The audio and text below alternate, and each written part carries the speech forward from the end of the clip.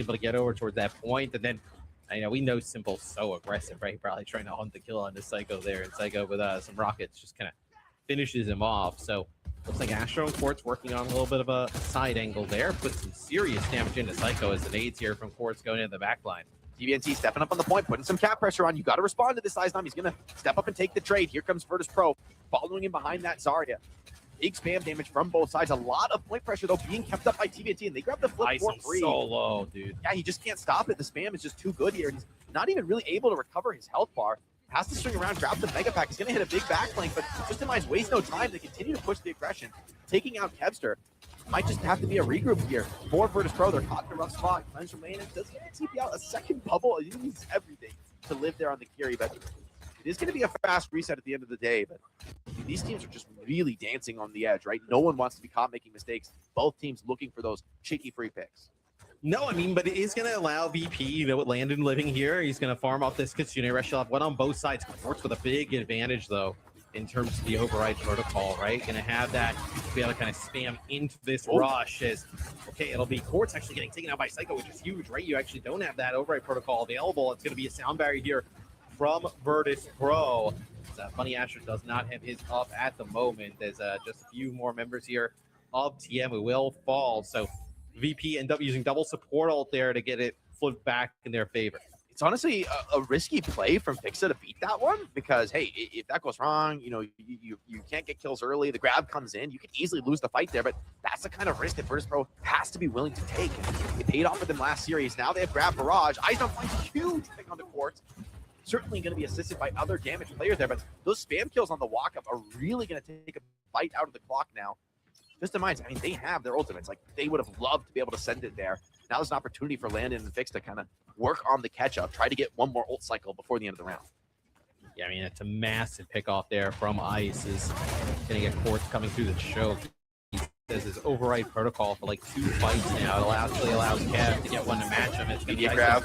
Stuck in the grab. Yep, it's going to be sound barrier here from Twisted Minds, and then Jay with the extra damage over the top. It's one that you can't really battle into if you're Virtus Pro, right? I mean, they have grab and beats. You end up using your own grab, your override protocol, and they use their barrage as well. And Quartz holds on to his override protocol, so maybe it should have been a little bit closer than that in that fight with all the ultimates dumped in. But the sound barrier just really effective from Funny Astro.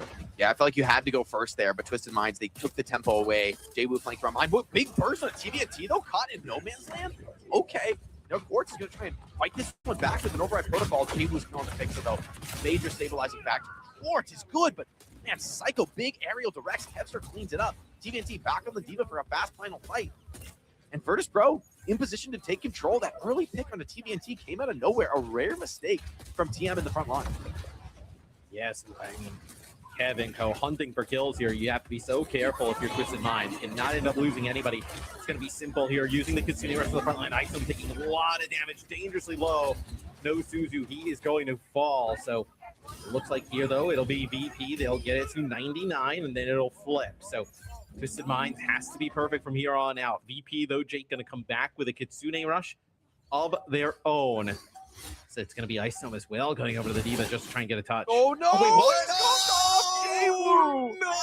Who's going to touch now? It's got to be Isom to do it. Maybe with the rush. Might be able to get through, but they're taking so much damage on the way in. Incredible aggression here from TM. They know that desperation touch has to come in. Isom already in the suit. You have the rush, but it's really just Landon here to stand tall. Kevster finds one on the fight, but needs more than that. Hold on. Somehow living quite some time, but eventually Jay-Woo just brings it up on point. The barrage will seal the deal. What a boop off from Jay-Woo, man. That deep in the spawn. Are you kidding me? That is tough there. If you're Psycho, I mean, a sick boop there from Jay-Woo.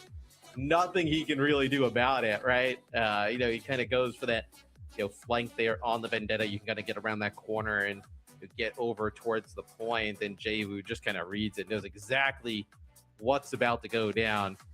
There's a very good map number 1 between these two teams, but unfortunately, Jake, it is the same result as usual. It's Twisted Minds taking map number 1.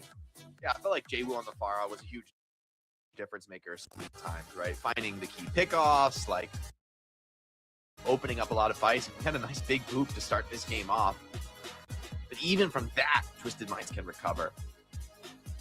signs of life. And I will say, in fairness, like this is what happens when TM finds a way to get an edge on the draft, right? So often they're more or less ignoring the hero bans and not really looking for the edge. But here, I think JWoo definitely had the edge, like the clean follow-ups on the grab barrage more often than not. I mean, Twisted Minds definitely look really drilled with the style. Yeah, I mean, Twisted Minds, I mean, even in some of these fights that looked like VP had an advantage, JWoo with a nice barrage there into the grab, still able to kind of pull out. We did see a little bit of some D.Va action from TBNT in the final moments. I thought the D.Va looked pretty good at the time. Okay, so the Kong, over the top comes in. Yeah, the Kong comes in before he actually gets around the corner to start making the play. Because I don't think after they fix some of the bugs of Vendetta, I don't think you can make it around the corner to the point. I think it's like way too far. You used to be able to, I think, with like some of the weird like repeated overhead slash bugs, but I don't think you can do that anymore. I think he just has to walk top normally. Like that. Well, I think that's out. I don't think you can. I think you can do like the spin with a perk to get the extra one, and then the leap over. Yeah, and then you kind of, how sometimes you do the leap where you kind of the overhead slash, and you can kind of like b-hop it and then kind of go. I think you can make it. We've seen teams do it. Because I know earlier when the character came out, you could like chain the overhead slash over and over and over again by like canceling it, and you could go really, really far in the air. But I don't think you could. I think that's been fixed. I've been playing enough Vendetta to tell you, man. We've seen it in EMEA, unless it's been fixed in the last like 2 weeks. Maybe it does still work. Maybe you're right with that slash perk, the whirlwind perk to get around the corner. But regardless, I think that's what he was trying to do. He was like trying to whirlwind and get over towards that side, and I think he actually got conked. I think it's really to do it has to be like perfect, really clean plays. And yeah, I mean, JWoo just sees it coming a mile away, man. That's a rare place to see a conk off on far. Like great read from JWoo. I mean, hey, great start for Twisted Minds. They go up 1-0 in the series. And to remind you guys, we got the Elysian bundle still active in-game support. The teams going to Champions Clash by buying some awesome skins, crowdfunding into the prize pot. You get this bundle is pretty sweet. I mean, you get a lot as well, right? The charms, the player icons, the banners, and then also those skins. So you want to look awesome out there in the battlefield to support the Overwatch Champion Series teams. Now, hey, we're doing a giveaway. Scan the QR code into the giveaway. See if you get a chance to get one for free. Why not? Yeah, something for everybody, man. Great skins, great way to support OWCS ecosystem. Buff up the prize pool for these teams competing in Japan. Twisted Minds would really appreciate it if you bought this. Twisted Minds wants you to buy. Twisted Minds make 4 accounts and buy the bundles. They're like, hey, jack that prize pool up to $1 million. We're ready to go. It'll be Atlas, the map pick here for Virtus Pro. The VP had a pretty good map number 1, right? All things considered, obviously, it doesn't result in a map win.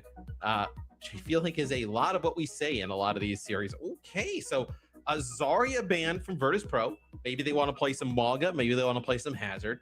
And it'll be an Emre ban here for TM. We really don't see Emre banned that often because it's a hero that a lot of teams want to play. Is VP seeding their ban to do this? Like, it's interesting because I guess TM ban Emre first, which is kind of an interesting opener. I will say, for a player like Quartz, actually, again though, like once again for TM, I think this is actually, for this team not having a coach is a well-coached ban, right? Like I think the Tracer ban on map the team 1, not having a coach. I mean, honestly, it's a really smart ban, like because I think banning the Tracer map 1, clearly JWoo more comfortable on the Pharah, and I think for Kevster, I think he's going to be much more comfortable on the Emre. Like for Quartz, he's going, oh no, I got to play Sojourn. Oh no, like, oh no, he's going to play Sojourn and Cassidy. Yeah, what a disaster! And for Kevster, not that he's bad on those heroes, but I think Emre as a tracking hit scan is going to be a little bit more comfortable for him, a little bit of a stronger option than like in the hard, like aim dueler single point and click hit scan. That is Quartz bread and butter, right? That's where Quartz really made his name as a hit scan player. So again, I think it's a really smart ban that gives TM an edge that they might not need, but just goes to show there's so many layers to this team. They're coming in not overconfident, I think, to have bans like this. They clearly thought about this really deeply. Yes, and with that Zarya ban, potentially some Maga from VP, potentially you also could get some Hazard. I think for TM, right, you're gonna see probably like D.Va, right? Are we seeing like Tracer D.Va, with like maybe like a Soj type of action? So here as we go to Atlas, which TM already up 1-0 in the series. Looking to kind of keep that map streak alive. I mean, a 4-0 here in a final would be impressive. Is this a Maga? I mean, when you ban, I kind of feel like Twisted Minds are going to feel like they can beat the Maga with D.Va as well. But I do think the matchup is at least more winnable for Maga because now you can't save people from the stomps as D.Va, right? Where Zarya, that seems to have kind of dominated the matchup. You just bubble somebody when they're going to get stomped. Maga's kind of overextended, and he's not getting the kill that he thought he was going to be able to find. So chaotic. I mean, these both teams now throwing real wrenches in the works in terms of like what are the meta bans and picks in the map. Yeah, I mean, you kind of see what VP decides. VP double flex. Kevster Tracer. Tracer Vendetta here with the D.Va. So really aggressive here. I love this. From Virtus Pro. Don't match up against Quartz on the hard hit scan. Take the pace to them. Bring your style. Bring your unique look. Let's see if it works out, though, Matt.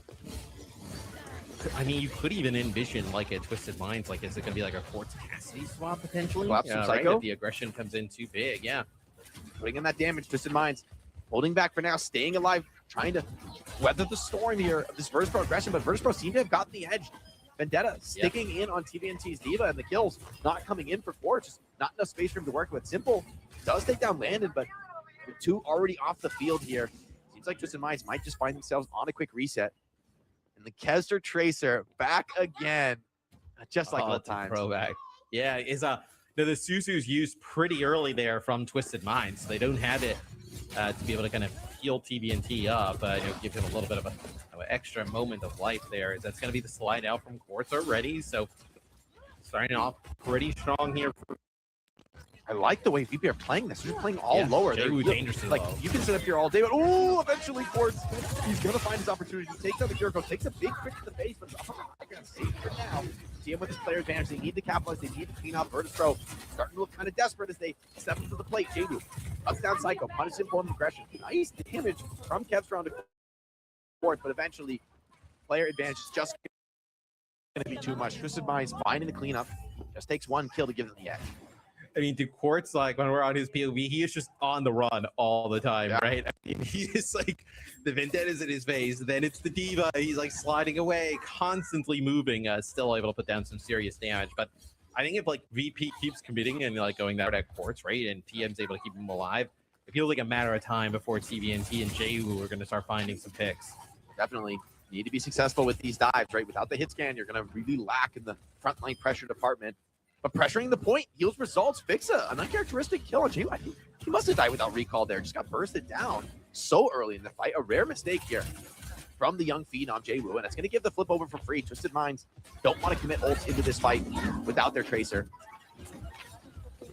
I mean, TVNT backs up, right? I mean, I think if they would have had like, Suzu or something, they would have thought that it's going to be a sound barrier with Kitsune Rush used from both teams here. Absolute VP swarm. getting very close here to taking the point. But this should be a good type of a fight for Virtus Pro, right? They love that kind of a chaos. All that AoE damage being pumped in towards OC and takes Kevster's head off, but he gets run over in exchange. Fixa and Eisnam finishing the plate now. And Jehu back into this one, but it's just him and TVNT. Not even a self-destruct to be committed. Yeah, TVNT correctly raids. They are done with this first flashpoint. And VP showing real signs of life with an innovative comp. In theory, we've been talking about this for the team. Like, you haven't shown it really yet. Of this team could be insane in a double flex meta. And with Emery banned, I actually think that really helps VP to bring this style out. And what can Twisted Minds do, Jake, here to adjust, right? I mean, Quartz obviously under pressure the entire time. You see right there, just Isom getting directly in his face. He's going to slide out.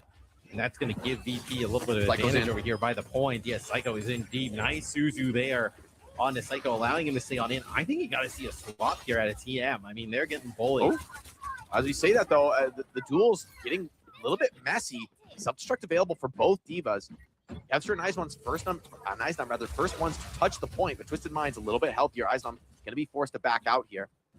Will the flip come in for TM? It would be massive to be able to find early. Recall out from Jehu. Trying to pressure this point, but you don't want to give this over for free. And yeah, Kevster's right back into the mix. Psycho soon to follow here on the Vendetta over the top with the Sundering Blade, scaring away these TM players. Opportunity for the full cap. As the blade comes down, we might see yet another touch come in. TM fighting for every single inch now. TBNT does have self-destruct. Ice on taking down Ice actually Quartz. finds Quartz, yeah. And the first self-destruct already pulled out of TBNT. Virtus Pro, such mobility on this comp. There's like no one for you to go on. TBNT feels like he just doesn't have a target. And this strat is paying off big time now for VP. Quartz has uncharacteristically been quiet in this one. We said this guy never has a bad game. Yeah. What is he supposed to shoot at in this one? Well, no, I mean, he's kind of getting just bullied back, right? As Jwoo's going to go rid of the Vendetta. So maybe they feel like this is the swap they need. Kev kind of lurking with the pulse bomb here, but they have really neutralized Quartz. Yeah, They have no options here. There's so much burst. It might be a little scary to play Tracer, and Vendetta could get a lot done.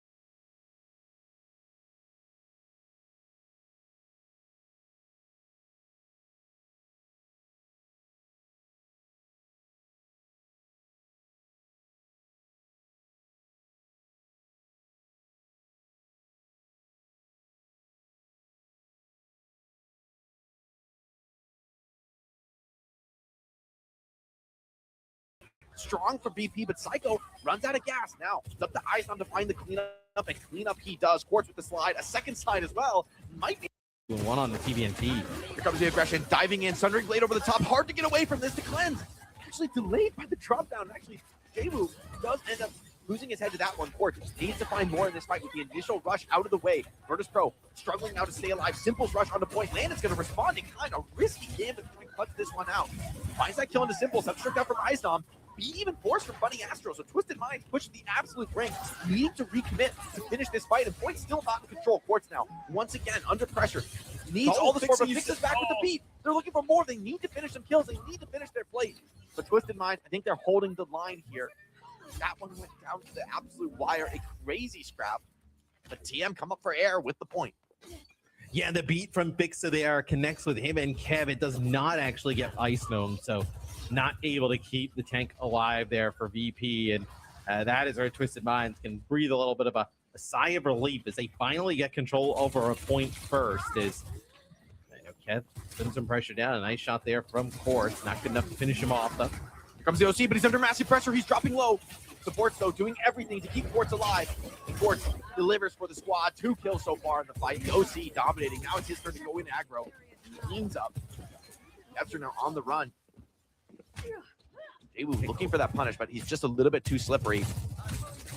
Might come down to one final fight here on the Flashpoint. Twisted Minds, when they're pushed against the wall, that seems to be when they're the most threatening. Cornered animal, man. Juju not want to take it easy when it comes to finishing the fight. No real ultimates coming into this one, right? No TM a little bit further ahead in terms of support ultimates, but not going to be impactful in this fight. You do have TVNT with this self-destruct still, so could play quite aggressive, maybe make a play for the back line, but I'm really looking at Quartz. Can he farm up like a railgun shot, maybe take somebody out before the fight even kicks off? Jwoo doing a great job blocking Icedom's progress. Sports just basically play the point. Now Funny kind of dueling in the back line. It's Quartz, though, who finds the blood. Without Kevster, it's going to be tough to finish this one off. Virtus Pro now. I feel that they've got to get aggressive. TNT takes this opportunity to respond in kind, punishing the enemy supports. And VP seem to be bleeding out of this one. A flashpoint with a little bit more open space. And Quartz, all he needs is a little bit of room to work. Let him cook. He's not out of this one yet. And Matt, there's some wide open flashpoints remaining on this map. Like, yes, you look at those first two and you think, oh, that went so great for this double flex style. It's not getting any easier for them, right? You might be up 2-0, but you got to really fight. Stop off of it though. You can't stop off of it if you're VP. You have to, you have to be all in on this. That time I was talking about like, okay, no ultimates on both sides. You know, maybe Quartz can find a pick. He finds Kev with the railgun shot, and I think that's what you would be worried about. If he can consistently do that, fix it dangerously low, and he's gonna get finished off by TVNT. Rundown is good, but Eisnom has found two of his own. A third in the fight. Eisnom, the tank superstar, Virtus Pro, doing everything in this one. Assists with the cleanup, and might even find the whole feed here. TVNT, haven't died late. A first flip for Virtus Pro. I think, Matt, this is their best chance flashpoint. This is the one with enough hard corners where it's going to be awkward for Quartz to work. If Quartz gets the open space on that last like flashpoint by the coast, I think you are in a dire strait. But Virtus Pro, winning that fight puts them in pole position to close out flashpoint. Yeah, without a doubt. I mean, Quartz being able to kind of like sit high ground and overlook the point, not even with an overclock, but just railgun shots, be so devastating. It's going to be the overclock here used by Quartz. It's going to be sound barrier for both times. Sundering Quartz down. Oh, that's huge. That is Quartz with the OC falling in the fight. This Psycho and Cav looking for more.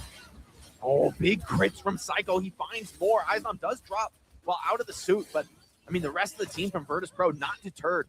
Without their tank, still willing to chase, still willing to look for more kills. Fixa trying to hunt down Jay-Woo, but Jay-Woo, great moves to maybe slip away from this one and does stay alive to fight another day. Twisted Minds, going to be their final fight to get a retake. It's do or die here on Atlas. They step up to the plate. Jay-Woo with his own Sundering Blade. Not much to work with here for Virtus Pro, but they're going to send it anyway. That trademark aggression they've been talking about today, but the Sundering Blade finds big damage. I thought it's already taken down Simple, though.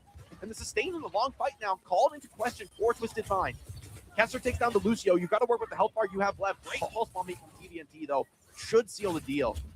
As Kessler only going to delay the inevitable. Just headed back to the spawn for a reset. But again, I mean, even with some nice ultis, like that one gets scary. Yeah, the support's struggling to stay alive. Yeah, just the amount of pressure that VP is putting on the Twisted Minds. You're just kind of constantly upping the pace, just seeing if they can cause any type of issues in the support line or with Quartz. And here we go again. I mean, these fights are just coming fast as possible. As you see Quartz trying to slide away. Quartz playing range, needs to find an opportunity to get a shot in, but the pace is just oppressive from Virtus Pro. They take a moment to slow down. Now looking in, trying to close that gap once again. Twisted Minds, 80 to a beat. Funny Astro desperately looking to get that ultimate to close out this point, to stay alive here on Atlas. Virtus Pro, though, willing to play things a little bit slower, willing to wait for a better opportunity. With all that time is time for Quartz to work. It's time for Quartz to find these shots. 80% to a rail. Will he get the connect? It does hit Psycho, but he blocks most of the damage from that. I think they're playing for rush here. Yeah, Landon and Fix are going to get ult. Oh, it's going to come down to an absolute banger of an ult trade, but that could be good for Virtus Pro. Landon opens with the rush now. Heals coming in. Deep connection into the backline. The beat from Funny Astro slows things down for now. Fix it, though, with a much better beat and response. The post bomb is good from Kepster. Shuts down Quartz, and now Virtus Pro still more to fight for into this one. Twisted Minds, they're 4, but they're still fighting strong. TVNT, the kill on the Cycle, keeps them alive. Simple on no HP at all, is somehow still alive into this one. Eisnom finally finishes him off into the self-destruct, but the baby is cleaned up. And with TVNT holding onto the self-destruct, Quartz coming back with the OC. Surely it's enough, unless Landon can maybe bring this back. It's only the supports now from Virtus Pro holding on to this point, but they cannot back down. They cannot get off the OT contest. And Twisted Minds live another day. The pulse from Kevster made me a believer, but Twisted Minds hold on. I mean, just the ability to clutch up there for TM and is insane. And then this is the point that we were worried about, though, Jake, right? Lots of high ground, open area, Quartz getting over there with an OC. He's got the OC to open, too. Yeah, he's got OC to open. And TVNT, look at this aggression. Virtus Pro, they're going to pounce onto this. They're going to pounce. They're going in even before the point opens. Here comes Virtus Pro, trying to swarm it over the top. Quartz, no room to breathe, but he finds a moment to slip off to the side. Team baits the rush for now, trying to get that open sideline, trying to get that angle to pop the OC. Already an instant headshot on the Psycho, who has It's going to be hard to get aggressive now. Virtus Pro looking to slow things down, but will you be able to survive in a long, slow fight? Double slide back from Quartz, but Fixa ends up being the odd man out. Eisnom started to drop low. Quartz finds another disgusting kill onto Landon this time. OC just too much. Virtus Pro do grab the cheeky little flip to open that fight, as well as a late kill from Kepster on the well, Kepster can live here. It would be quite nice. Yeah, that rail misses from Quartz. Maybe Kepster can dance out of this one. Yeah, Kev does end up getting out with his life, which is huge. So it looks like they're actually going to come back here rather quickly here, but fantastic start for Twisted Minds. I mean, Quartz and just the supports being able to keep them alive. Extremely impressive. Astro is a huge advantage here in terms of maybe that Psycho going for the Sundering Blade. It gets taken out. Just gets dropped. Cannot stay alive. TVNT pressuring the front line. Twisted Minds starting to hit their stride. Quartz in a comfort zone. Slides forward. Willing to get aggressive. Trying to clean up. Trying to turn the tables on a Virtus Pro that has been upstart and really looking to change the dynamic in this series with Twisted Minds now with the firm hold in the series, winning back-to-back flashpoints, 64% to the third.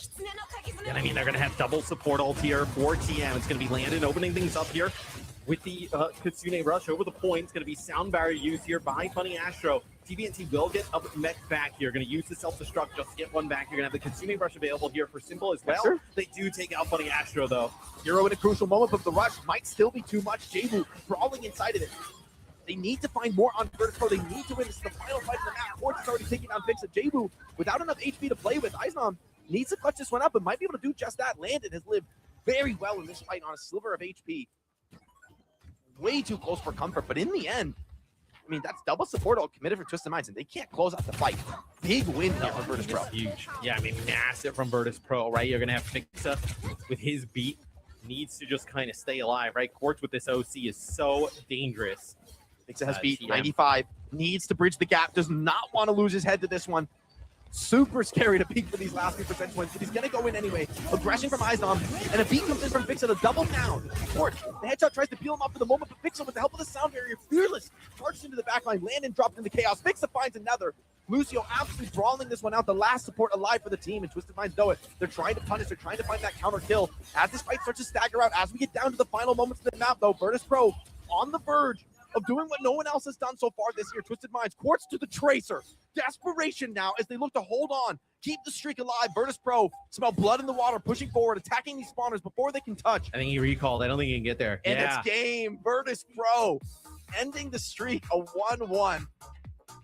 They poked the bear, Matt. They have poked the bear, but they can bleed.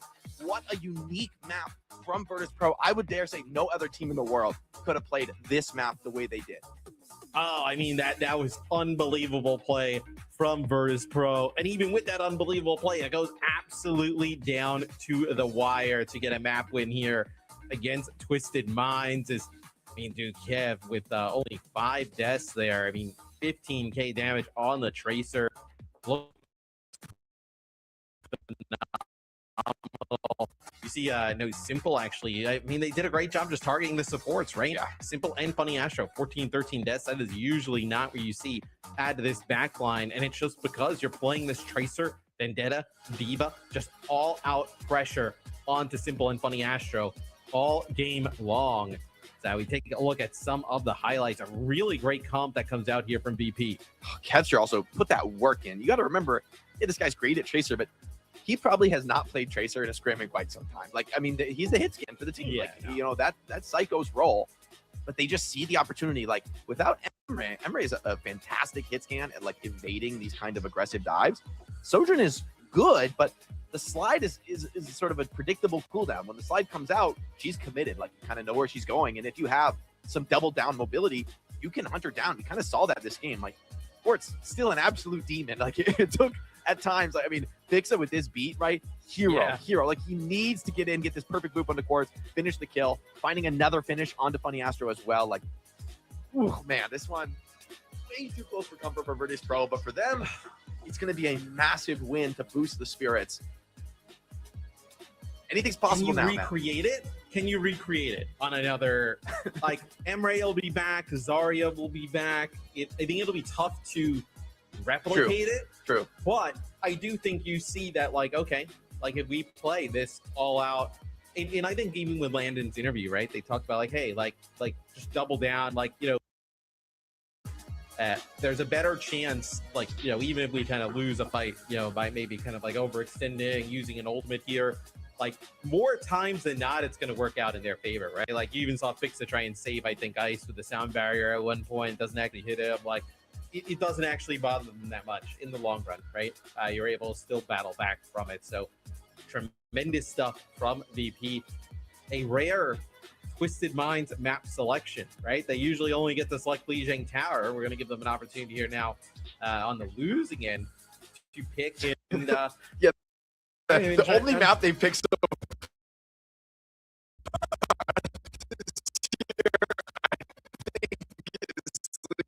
Lijiang Tower. Yeah, they just pick Lijiang Tower.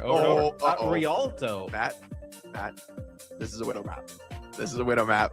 Watch yourself. You have anchored quartz. I think this is a Widow map. Although, playing Widow opens you up to, even on maps like Rialto, the potential for double flex as a punishing counter pick. And I think VP actually correctly read they don't want to deal with the poke comp. They're going to ban the Liari, but you can still force this. Like, absolutely for TM, they can still force this. And banning the D.Va, for me, is a sign that they absolutely want to play Widow. Widow, just on a long sightline map, basically counters Zarya. I mean, it's not that it's unplayable, but against Quartz, believe me, you do not want to play Zarya. Like, he is just going to pop you with headshots. You're not really getting energized. You're trying to cross an infinite sightline. Like, I think this is going to be a real test for Virtus Pro. Like, Twisted Minds are going to keep the hits coming in this series. Yes, they lost the map, but like, look, for this team, it's not going to rattle them. You're not going to win on that kind of a victory. You need to keep on the pressure here. Virtus Pro, they've got to continue to find the map win, but the series is going to be chaotic. We're going to Rialto. I don't think it's going to be more of the same mirror match meta. If anything, that kind of chaos has to be a boon for a team like VP, right? I don't think you want to take the straight up like Zarya I think VP would rather live in that chaotic type of game, right? Then, like, as you just saw with the level of aggression that they used on Atlas to be able to get a win, they get rid of the Illari, the D.Va ban comes on through here. So, like, like you talked about, are we going to get some Widow here from Quartz potentially on the defensive side of things? Start poke for sure. That's my guess. I mean, I don't think you would even pick this map if you didn't want to throw some chaos into it. Okay, so VP is going to be on defense. They'll end up coming out with the Zarya, and they no Tracer, no Vendetta. They're going to start out with the Pharah here to open things up. Okay, maybe I'm just crazy. I will say it's not like Widow on attack is pretty brutal. I don't know that you can force it. Twisted Minds, I think the defense is going to be where I'm really interested to see if they don't pull out some wild and wacky cheese. I mean, that's how they approach Havana, right? They play the attack standard, they play the match. But then on defense, they sort of cheese you on first point, make you deal with something that you may not be prepared for from scrims and something. Those Widow poke comps. It's such a scary thing to play against in a high stakes match. It's like you feel like you can't peek, but you've got to be willing to take those risks. Jay, we're gonna open with the Widow of his own. Maybe try for like a cheeky punish kill. Doesn't even want to shoot the Zarya here. No point in that. Yeah. Doesn't want to potentially give some energy over. So okay, Pharah here. Potentially you could see Tracer here. Yeah, I mean, I guess with D.Va and Illari band, it's kind of like there's like no counters for Pharah. However, yeah, Tracer, and in the end, it's kind of a bad Tracer map. There's like a lot of vertical mobility, high ground, and a lot of like super open sight lines where you don't have enough cover really to work. So I actually don't hate the Pharah at all. Attacker's trying to get in. Nice little conk from Jwoo. Is going to move Ice on down to the low ground. This is a potentially hard corner to break. Attackers don't really have much going for them here as they try to take this frontline peak. Eisnom, quick hop up to the high ground. It's going to put some pressure on fourth. Takes a lot of damage. Gets conked in, booped as well. The combo boops from Twisted Minds. Pull what looks like a respectable peak into a massive overextension. Great little punish there from this game. It's going to happen, right, when you want to play that aggressive, as Ice tries to just really like hold that high ground control. Doesn't want to give that up to Twisted Minds. High ground control there. Opens things up. Opens up the Pharah, and they end up losing Ice. Now it's a brutal scenario. It will be Ice who gets a touch. He has no bubbles, though. He is run.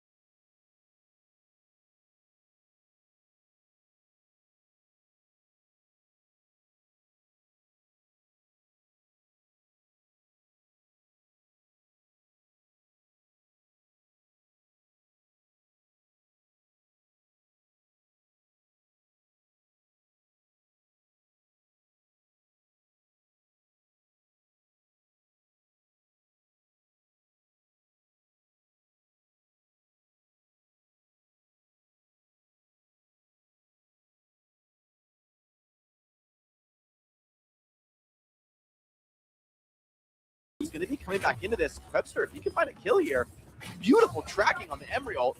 The override protocol brings the damage, and hold on, TBNT runs out of gas. Kevster, the last man standing. What a hold. I thought Virtus Pro had no business in that fight. Crazy clutch from them. And that's, I mean, I thought they were basically just going to get rolled through the whole second part of the map, right? I mean, it looked like that Twisted Minds was going to use just like the rush. They ended up using the override protocol. They got themselves so much space.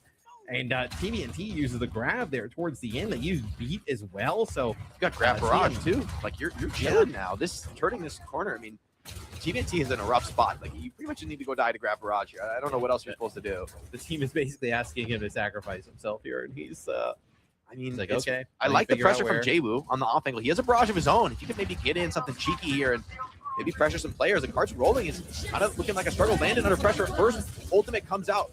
Grab. Ooh, a little bit awkward. Looks like nobody's in that. They're coming in the last second. And maybe booped into it. And somehow the grab barrage comes in. It is way too dirty to feel confident about. But in the end, Icenom's going to hold this one down.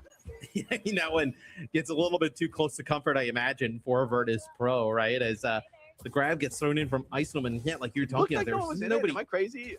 There's nobody in it, and it looked like they kind of like almost stepped into it, or maybe they got conked into it. Yeah, I wonder if Fix It and booped somebody in, and then there's like suddenly two, and Psycho's there with the barrage. You know, recovered, but whew. Rush is here. Oh, big kill. Oh, that is massive, dude, from Kev. That's massive to win that duel, because now you'll be able to step up really and put some pressure on these attackers as they walk across the bridge and spawn. This is not a fun walk up, right? Like crossing this bridge. VP are going to play it cautious, though. They don't want to risk it. And I guess TBNT already having this off angle position makes it a little bit hard to play forward. Icenom, though, getting some clean energy before the fight. Yeah. Yeah, as the rockets kind of come in from Jwoo through the windows. The override protocol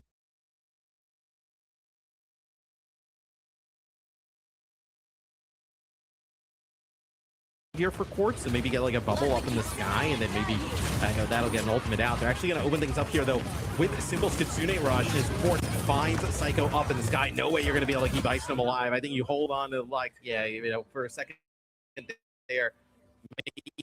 Maybe if Icenom was a little bit healthier, you're able to kind of turn that, but they hold on to those ultimates. That's going to be 2 checkpoints there for Twisted Minds. The above 3 minutes to close out Rialto. Still a very difficult map to close out. Yeah, VP have definitely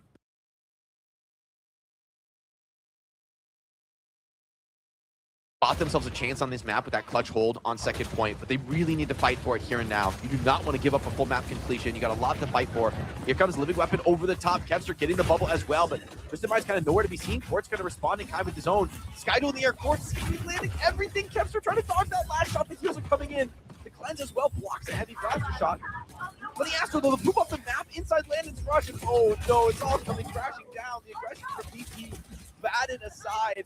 Funny Astro with the boop on the high energy Zarya. And Twisted Minds win a fight that they had no business in against the rush, and they're coming into this with grab barrage beat. I just don't see the way. Virtus Pro, they need a hero right now. I mean, do the healing from Landon even to keep Kevster up as long as he possibly did with the override protocol damage that was coming in from Quartz was crazy. Standing Q does have sound barrier. Yep. Does just get the grab inside. Yeah, it's just going to be good enough. I mean, you don't really need anything special here. 2 minutes on the clock. Twisted Minds.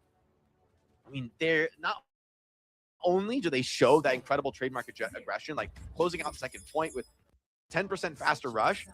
There's just no fight, right, to be had. I mean, there's Zarya's dead before, you know, you can close that 10% gap on Landon. Is really, I don't think there's anything else he could have done. Just a little bit behind on the ulti, and you get boxed out from that. Then on last, you get your chance at a rush. Funny Astro boops you off the map. It's a brutal one. I mean, I'm also happy to see that Virtus Pro doesn't stop their aggression, right? Like, you know, TM is playing at this like much faster pace here on this map. You see Quartz really just kind of having a crazy one. AK damage in the first half, but like it could be really easy for a team like Virtus Pro to start to play a little bit more passive in that scenario. Even with TM's aggression, they do not. They still play fast, which I think is a good sign to see. If Virtus Pro keeping that confidence, knowing kind of how they won Atlas, right, is going to be kind of how they replicate the rest of the series, right? Make these fights like crazy, make them fast, try and force mistakes out of the side of Twisted Minds.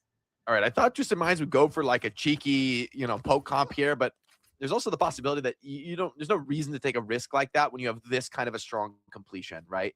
if you find yourself taking like some panic swaps, losing tempo, you could really find yourself in like a, basically a coin flip overtime. But by playing a stock standard here on the defense, it's really pressure on Virtus Pro to kind of change the narrative here. Psycho considering maybe playing some Tracer here on the attack. We mentioned this could be a possibility. Caps are looking for a Widow pick, but speculative, puts a little damage in. Start that old farm towards Red Protocol. It's a little something. I mean, look, the Tracer, we talked a little bit about it. I would have liked to see it, from TM. I think, anytime you see J-Ru on Tracer, you'd love to see that come into fruition. But you can still play it here. Maybe kind of being able to kind of get some of this high ground here, right? Maybe you're able to make TVNT a little bit scared, force him out. And then I think kind of bringing some of these supports back on the flank as you see the double bubble comes in there. It's going to get Suzu out. Yeah, forces the cleanse out. A little bit of space. J-Wu undeterred. Continuing on to this layer pressure down from the high ground. Holding this position. TVNT forced to drop low to push the card. Now an opportunity for VP if they want to swing wide, but J-Wu just putting so much pressure on the far. Psycho forced to recall once again. Nice swing from Kev, though, taking this off angle, putting the pressure on. J-Wu feels like he's got to deal with that, starting to get pinched here on the far. And now TVNT as well, called into question, caught in the rough position, does trade his life away, but Funny Astro finding 2 on the back of that. Could be enough. Still eyes on. Gonna keep brawling this one. Won't yield the position just yet. He got Landon by his side. Psycho playing for some space in the off angle. The cart's rolling through all of this, man. Yeah, and ISO is very healthy, right? So it's gonna be pretty difficult to step up onto the cart and test him. As nice rockets there from J-Wu, though, puts down some damage on the supports, and now they're trying to force Icenom out. So now they start some of the progress. It's a very difficult to kind of move through that choke way with the far up in the sky, but Landon's going to build up a really nice amount here towards that Kitsune rush, but he never actually gets Simple at the beginning of this fight, right? So he's going to have one coming into that pulse bomb from Psycho, goes wide. It's going to be the Kitsune rush from Simple. It opens things up. Oh, and Landon responding kind, he's a little too late. Already has hit the deck. Keep in mind, playing with the major player advantage. It looks like a clean up for them. Psycho does find one. Simple playing for his life as well, but TVNT just precludes any possibility of a real defeat here. Trading the ultimates down and being able to win that fight on defense is a massive boon, because the clock is starting to run low, and you start to think about the win condition on this map, and it's feeling very far away right now. TVNT 85 to that grab, Barrage waiting in the wings. Virtus Pro got to show us something, and soon. Override protocol from both Emrays here. Potentially going to see that in-air duel between the two, as you see they're going to give a bubble over to Kev. Quartz going to use his a little bit later. Both just trying to fire on the supports, and neither of them really targeting each other until the end, where Quartz actually hits a heavy shot there on the Kevster and then finishes him off. Oh, that's a backbreaker right now. Izon pressing into a grab. He's going to get a trade. Oh, and the beat comes out actually. Hold on, trying to clutch here, but J-Wu with the beat, grab, Barrage, way too much. I think VP, though, are going to feel pretty okay draining the bank like that. Honestly, for Izon, I like that heads-up play. It's a risky move, but now you start to look at this next offense. Psycho has the pulse bomb. Simple does have a faster rush, which kind of puts a clock on you. It's pretty scary, but if you can find an opener with the pulse bomb, anything's possible. Yeah, Quartz comes down from that override protocol, and he's kind of in the middle of Virtus Pro, and then that's when the grab comes in from Iceland, just trying to get rid of the There are 2 players here to the outside. It's going to be Kev working with Fixa. Maybe see if they can get some high ground, an angle to open things up, trying to get TNT off of this high ground control as Funny Astro gets dangerously low. Nice pulse bomb there. Bubble. Not enough to finish off TVNT. Put some pressure on Lucio, getting run over. Fixa, I believe, with the 1v1 gap there on Funny Astro. Not going to be an easy fight now for TM. They get some kills, but they're very low. The cleanup could be coming through. Izon on slivers of HP. The bubble is popped, but TVNT comes in over the top, just a little bit too much health to finish off. J-Wu stays alive through it all. And it's down to an overtime touch. Psycho can get this clock rolling, but you got to win the fight somehow. Yeah, TVNT also has the benefits of playing inside of that Kitsune rush that comes in right before Simple dies. That'll be a touch. Trigger OT. So that's a touch. Oh, my Psycho. In the last moments, Kester finds J-Wu, and that opens up everything now. Virtus Pro with player advantage. OT spawns. Twisted Minds getting swept out of first point. Need to find counter kills, but there's only 3 of them left alive. Quartz with the desperation flank. With the OT spawns coming in, this is going to be a first point take. So Virtus Pro, more to say on Havana. Twisted Minds kind of got caught in no man's land. I think they almost, weren't sure if Psycho was going to be able to get that next touch. Well, I think fortunate for VP as well, right? Kev comes up with those 2 huge kills. you don't have to use your Kitsune Rush anymore, right? You give yourself an opportunity to make up some time here towards the second part of the map. Maybe you can catch Twisted Minds off guard here up on the high ground, end up you like using your rush, bullying them back. That we'll see how they decide to play this. As TM's trying to push up here, they do not want to allow them to get over the bridge for free. Can I deny some of this space of this first corner? Quartz under constant pressure there. The energy mortars from Eisnom really just raining down from the low ground. Psycho finds the kill on the Funny Astro. Great pressure. Bubble comes in on the Kevsters, taking that Skydol, needs to find the connect and drops Quartz to the floor. Now Jwoo has to run for the hills. Dodges that heavy shot really well, though. Might be able to escape because of it, but no, Kevster just too clean on the tracking. Dude. And a fight win with, so with a 1-for-1 Override Protocol trade. Virtus Pro are absolutely in the driver's seat now. Twisted Minds, no support ults on the retake. They're close to grab Barrage, but how are you going to deal with this rush? I mean, this is so good for Virtus Pro. The second part of the map could not have gone any better. It's going to be T2T tries to step up. It's going to be the grab that comes on down with the rush there from Landon, and that will secure the second checkpoint. So an outside chance to finish with about the same time here for Virtus Pro, because they're going to have this sound barrier coming up. Look, I'm going to be honest. They're not finishing this map before overtime. Twisted Minds have a big bank of ultimates. Yeah, I mean, I just looked. It's you got to grab Barrage plus double support ult. It's that is brutal. TM need to beat these out though. I mean, here comes the grab. It's onto the Zarya. The cleanse is good. The beat is even better. And hold on, Jwoo down. Kevster fighting through it. Virtus Pro without the Zarya, but they're still clutching this one out. Twisted Minds now just trying to get those desperation stall picks. Would love to be able to find one more on the exit, but Kevster will deny it. Quick trip back to spawn for Fixa is going to bring Eisnom in, and that is a crazy fight to overcome. Twisted Minds still holding on to the double support ult, so yes, they absolutely still have the edge. But with 2 minutes on the clock, Virtus Pro have room to work. Yeah, I mean, that is the biggest thing, right? I mean, that's a huge fight win there for VP. It continues to get that cart going around the corner, but TM able to hold on to the double support ult here. Psycho has to go huge here with a pulse bomb. Recall. Gonna probably wait for some Zarya bubbles before he ends up going back on in. Here comes the rush. Living weapon over the top from Kevster makes it a little bit awkward to bring that damage in. It's hard to get aggressive. Your pulse bomb from Psycho isn't good. Doesn't seem to have done much other than tank damage onto TVNT. Twisted Minds with their own rush kind of embattled in the spawn. Funny Astro holding onto the beat. It's going to be Quartz opening up with the Override Protocol. Perfect cleanse from landing. Players alive. He's starting to run out of steam. However, Kevster and Eisnom have exacted a high price for it. Here comes the beat from Funny Astro, necessary to hold on to this point in this fight. Still some players alive trying to keep this one going. Psycho recalls to an awkward spot, but Twisted Minds embattled here. I mean, having to overspend to hold on. And now Virtus Pro with a major tempo lead. TM setting up for an aggro push. They can't win this fight straight up on its merits. They have to find a cheeky pickoff. If VP can deny it, they should be able to force an OT round. Kevster, though, gets caught out on the high ground. But a big grab though there from Eisnom. Eating them up. Kevster with that Siphon Blaster finds Jwoo. And TVNT's caught in an awkward spot. Someone's got to step up. Someone's pushing the cart. You've got to stop this. It's overtime. Simple. TVNT, they're nowhere to be found. Great play from Virtus Pro throughout the back half of this map. Unbelievable stick-to-itiveness. They are proving that they deserve this spot in Japan. They are bringing it to the world champs right now. I mean, dude, the whole second checkpoint really kind of dominated there by Virtus Pro. And then to be able to complete the map with some of the advantages that Twisted Minds has in terms of ultimates was really impressive from VPs. Take a look at some of the stats. Kev having himself a pretty good game here. 16k damage to Quartz is 17,700, and Quartz just doing Quartz stuff where at least VP gives themselves an opportunity, right? 1 minute on the clock, they'll start on offense here. An early pickoff here from like Quartz or Psycho could allow them to get that first checkpoint. I think if you can get like first checkpoint here, if you're VP, and maybe get it like around that first corner, like under the bridge, you're pretty happy with how that kind of goes, right? I don't know if you can really ask for that. You got to at least, I think, get first checkpoint here, though, with 2:30 on the clock. That's a lot of time for TM. Yeah, I mean, this map's a funky one, Matt. Like, even if you could get it to the end of first point, like, it is absolutely winnable from there. Yeah. So, honestly, to get to an overtime round has taken a map that should have been a dominant closeout for TM to one where Virtus Pro have showed they can hang. And, Psycho unmatched on the Tracer, bringing the tempo, bringing the fight to Twisted Minds. They have been caught sleeping at times. Landon also is going to open up on the Batiste.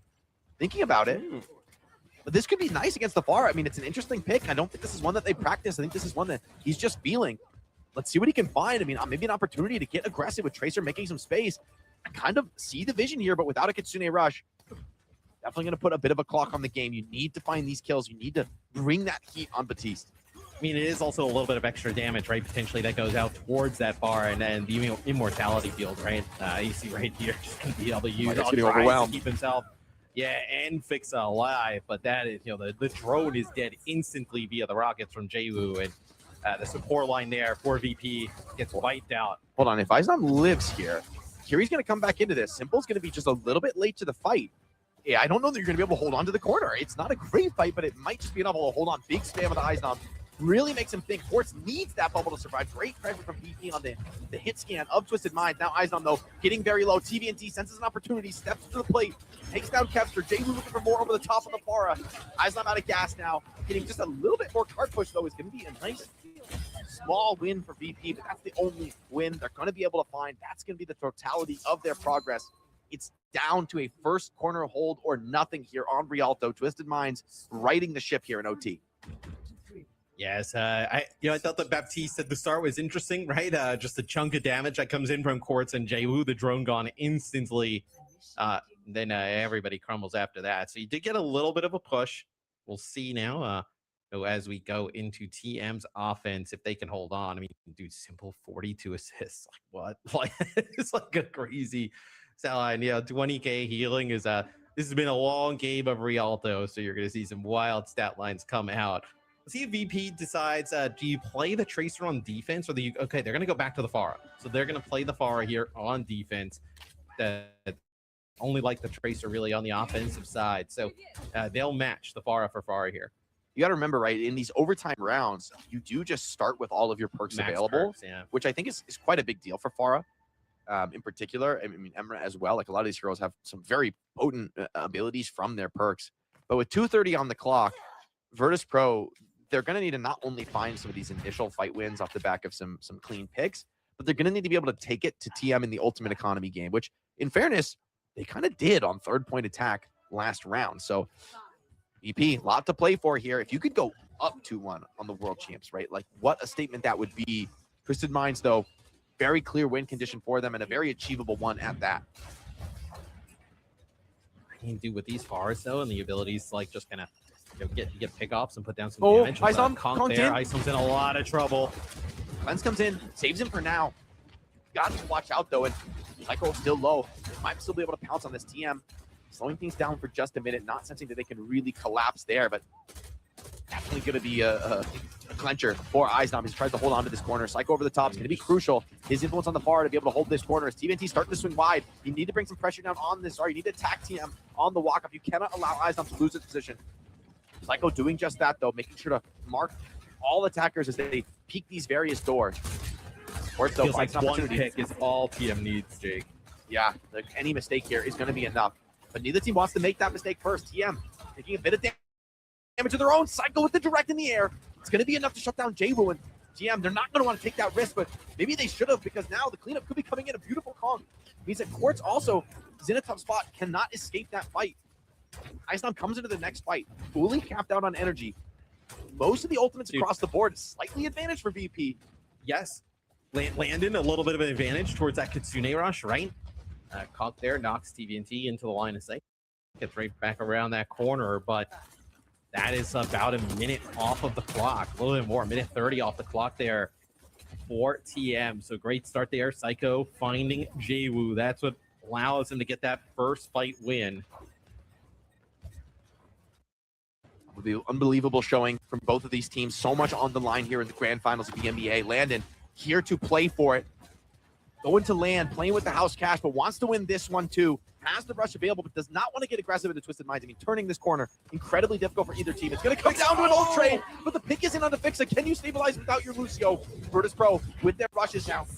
Advantage, though, just too much for Quartz, and he finds 3 more in the fight. This one is all done. It's a heroic fight back from Virtus Pro to keep this map in contention, but in the end, TM are just that good. They find one pickoff, and that is more than they needed to close out here on Rialto. Yes, TM. I mean, that is an all-timer on Rialto. What a fantastic game. As Twisted Minds, they get the win in the end. Dude, we were on with Landon. You can tell Fixa was like trying to hide behind that pillar, dangerously low, comes out from around it. Then I think actually kind of gets hit with like a nade and then finished off there. And then as soon as TM sees that, it is like Kitsune rush around the corner, matched, Supportal for Supportal, but without that Lucio in the mix, it is just an advantage over to Twisted Minds as they squeak out a very close Rialto. Bonkers stat line from Quartz, by the way. Almost 23,000 damage on the game. Like, what? Excuse me?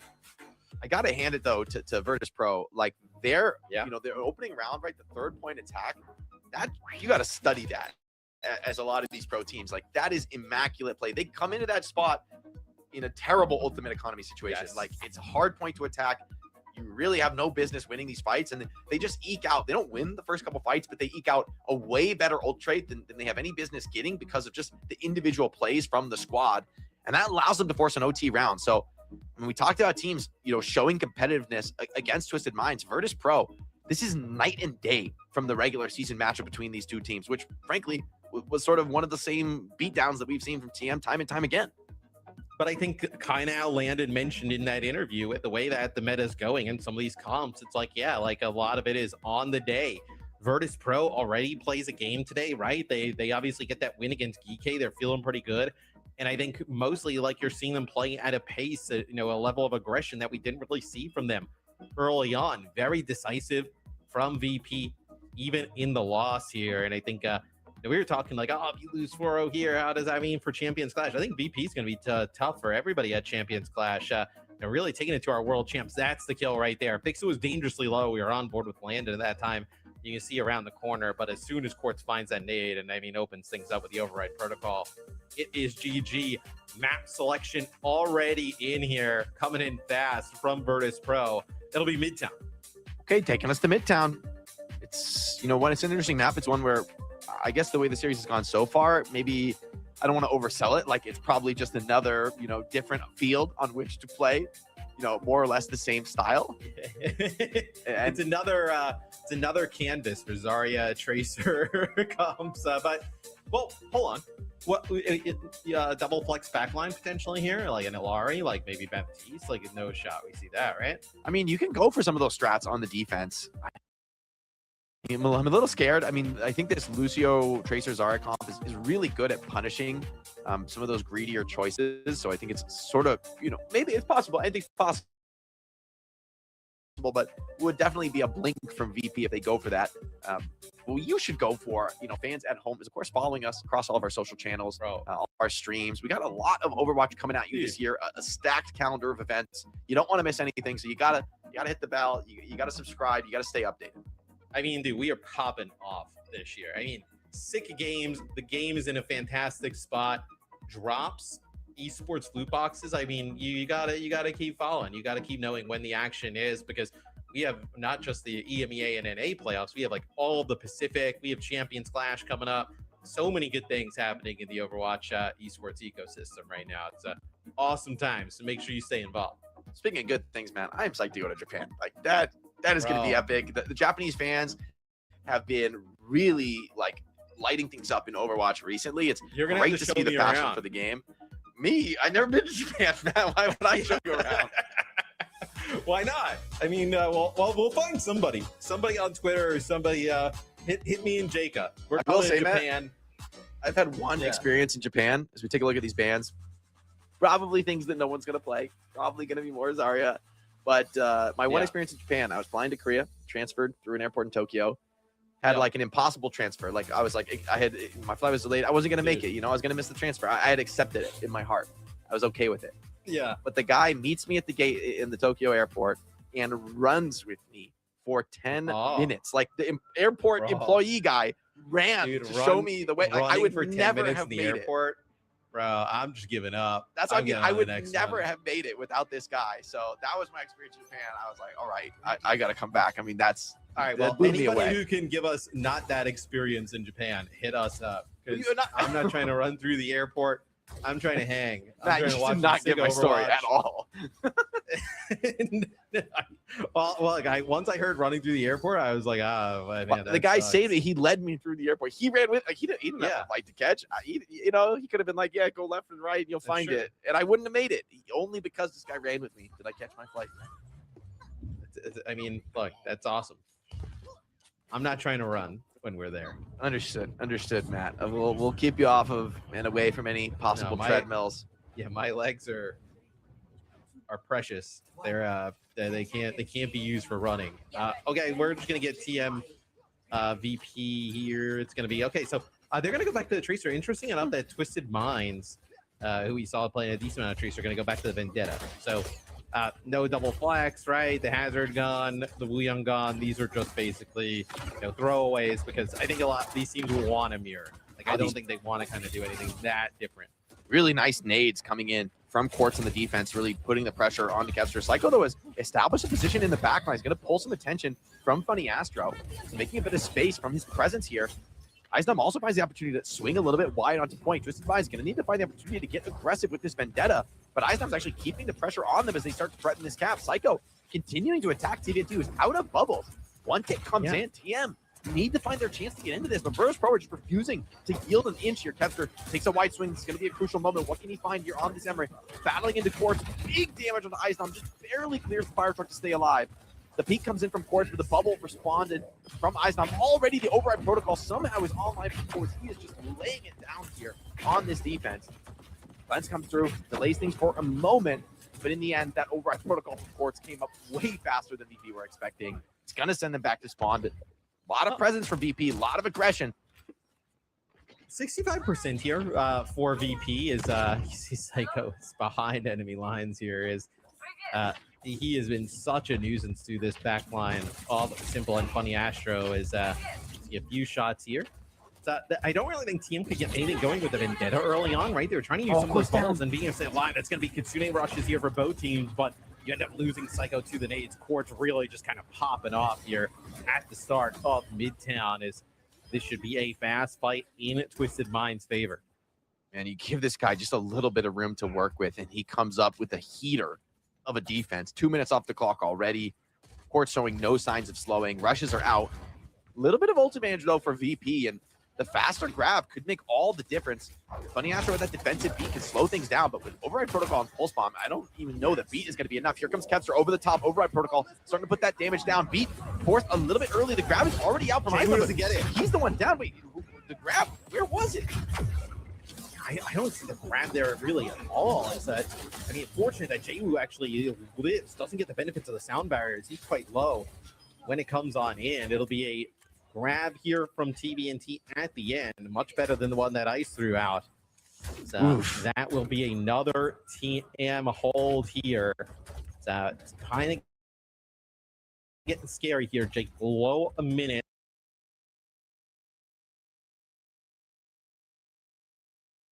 Coming up, as Psycho's going to go away from Tracer, going to play the Vendetta here. Sundering Blade available for Jaywu, and with the way that Quartz is farming up these override protocols, I imagine you're going to get another one in this fight.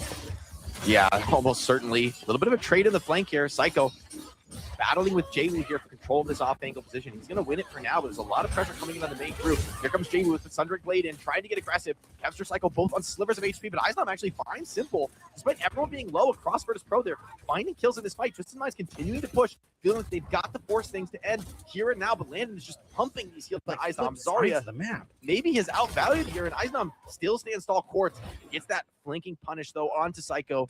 TBNT gets out with his life.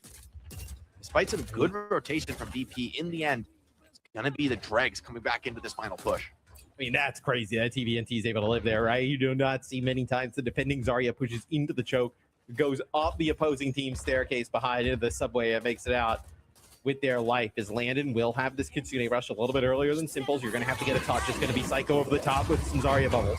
See what he can get done. Override Protocol from Quartz, though, just bearing down on you from above. Everybody trying to run and hide. The formation is split, and Jaywu is profiting from it. Already found 2 in the fight, and that should be more than enough. Beautiful positioning from Quartz. Even lands in the high ground. Just textbook stuff. VP, all they're going to get is that 64% on this first checkpoint. Twisted Minds looking to put away this grand final with extreme prejudice. If they go up 3-1 here, Matt, it's starting to feel like a foregone conclusion.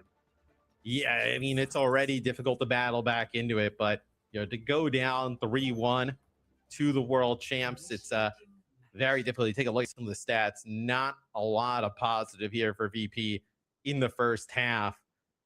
Quartz, I mean, you see what, 6,400 to 3,500 in terms of damage, in terms of the M raise. I think it's a little bit hard because like Kevs are working through that choke. It's like so difficult, especially when you have like a vendetta kind of constantly in your face and players kind of hiding around that corner. I thought actually VP probably looked their best there, Jake, on offense when they were playing that Tracer, and Psycho was able to kind of get behind and constantly pressure the supports. And they went over the vendetta. It never really seemed like they were able to get anything going. I actually think probably Twisted probably happy to see that change. Yeah, in the end, I think JWoo just got so much done on the vendetta. Maybe they feel like they have to match and mirror because Jay was able to start the fights in that right side room, and you come in, you cross the choke, you start to feel good, and then the vendetta is like hitting you from behind right as the aggression comes in. To your point about the hit scan gap there is like, yes, defender position is so much stronger, but that is a statement, Matt, from Quartz. I mean, the defender's advantage is real, but it's not like 2-1. I mean, so no, the way he's just laying it down, I mean, a couple big fights where Override Protocol essentially wins it on its own. Picks he's finding at crucial moments. Just in mind, he's looking to get cheeky here, go for like a quick pick, but they're just going to run it down with the stock standard vendetta mirror. And VP have no room for mistakes here on Midtown. No, I mean, one clean team fight is enough for the 65%, right? Virtus Pro really got that in a fight that Twisted Minds just split around the fire truck. They weren't able to get on and contest, and then just kind of like waited it out, kind of conceded that point over. VP basically needs to be perfect here. JWoo gets in, benefits of bubbles, puts down damage on Ice Gnome. He's quite low, but has that great high ground advantage. Quartz, finding maybe a crack here. Psycho caught in a tough corner, forced to go where he does not want to. Ice Gnome, though, extracts a price for it. Quartz, beautiful beam, though, onto Fixa, moved up into the sky. Might have done enough as Ice Gnome starts to run out of gas. TM, even without their tank, still fighting this one strong. Kevster trying to do what he can with the Siphon Blast there, but just not much. In the end, the support's overwhelming. TVNT even over to the Wrecking Ball. I just don't see the touch coming in for VP. You do have two players around the corner. It looks like you do have Psycho here. You're gonna get booped off by Wrecking Ball though if you try to touch here, and can't even quite make it. Yeah, love that read from TVNT. Like Zarya and Vendetta both really hate being moved off the point when they're trying to touch. There's not so much they can really do about it. So TM, some heads up play, great execution, and that's a Midtown that's really a callback to this whole year for Twisted Mind, right? That's the way they've made almost every opponent look like they just don't have business being in this circle. Yeah, I mean, Quartz just dominant, 17-1 there. Same, JWoo 15-1. Very strong performances across the board there for TM. Also at the end, when TVNT was on the ball, right? JWoo goes around the corner and actually sees like Psycho in the, I believe it was also Landon there, kind of playing from that position. And Landon goes from the far side, and then TVNT gets the call out probably from JWoo that Psycho's coming from the other way and knocks him back. I guess is the grab on the high ground there maybe, but the beat is just way too good. By the subway. You just don't have any real angle to follow up on that grab, and when the beat comes in, it's like, okay, it's just kind of hopeless, right? You're like throwing damage in, it's just not even close to enough. And when Quartz keep finding kills like that, there's everything stacked against you, right? To be able to just kind of shrug your shoulders. Yeah, I mean, when they find Psycho there at the start, it's a pretty brutal loss from VP to lose Psycho. There's like a brief moment though where they get rid of TVNT, where you're like, okay, hold on, Ice Gnome can actually get into this close quarter and be able to fight this. But with Quartz still alive, putting down that type of damage, I believe he takes out Fixa during that as well. Not much you can do there if you're Virtus Pro. So Virtus Pro, one more, they're basically close to a reverse sweep they got to pull off here. So we'll see another map selection for VP to see if they can extend the series. In a loss, I would still say this is a pretty positive series from VP, right? They qualify for Champions Clash, right? So we'll see them in Tokyo and making our world champs bleed more than we've seen any other team kind of bring it to them as of late. Yeah, I think some of those fights on Rialto are certainly a showcase that VP deserves to hang at the highest level, right? They do lose the map, but being able to clutch in really hard disadvantaged scenarios against a world champ squad is way beyond expectations here. And VP taking a map as well with a signature style that kind of only they can pull out. Like, yeah, probably not going to be able to replicate it. I mean, they could ban EMEA and try to run it back, but it might have just been the perfect storm with like both Zarya and EMEA banned, where you have the opportunity to send it. And like you said before, Matt, it's kind of a perfect storm that may not happen again. As we go to Runasapi, expect to see more of that pound for pound battling, and VP, see if they still have more fight left in them, or if TM are just going to be overwhelming, closing the series out 4-1 and securing that top slot as well as the prize money for being our EMEA champs. And we'll see what Virtus Pro decides to do in terms of bans. It'll be, well, an Ana and a Widow ban here. So both these kind of look like throwaways to me, Jake. Maybe if you're VP, you wanted to protect like a support, right? Maybe you thought there was like a danger of a support ban, but otherwise, this looks like both teams want to play Zarya with whether it be Pharah, Vendetta, Tracer, kind of like whoever in that flex role, and play very close to a mirror. Yeah, I'm really curious to watch some of Jwoo's POV, if we can grab that on the observing, if he plays Vendetta in particular in the next match, because I feel like TM have kind of been bringing the Vendetta back, where like a lot of other teams have gone full Tracer. As good as Jwoo is a Tracer, for TM to choose Vendetta is a real expression that, you know, they believe it can be stronger. And we see Jwoo making these big plays with the Sundering Blade, and I love the way sometimes Jwoo will go for like a minimum charge Sundering Blade, just like pop it as fast as possible to like break shields, break a sound barrier, and then just follow up with regular skills for the damage kills. So definitely some impressive stuff. I'm curious to see how TM play it. They're obviously a team that a lot of other squads look to for inspiration with you know, the level they're playing on in the world stage right now. Yes, one more map for Twisted Minds to be the EMEA champions, secure the #1 seed from EMEA into Champions Clash. As VP, a long road ahead to get back into this series, right? But it would start here on Runasapi. So we'll see if there anything different, anything surprising in terms of comps. Nope, does not look like it at the moment. Potentially the most surprising thing would be VP like matching the Vendetta. But yeah, like it does seem like Twisted Minds, right? It's kind of wild as well to think about it, where Jwoo is such a good Tracer, right? We see what Alfie does on the Tracer, like how, you know, devastating he is. Jwoo kind of like maybe even a tier above, and they're still opting for the Vendetta.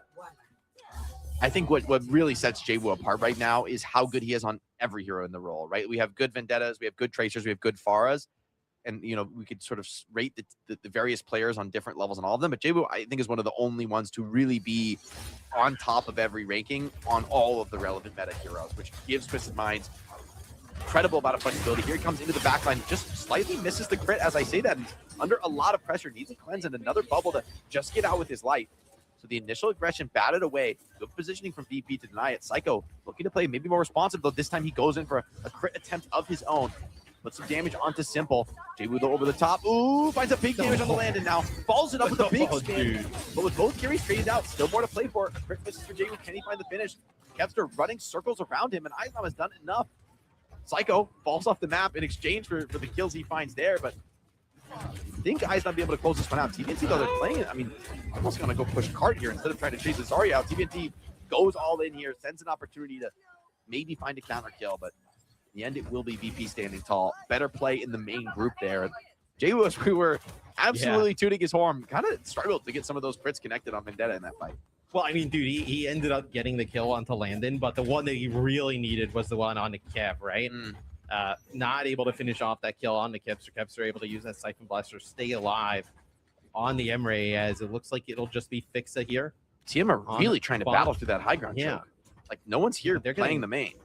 They're getting cut off, though. I think they may have actually been a little bit surprised that VP actually turned to fight them there, right? Not like they face any resistance. I like that from VP. They're like, no, you're gonna fight the corner. You're not gonna be able to take this back flank from us. Good awareness, and TM see what they can do from this position. Override Protocol first for Kevster. Here he comes over the top, able to layer big damage down. You're looking up for the crit, but Kevster wisely backs off from it. Still no real kills have come in, and a better rush comes out. Quartz instantly beams down Kev out of the sky. And that should be enough to just end this fight before it really begins. You do get the rush out, which is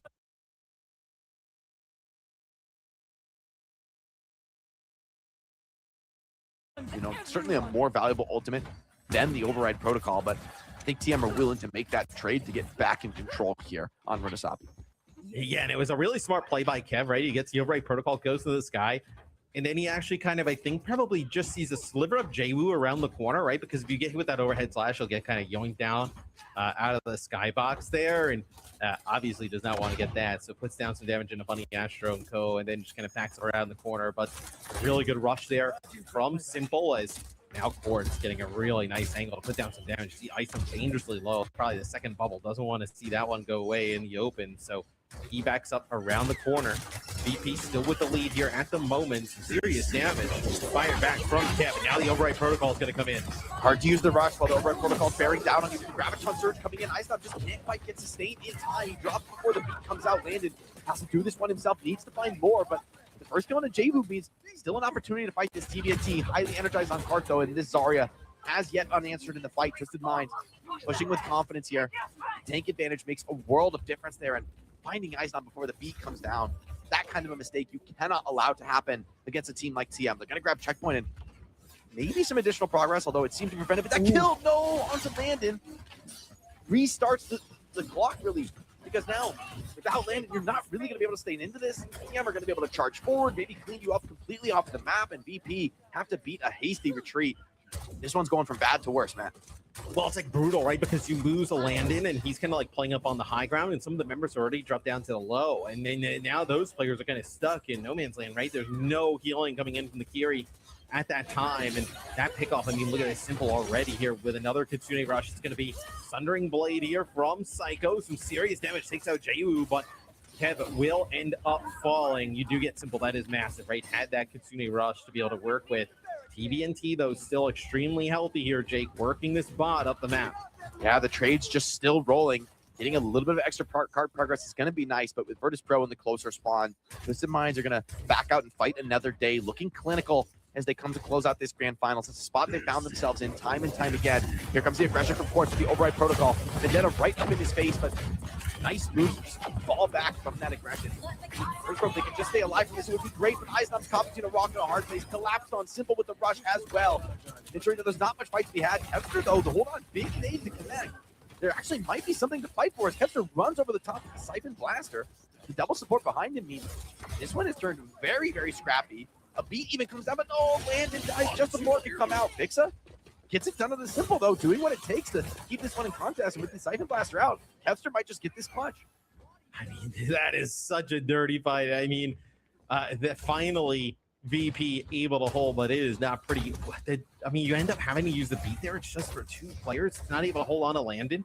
My worry is here now you're going to have Twisted Minds coming back with a grab of their own sound barrier to deal with your grab here.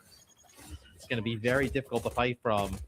Maybe Kev can kind of get up towards that override protocol here a little bit later in the fight, but some damage coming down from Quartz into the opens. Players rounding that corner, getting hit by the nades as TM has built up a pretty nice lead. Really hard to use this rush aggressively when there's a grab on the other side. You do not want to stack up in the choke points, and TM they don't have to do anything aggressive, right? They're playing with the lead. Here comes Psycho into the backline. Grab, gets the entire backline beautifully connected from TBNT, and even the Zarya somehow stays alive. Beautiful rotation through the house. Eisnom, he's going to get one. That's all they're going to find in this fight. TM are going to expand this advantage, continue to make more progress.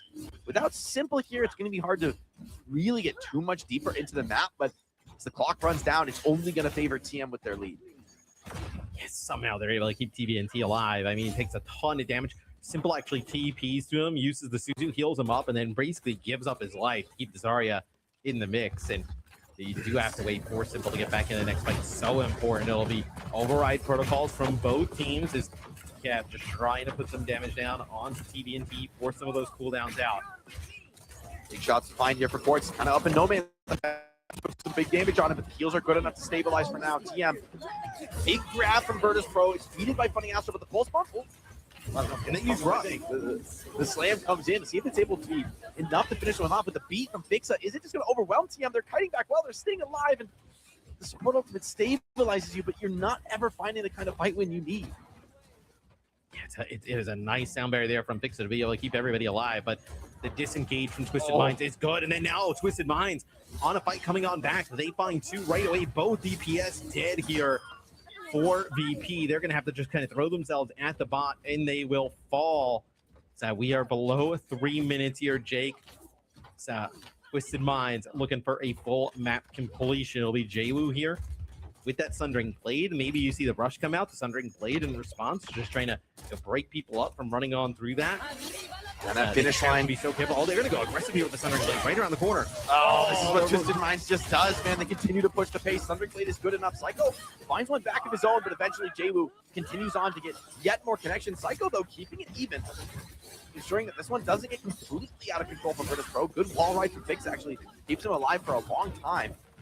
VP may just be able to clean this one up. It's far from pretty, though. TVNT charges into the back line, gets one last kill onto Landon, and starting to feel like although Virtus.pro are clinging on to this, you know, they're holding on to their dignity in the match and in the series, Twisted Minds can taste victory here. It feels like it's just been a long time since Virtus.pro has even seen the other side of the map. Yeah, I mean, even getting close towards mid-map, right? They just can, like, bully towards their side of the spawn. Landon trying to keep himself alive with the Suzu there with the Sundering Blade that came through from Jwoo, but Jwoo just kind of held on to it a little bit longer. It's going to be a continued rush here from Landon. He has to use the Suzu to keep Kev up. Everybody on Twisted Minds backs out here. It's going to be the override protocol over the top from Quartz. Gets hit there by Psycho, dragged down to the ground, then finish off. Well played by Psycho. It cost him his life, though, to find that play. Virtus.pro feels like they've got to gamble this, but the rush from Twisted Minds is going to put an end to any kind of questions you might have about this team fight. So Kevs are living quite long into this, but eventually TVNT will have his number, and Icenom just going to try and farm up what grab he can before he falls. Has to come to the cart. Yeah, threatening to make yet more progress here, and ultimate advantage still favors the champs. They want to close out here. They maybe want to, hey, get some extra progress. Why not? Further widen the gap here on Runasapi. This grab from Icenom just has to be perfect. They probably want a map completion here, Twisted Minds. A little bit of a statement made here at the end of the series is Psycho putting down some pressure on the Quartz. Is going to be the grab here from both the Zarya's. It's a sound barrier from Twisted Minds. Going to keep everybody alive. You've lost both DPS here for Virtus.pro. Icenom just trying to keep VP in it. No Zarya bubble, just getting beat down there by Jwoo and TVNT. And it is looking close to a map completion here. It's deja vu, Matt, for you and me. Here where they won the World Finals Championship last year, they look to close it out in style with a map completion. TVNT finds the first, Landon bubbled up, desperately delaying, but they cannot hold. Twisted Minds do it again. Another championship title for this squad. The top seed in EMEA, as if there was any doubt. Virtus.pro, they showed a lot of fight. They showed a lot of heat in this series and really made me believe at times. But as we got deeper down the stretch, it just started to feel like a foregone conclusion. Twisted Minds on top of EMEA and potentially on top of the world right now. Yeah, I mean, they are just so talented, Twisted Minds. I mean, our world champs from last year come in. They take care of business. They are the EMEA champions here in stage one. They are indeed. 4-1 is the scoreline, but don't let it fool you. VP definitely brought it to them today. Map 2 and 3 were very close. Obviously, map 2 went in favor of VP. Them being able to tie up the series also means that Twisted Minds' map win streak has ended, while they, of course, did walk away with the title. That one might annoy them a little bit. Just a minor little annoyance. I mean, maybe. I think they're more worried about or focused on, like, trying to win back better nationals. Like, I think they had to have known how much of a gap there was between them and the rest of EMEA. You do lose the map here to VP, so a little bit, probably a little bit underwhelming. Not going to kind of complete a sweep throughout everything, but still. I mean, if you're a TM, your focus is on, Zeta Division teams across the world, right? You want to kind of stamp your mark as still the best team in the world. Yeah, it's definitely, I think, on them to just kind of hold on to that title going into Champions Clash. And I will say, this is a team that just continued to get better throughout the day. Jwoo on the Pharah is going to be a real threat, on any kind of meta. I just want to see what else this guy can play. It feels like every hero he touches, he finds, a top performance on. And then Quartz, it's just absurd to have a hit scan this good on your team. Like, you almost could do nothing, and you probably will just win playing long fights because you have Quartz on your team. And yet, they don't rest on those laurels, right? They are constantly bringing it to you with everybody else. there's so many weapons on this team. Even look at players like Simple and Funny Astro punching way above their weight class when it comes to what supports are supposed to be able to accomplish. Yeah, absolutely. I mean, yeah, the team is just stacked as can be. And that's why they have been so dominant. There's not really been a meta. There's not really been a composition. They seem unable to play. They're able to pivot. They're able to adjust whenever they're forced to. And yes, they dropped the map. But that was maybe also just a perfect storm in terms of bans that went in VP's favors there. Let's hear from Funny Astro, a good friend, basically part of the broadcast at Friend this of the point. show, As he's friend of the show. always Yeah, friend of the show. We gotta give him a credit. We're gonna put you in Astro. Hello credits. again, guys. That's right. It's nice to hear you. How are you doing? How's the family? What's the weather like? Yeah, it's all Fill us good. in. It's lovely here in England. We're having a great time. That's wonderful. I'm sure even a greater time now that that championship title is in the bag. You already were qualified for Japan, so that was already sorted before heading into the grand final. Walk us through what made this one a little closer, though, because usually you make the other teams look like this is their first time on the server. This time around, they actually kind of make you sweat for it, even drop the map. Shocker. What went through the voice comms there, and how did you sort it for the upcoming maps? Honestly, like the last time we played VP, I think they just underperformed. That's why it was such a big stomp. They've been a way better team in scrims, and today's performance from them is like way more what we expect to see from them, to be honest. Yeah, the map loss is pretty rough, but we kind of suck at Atlas, and that Tracer Vendetta comp is really annoying on that map. So they did a good job finding that, because that was basically the only comp we were scared of throughout the series. But as you saw, you can't play that on every map. Yeah, no, I mean it definitely looked annoying to play with just the amount of aggression that VP brought out there. So now what is the plan for you guys until Champions Clash, right? A little bit of a break. Are you guys gonna, like, you know, who you think scrim in EMEA? You thinking about maybe going out there a little bit early to boot camp, or are you just kind of haven't even thought about that yet? We're just gonna chill, take some time off. I think we like to have a nice work-life balance on Twisted Minds, so we're gonna have a couple of weeks break, relax up, ease stress a little bit, and then we're gonna play in the Saudi Championship, and then I think we're gonna have a little bit of a boot camp before Japan, I hope.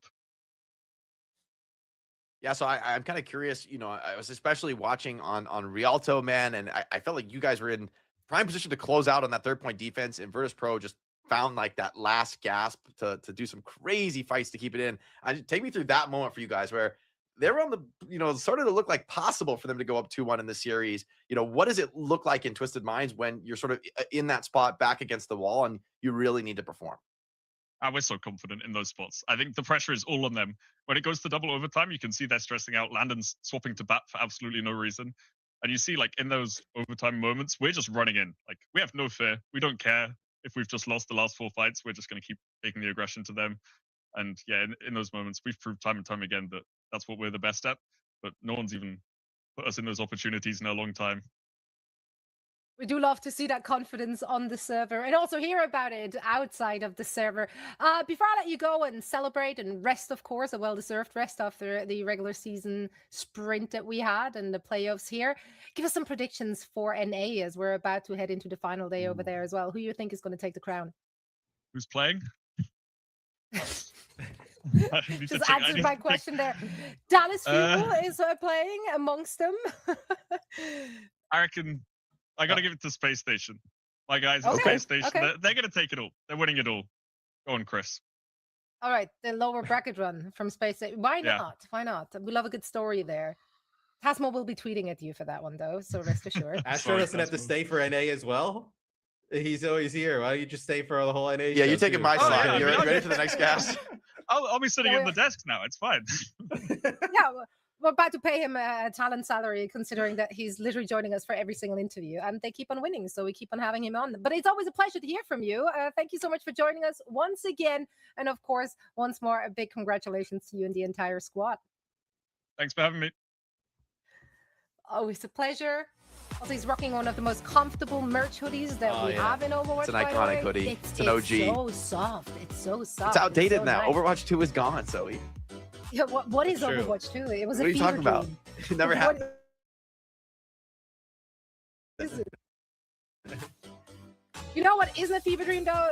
Twisted Minds VP coming out on top, punching the tickets to the Champions Clash, and as Fanyastra said, they do get to rest quite a bit now, as we do have to wait for NA, China, the Pacific region as a whole.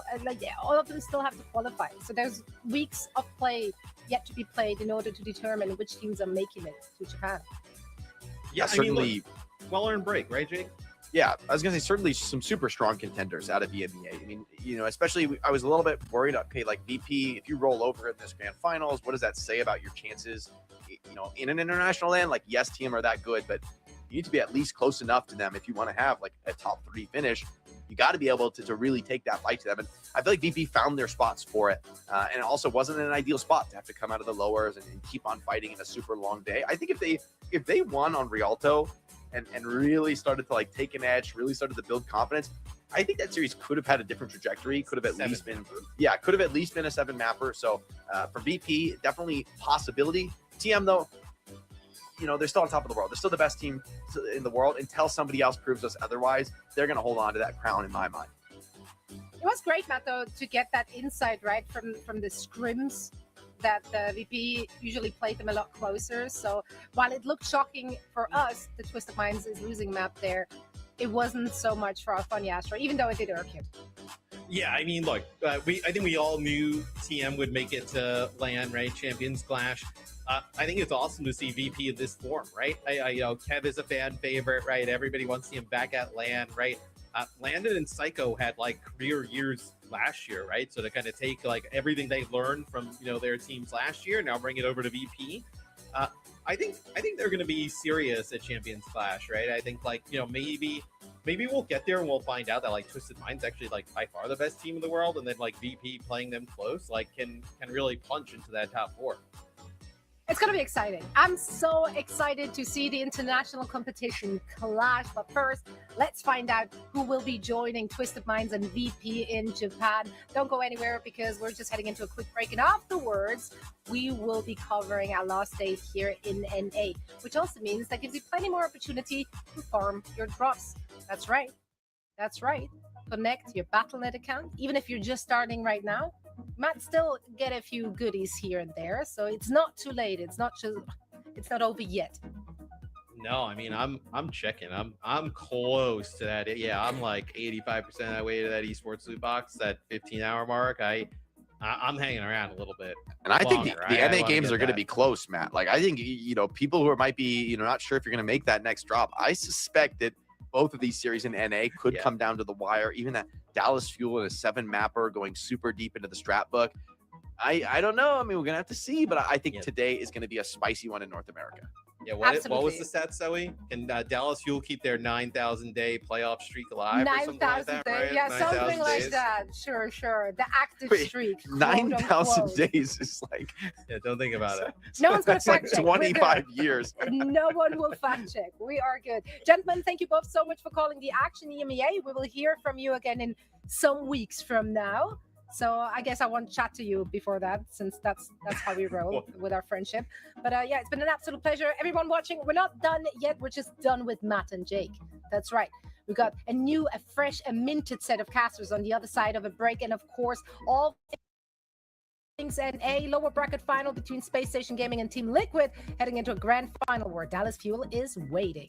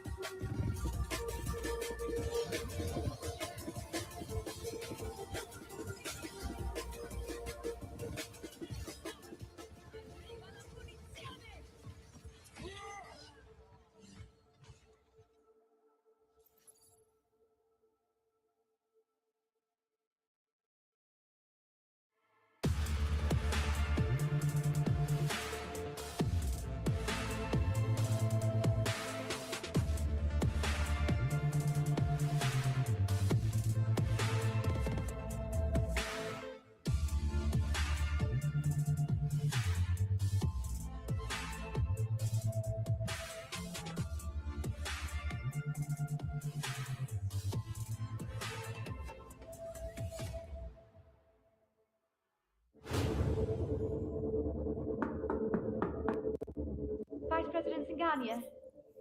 The ceremony will start when you're ready.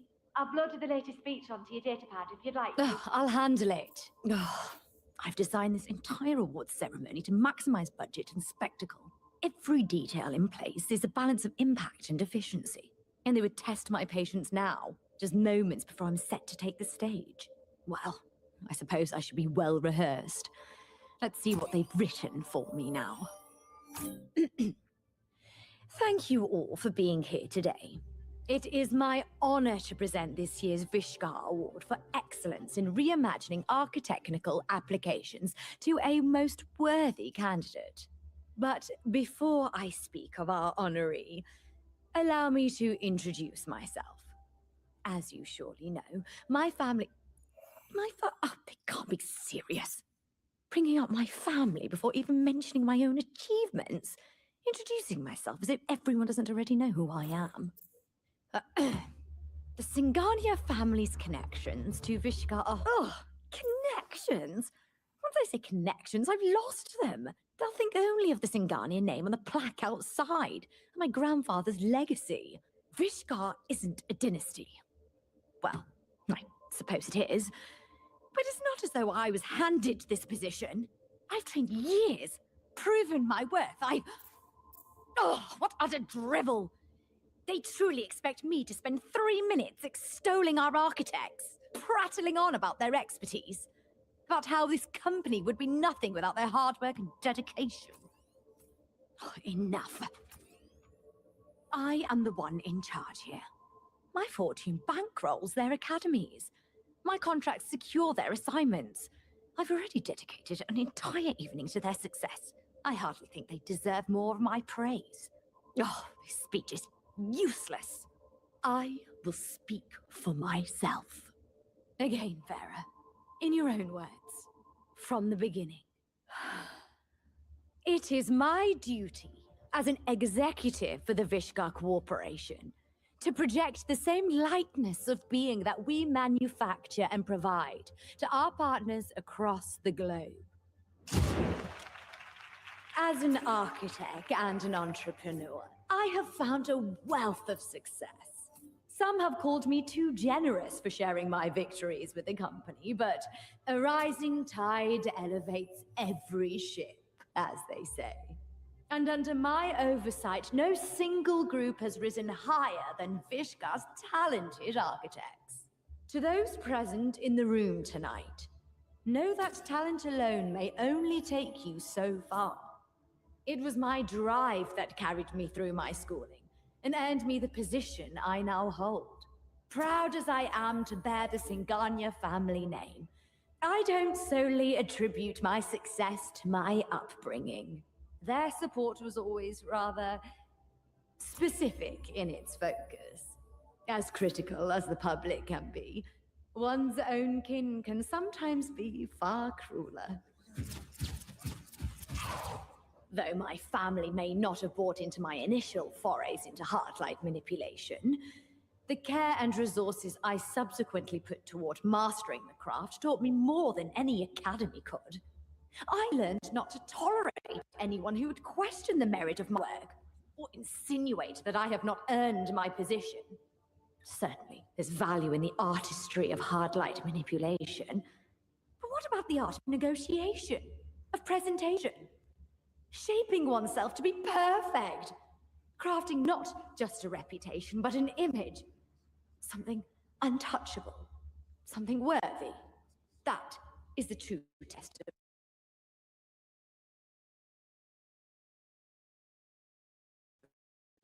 talent. Saying, Vera.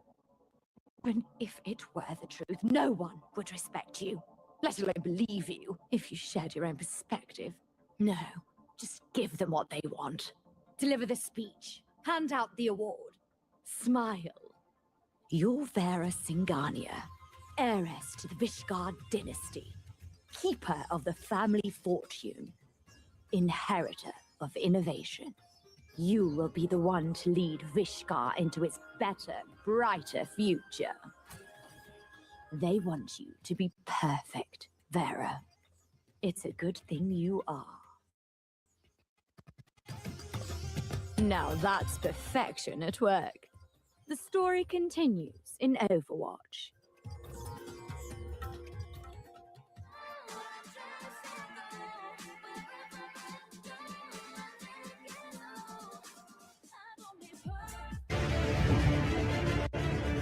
What a clean fight for Disguise. That will be the team kill. Liquid. Jeffs has managed to get Tree down. Sniper point. Nice one. It's going to be an explosion of death in the hands of the Dallas Fuel. That was impressive. Can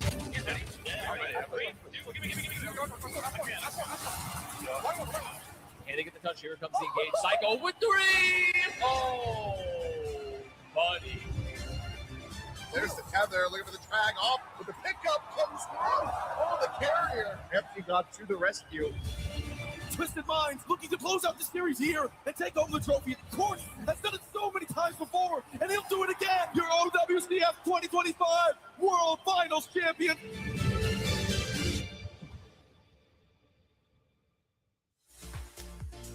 That's the last time we'll be hearing that show open for a while. Welcome back, everyone, to OWCS. This is the last and final day of Stage 1 playoffs. Here to cover all things NA is the Euro Power Squad, Jack, Johnny, and I, to ensure the most unbiased commentary imaginable. How are we feeling, guys?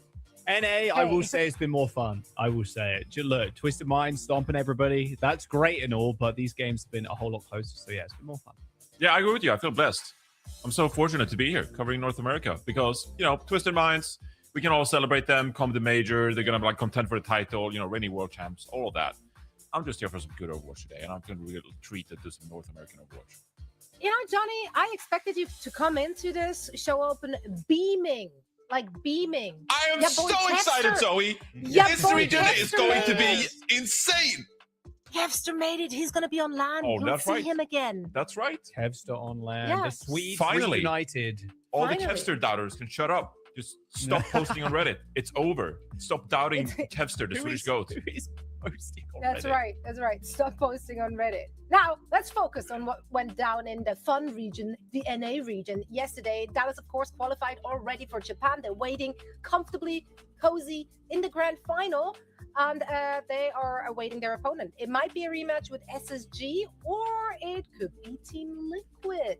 They did play each other in the semifinals already on day one, and it was a close series that SSG somehow managed to come back into. Yeah, it's going to be a repeat, I hope. Map 5, yes, please. It was sick. I think that series was so much fun. It's been fun to see Team Liquid improve too. And Dallas Fuel, hey, losing a map versus SSG yesterday, we got an insane draw as well. This top 3 is crazy. It feels like you could maybe call it early, but you know what? Today, it might just bring us something a little different. Yeah, I'm so happy for Dallas Fuel because obviously CJ said yesterday that, it felt slighted going into the preseason. Maybe they were the third, fourth best team in the region. And to come out on top, being the first team that qualified for the major, just has to be such a relief and feels so good for these players who arguably had a pretty tough offseason, putting this team together. And so it all came into fruition. They worked really hard, really motivated, really passionate, and they ended up qualifying for the major. So really happy for all these players. That's right. So just like a fairly smart person said about 30 seconds ago, stop posting on Reddit. Dallas Fuel did it. It proved the doubters wrong. The broadcast versus Reddit. At the top, actually. We already made a war with the Arisamain subreddit, bro. I mean, it's over for us. Yeah, and you made the Domina subreddit angry yesterday too. It's crazy. We're just adding one by one.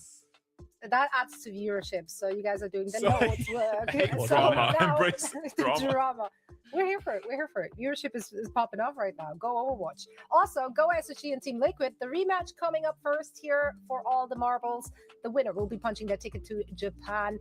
Loser is out with a teeny tiny bit of pocket money, but a lot of disappointment heading into Stage 2. Now, Dallas, of course, is the favorite to win it all. They had a really, really great stage regular season. So, yeah, they're the team to beat for now. For now, until we reach international competition. We'll see. I think it's really exciting to see these top 3 teams. And I don't know about you, Johnny, but coming into the season, into the stage? Like, did you see this? Did you peer into your wizard orb and see this kind of outcome here? That was for your SSG and TL. Johnny DeWise. I don't know if Johnny you trust my orbs. Like, they're just not. They're not the best ones around. Like, sometimes they're correct. Sometimes I can prophesize the future, but not always. So, like, yeah, they were kind of like, yeah, SSG, really good team. They're probably gonna make the major, but you never know. Like, the orbs don't have to be correct. So, I wouldn't trust my orbs, Joss. I will say this: I'm like nervous on behalf of the players. It's kind of like the pink elephant in your mind. She's like, no, I'm not nervous. What do you mean? Like, it's just another game of Overwatch. Like, I played Overwatch maps like thousands of times, and it's just another series of those, right? So what's to be nervous about? It's like, you can't calm yourself down for a series like this because you're playing each other like two really good teams, and a major ticket is on the line. There's no way to calm yourself down. And so I'm nervous on behalf of the players for this one. Those are veteran players. Also, I feel like because they played such close matches where they found themselves on the back foot, like they were down 1-2 against Team Liquid in the semifinals, right? And they somehow brought it back. And they keep on like losing maps they shouldn't be losing, but they somehow find the tenacity, the grit, the composure to bring themselves back into the game. And I think that should make people actually really, really confident looking at the SSG roster heading into today's match. Yeah, I think with how their series versus Dallas Fuel went, it feels like if we do see this in the finals, it's going to be a whole lot closer because that series, especially going to maps like Atlas, SSG have to kind of read on Dallas in a lot of these situations. So I think their band's going to be a lot more targeted, a lot tighter as well going into that series. So overcoming Liquid's going to be the biggest first hurdle, obviously. But yeah, I mean, SSG, they look Christopher said it himself. They're gonna like overanalyze everything, like the matches, right? And just like, oh, we're gonna overanalyze, like, oh, what do we do? Like, they picked this hero for like 15 seconds. Like, how do we prepare? So I don't want to overanalyze myself going into this one. Just like these teams, they know each other so well from scrims, and now they've played each other so many different times. It's like, they're in like the 7th circle of the Mind Temple. It's just like so deep right now. They're so familiar with each other that honestly, I can't quite predict what compositions and heroes we're going to see in this one. Because they obviously have a read on what the opponent is going to do. So like maybe they roll out a spawn with like a surprise pick here and there to try to just get the slightest of counterwatch upper hand in this one. And so it's just going to be a roller coaster. I'm not going to overanalyze this one. I'm just going to enjoy it. Yeah. Just sit back, enjoy, and see what the teams have in store for us. Neither team is shying away from making adjustments and adaptations within the game, rolling out with some more unusual compositions either, right? So I'm excited to see what they got for us. But for Team Liquid, what a Cinderella story this will be. They started the season off slow. They had the odds stacked up against them, having to implement a new player into the back line, replacing one of their most important pieces in their roster, right? Yeah. And it's someone who plays on ping and plays off-road. Escanor held their own. The team came together. They found their identity throughout the last 3 weeks. They had to find what works for them in the meta. And I mean, players like Infected, they also like to just play to their comfort zone, whether or not it is meta. So I think this team already should be very, very proud of where they ended up, given where they started. And we expect a very close series. Honestly, it could be a 50-50 here. I'm going to give this one to SSG. I think they're going to come out on top. They probably overanalyzed their initial series against them and came in with such a clean game plan that they're going to take it today. Yeah, I'd have to agree. If we're doing Preds, like SSG for me, for sure. I think Team Liquid, yeah, they've looked a lot better. They had the kind of stint with Kaluge coming in as well. It's been away from the game a little bit. He's still a very, very good player, but having Infected and, yeah, playing a little bit more comfort, working out super well for them. It'll be a really interesting finals, actually, if Team Liquid end up winning here, but I just give SSG the W. I think the way they performed against Dallas yesterday was good, despite the loss. Yeah, so do I. I'm going with SG in this one, and I know we went to 5 maps last time around. It felt like Team Liquid really had to fight with, tooth and nail to get to those 5 maps to begin with, winning the Gibraltar, clutching out on Blizzard World.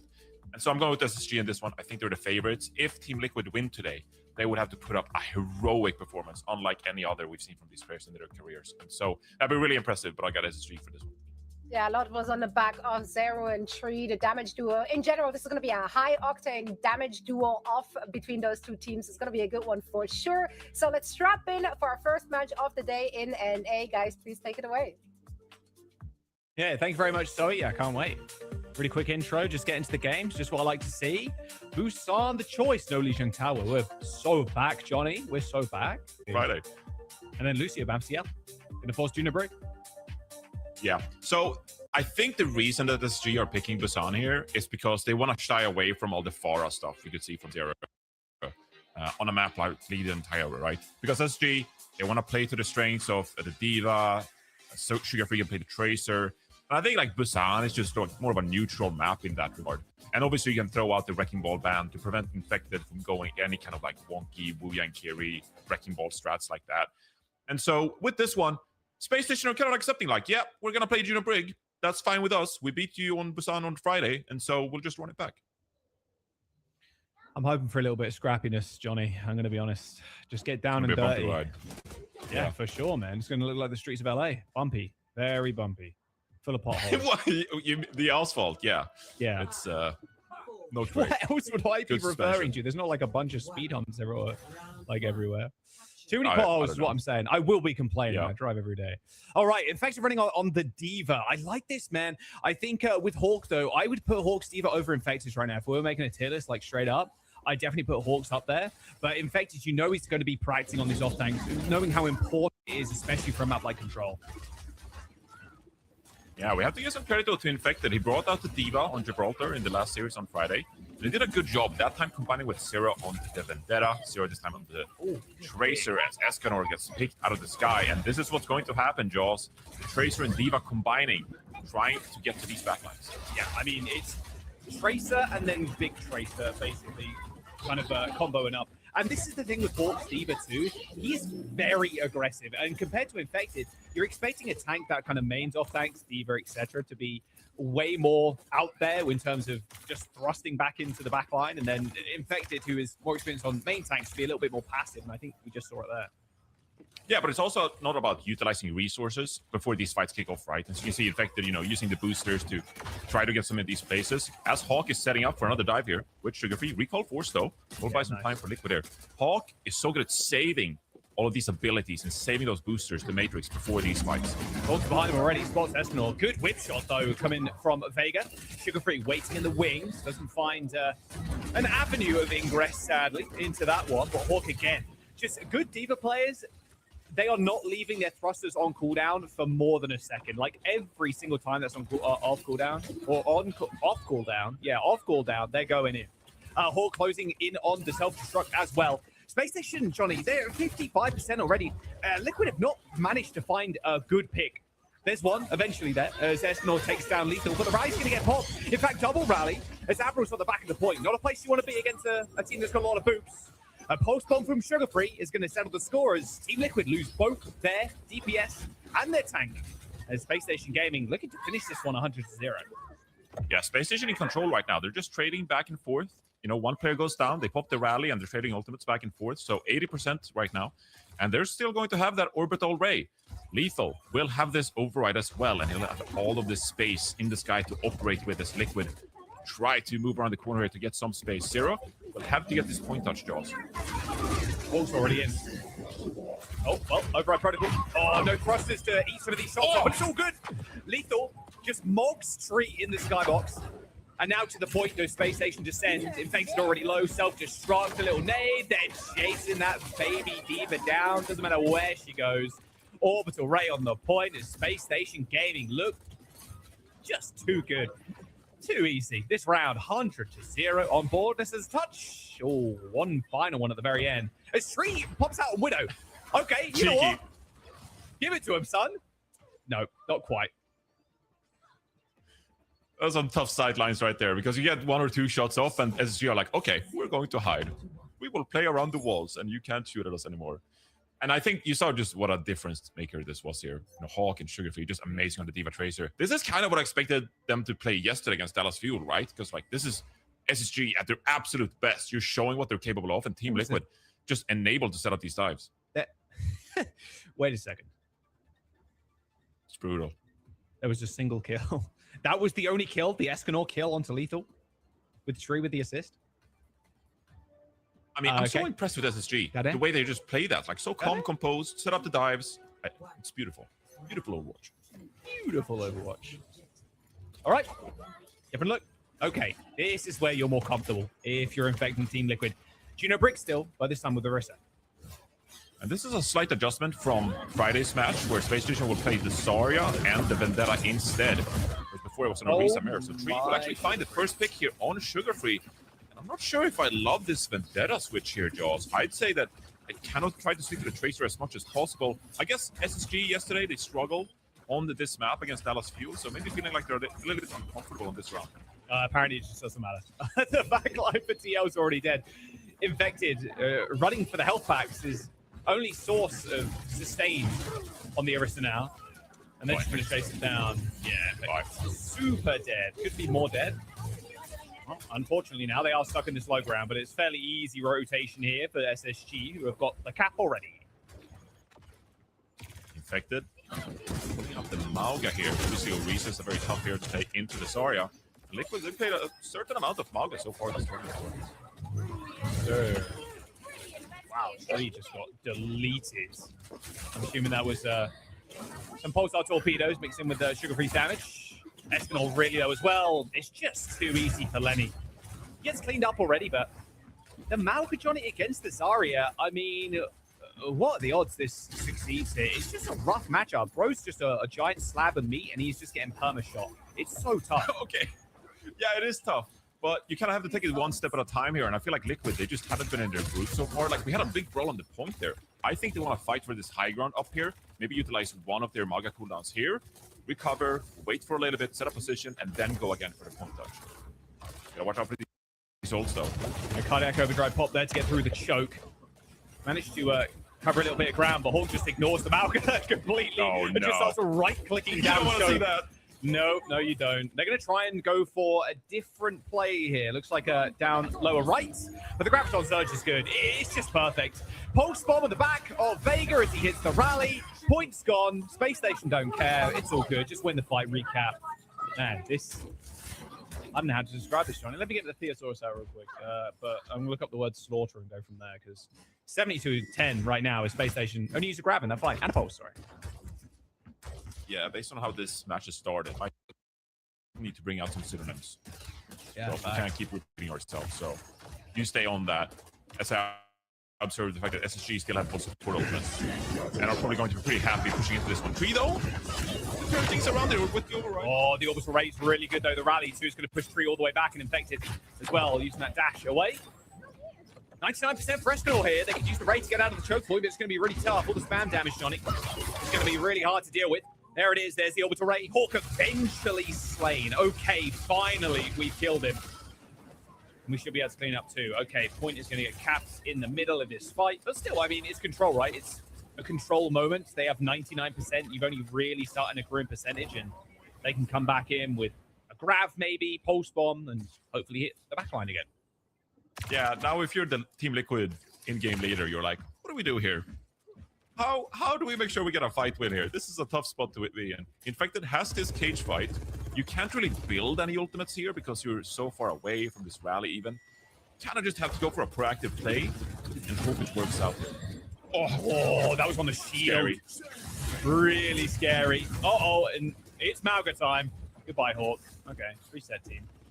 That's the best use of that ult, really. I mean, just trapping the Zarya in after she uses one bubble, and then they only have to deal with the next one, and then you're good.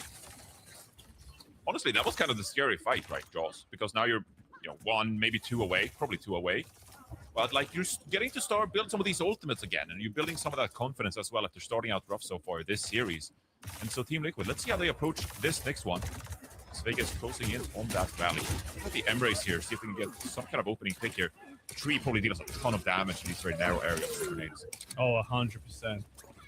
Lobbing them, basically. Oh, the pulse is so good. That was very close to a double, actually, from Zera. Luckily, UV used that little speed up there and jumped out of the way. Final fight coming up to back in this round. 86% there, Jaws. They're going to come out of high ground this time around. Tepstone away from the grab. They just got the rally. It's going to be a rally of versus a Ray here.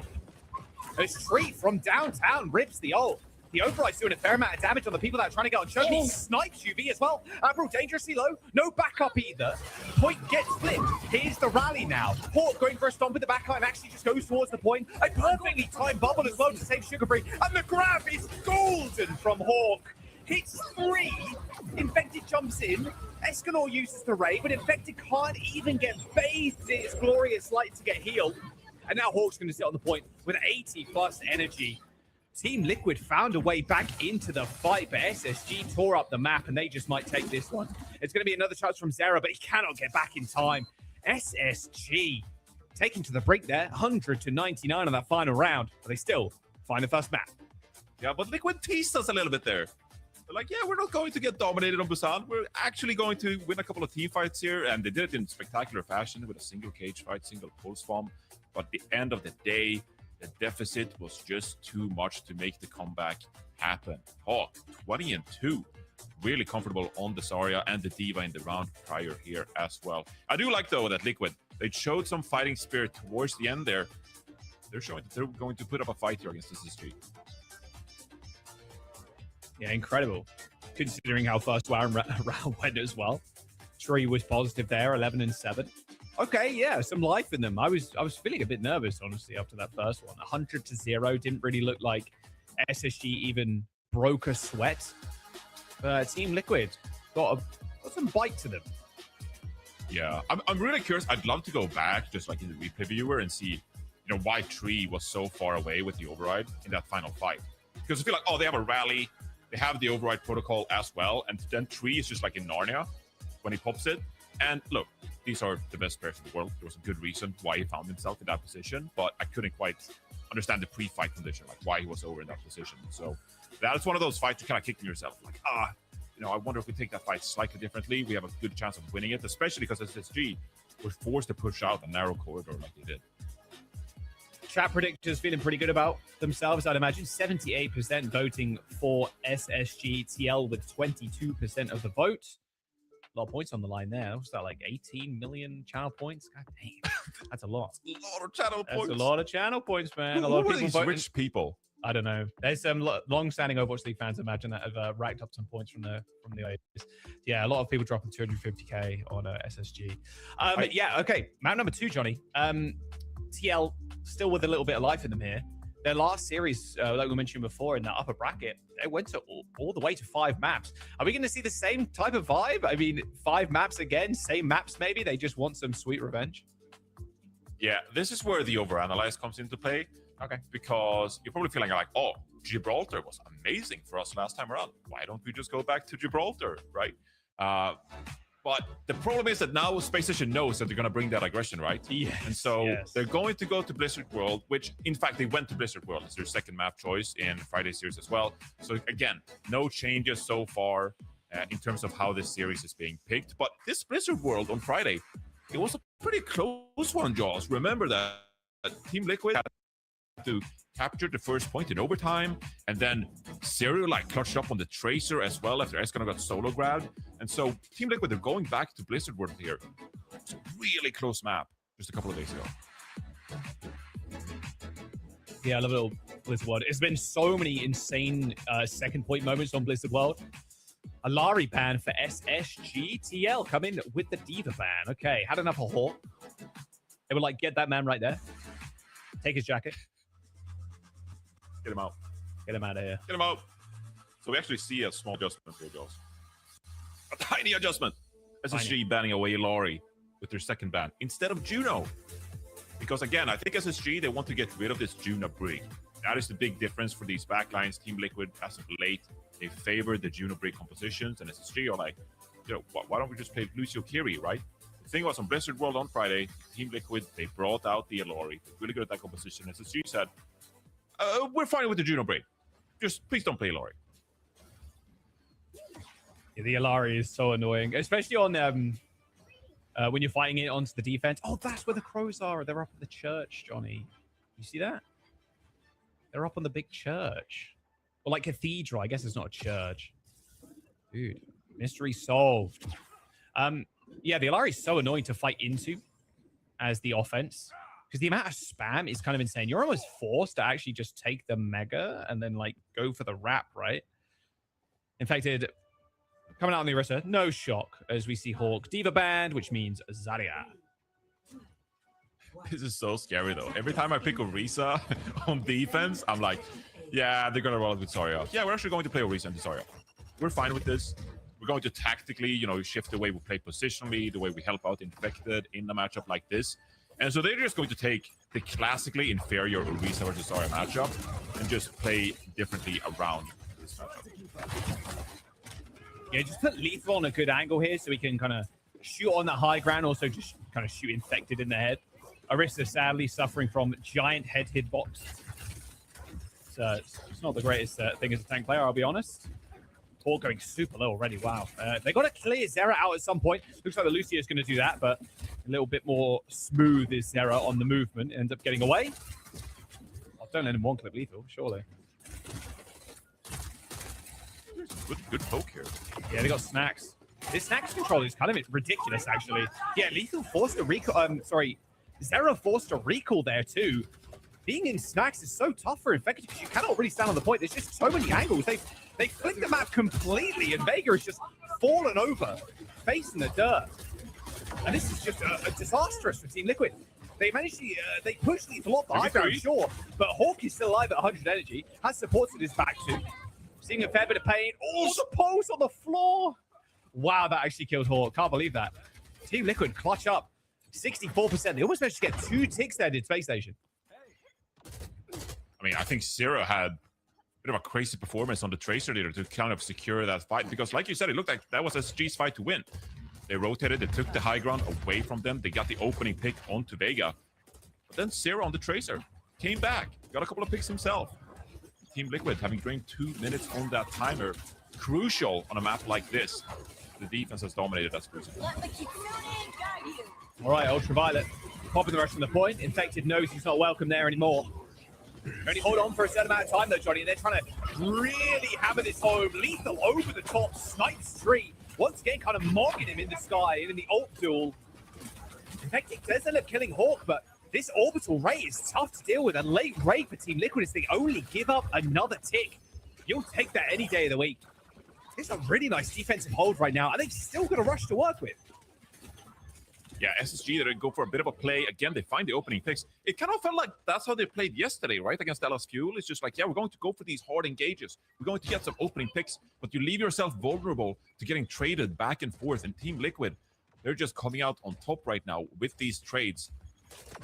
That means 3 minutes is off the time bank here. Hawk still has the Graviton Surge. It can be quite difficult to get value out of this one. There's no massive defensive ultimate though, Johnny. That's going to be the big problem. Well, here comes the sound barrier from SSG. Ready, putting pedal to the metal now. Graviton Surge from Hawk on the high ground. Hawk and Admiral kill one each. Infected does end up getting you Ultraviolet, of course. And with Infected still alive, you got to deal with him at some point. There we go. Okay, Hawk cycling the bubbles well. Keep it Lethal alive up on the high ground. Sarah, I believe, was trying to contest the M-Ray up on height, but wasn't successful to any stretch of the imagination. 3 minutes in the time bank for SSG as they cap first. Yeah, but there's a lot of time drained off this time bank. And going into this second point, which can be so difficult to convert on, Space Station has left themselves no room here for error. Going to start poking quite a bit, but Team Liquid, obviously, they get the opportunity to set up their defense accordingly. Now, they wasted a couple of big ultimates there. Vega, for example, no Kitsune Rush available here. Escanor still build that.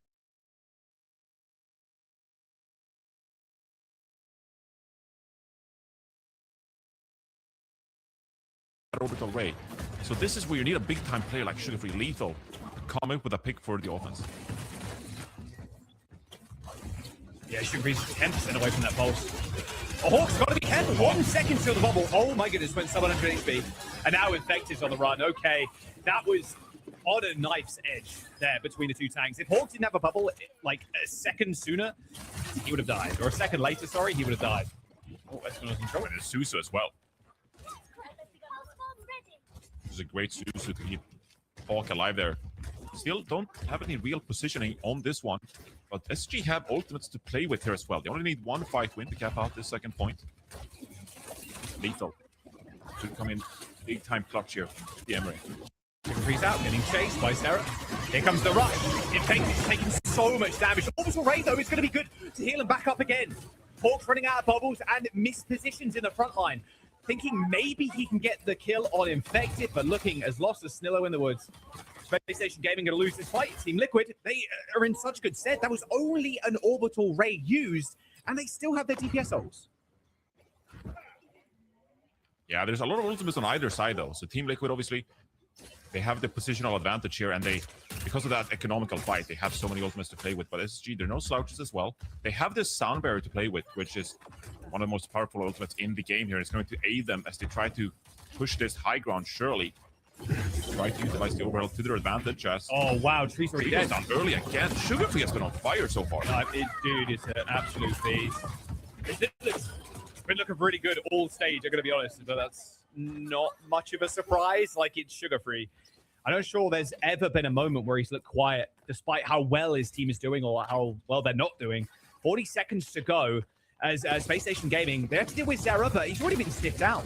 A touch does end up coming in eventually, and here comes Tree out of the spawn, but shut down. Tree has not had a successful override ever, I don't think, on this map, but they're very, like, she's just getting owned.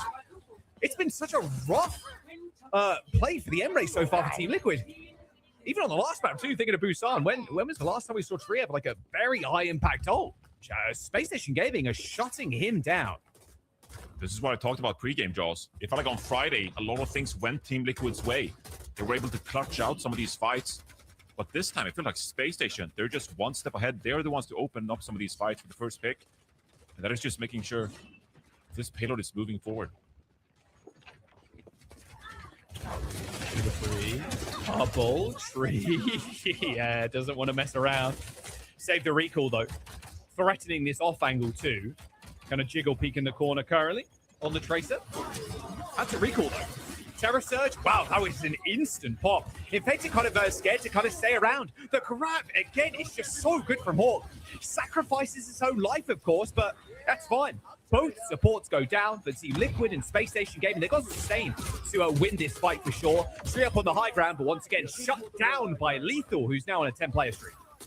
And this is looking like Space Station are on the way to completing the map here. They still have this override protocol. Kitsune Rush in hand as well. Team Liquid, they just haven't been able to find some ultimate value. And Lethal is going for it. Yep, over the top. And Team Liquid have to respect this. It's just too much damage in these small corridors. These choke points are horrible. Not even fight out of, but like, it's ridiculous. Rush is going to come through as well. They're already trapped in the spawn as Hawk is just spinning the supports away. Skewers Escanor to the wall, put his head on a stake. 15 seconds to go with Space Station Gaming. Like you said, Johnny, have a perfect layering of ults. And look at that. They even had a sound barrier as well, just in case. The emergency beat not even required for SSG to complete there. What a round. What a push on that last one. 13 seconds in the time bank. Wow, look at those stats. 3, 8, and 5 so far. Like you said, Jaws, haven't had the same level of impact that we've seen from them historically. It really feels like it's SSG stay Lethal. 21 and 4. Sugarfree, 22 and 1. And obviously, you know, the stats are going to look better, even though you got better ultimate use, you get more value from your ultimates, you win some of these fights on offense. So the scoreboard is always going to reflect that, right? But I still think as we look at some of these fights, it really feels like the damage duo, we have those Space Station combining well with Hawk as the Zarya player. And they're the ones who are difference makers into this series. Call him a sapling right now, the way he's playing. I mean, it's been really All right, rough. I got something. I'm going to go with you, Jaws. Okay, what's up? We're 1.5 map into the series. Yeah. On this good championship Sunday. Yeah. And you've already said twice that the Emre is mogging the other Emre during the That's fine. He was mogging him. That's okay, like, but was 2 that is fact? your limit. That's your daily Okay, limit. I won't say mogging. more. Okay, I won't say the word mog again. Thank you. Okay, Thank you, good jeez. There's just some feedback. This guy's just word checking me like mid broadcast. He's word checking me. Okay. You know what? That's fine. Now you're gonna get it in your head, and it's like, oh, you're gonna. Yeah, exactly. Now I'm not gonna. I'm not gonna be able to stop thinking about it now. God damn it, Johnny. All right, I can't think about it anyway. They're gonna TP out. No Symmetra here. Yeah, Sugarfree, by the way, 22 and 1 as well after that round. Ridiculous. Yeah, We'll see if Infected can come up big on the Orisa. Much better at anchoring though on this corner. Oh, they just. Okay. Oh my goodness. I'm telling you, there is some sort of, no pun intended, she's not in the lobby right now, but there's a vendetta against, oh, he just switched to vendetta. Okay, well, there's some sort of like kill contract or hit on Tree's head. With the amount of work he's been doing over the course of the playoffs, that's honestly no surprise. Tree has been the main carry for Team Liquid over the last couple of days, and Space Station Gaming know it. Do you think they're genuinely just like, yeah, if we kill Tree, we win the game? Like, obviously, these players are, you know, so good that they don't necessarily target players like that. But hey, you know, if the enemy player is carrying like Tree usually does, then might as well put in a little bit of extra bullets in there. Oh, Lethal so close to this ult already. And Tree's dead again. Like, you're kidding me. Yeah, you just can't make it up. You just can't make it up. Escalon's super low too. He's got AoE like aura healing from Lucio, but I mean Sugarfree's just hanging around, hounding down the backline, who was preoccupied in trying to save themselves. Couldn't heal infected. I feel like Sugarfree's with aura right now. Yeah, he's just on one. It's just one of these classic Sugar-Free series. He's just dominating the lobby. Like, this is ridiculous. This is a match for a spot at the major in Japan, and Sugar-Free has just taken over the lobby. It's ridiculous. Yeah, I think it's worth reiterating those stakes, right? Winner here goes to grand finals in North America Stage 1, but also locks in the ticket to the Japan LAN. Like, it's a ridiculous amount of pressure for Team Liquid to be under right now, being a map down and honestly struggling, like we've been mentioning. Rush for Ultraviolet. They got double DPS ult. Space Station Gaming looking really clean. Okay, so both Team Liquid supports also have ults coming up. Escalon just under here. Vegas a couple of percentage points off, so they're going to be able to walk in. We see Space Station want to go first. Looks like Lethal straight over the top once again. Zera forces the TP, and here comes the beat to waylay. There's damage coming out from Lethal. Hawk eventually ends up getting cut down. As now Team Liquid in a good spot. The sound barrier is good. They use both support ultimates there, whilst SSG only use their override. They're going to try and rush onto the point. Infected, spear spinning, terror surge, but the beat is going to be good. There's 4 players on the point right now. High noon pop. There's a poke spawn in the back of Lethal, and the DPS bringing up the rear here for Team Liquid. Zera and Tree securing the points and getting the payload going. That fight has to feel good. Obviously, a lot of work to do yet, with Space Station finishing the map with 30 seconds in the time bank. But that would have just been mental boomage if you happen to lose a fight like that. You invested all of your ultimates, you started capturing the objective, and then Space Station had a great opportunity with double support ultimate to come back and contest the point as well. But Team Liquid, they finished off the first capture point. That's great news for them here, but they had to use a lot of ultimates. So while we're looking at a 3-minute time bank here, still need a little bit something. Display of mechanical skill to try and open up the second point. There's no way Hawk's going to eat this, surely. I mean, Sugar-Free has got pulse, so you could go for something quite crazy. Got to be scared of the spear spin. However, can eat the grab. Oh, nice there. Sugar-Free is lurking with the pulse ball. But I guess you're scared of Escanor Susu, and so, yeah, don't want to invest too much in 2 ultimates like that. Yeah, they got control of the tank currently. Hawk just making sure he's not evicted by Infected. Still looking for an opportunity to use the grab, but here comes the real problem. Actually, kind of getting through this choke point here is going to be so difficult. Sees Tree once again, takes a couple of right clicks as he peeks his little head out, and now Infected very far away from the team, so this is a perfect grab opportunity. Right on top of Escanor, and there's no beat, there's no nothing there. An instant Suzu comes out, Johnny, but it's not enough to help them survive. Yeah, it just felt like it was a matter of time, right? Because obviously, Team Liquid, they know that Graviton Surge is coming their way. They played really scared, intimidated. They did get some card push, though, so not everything is lost. Space Station here, good move here. Spamming in the spawn for Team Liquid, making it really difficult for them to get out in the first phase. And Zera's going to try to take this off angle, but Sugar-Free and Admiral, they're aiding each other to try and shut down Team Liquid. This is so aggressive. Yeah, they are. And if Lethal's in such a good spot as well. They've already got Infected with that pulse. And it's just cleanup. I love the aggressive play. Force them into the mega health pack room, and then Lethal is just shooting the heavy shots directly at 5 people. A nice team kill from SSG. And this is the sign of a fantastic team, Jaws. When you're able to take these unorthodox positions here, you're willing to fight in places that you wouldn't typically. You still just trust your players, their skill in Overwatch to execute flawlessly. They're just permanently pushing. They drop the beat and the high noon to try and win this fight. Vega almost ends up going down, but it's UV and Lethal that end up falling. It will be a minute left for Team Liquid, but because they took the fight so close, Johnny, like, they're good for another one. However, there are 2 players from SSG right now currently behind Team Liquid. That's free positioning for the next one. You got 3 angles going into the next one, Jaws. I think Team Liquid are quite worried here because they got people to worry about, behind them. Well, they have to keep looking forward as well. Space Station need to get this Graviton Surge here. Yeah, I mean, this rush is going to help in their endeavors of pushing this point in. Nice little teleport, but here comes the beats.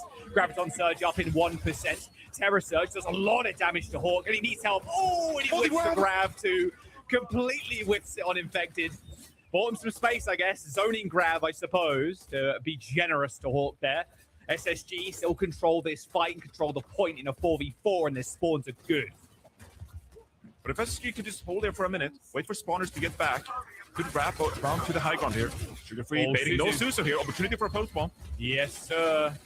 Spear's been used to get onto the point as well. OT's going to be here, and Tree taking the high ground, clicking some heads, but Sugar Free's going to make sure he's kept in at least a little bit of check.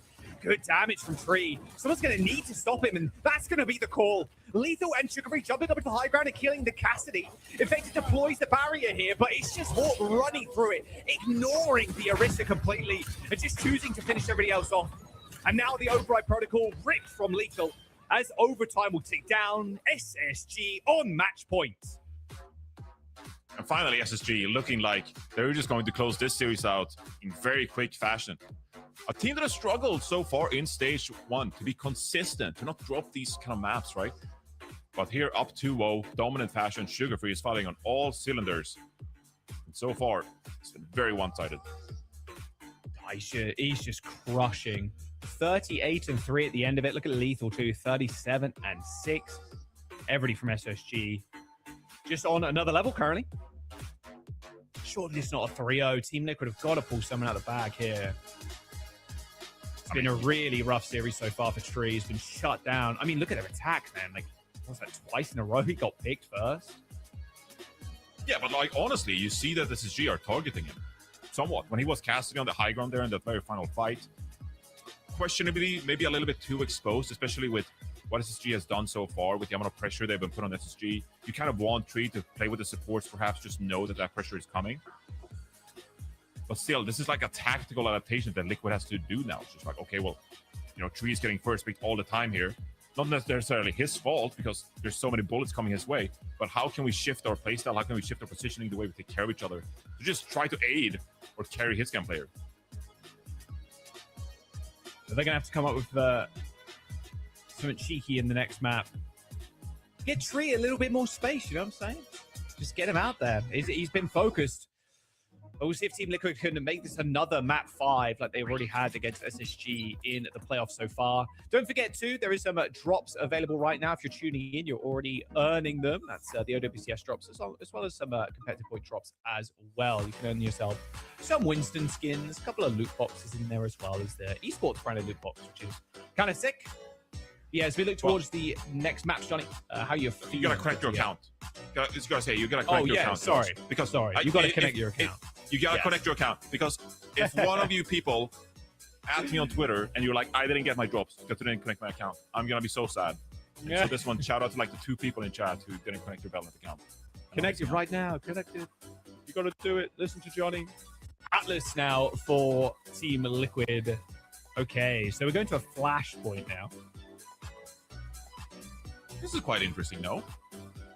I would have expected them to pick Gibraltar, because the beat is on Gibraltar on Friday, and the bans are exactly the same. So Team Liquid, they're thinking better of it instead of going towards Atlas here. Maybe you just want to like ban the Tracer here and like try to force some Vendetta. They're going to ban the Zarya actually.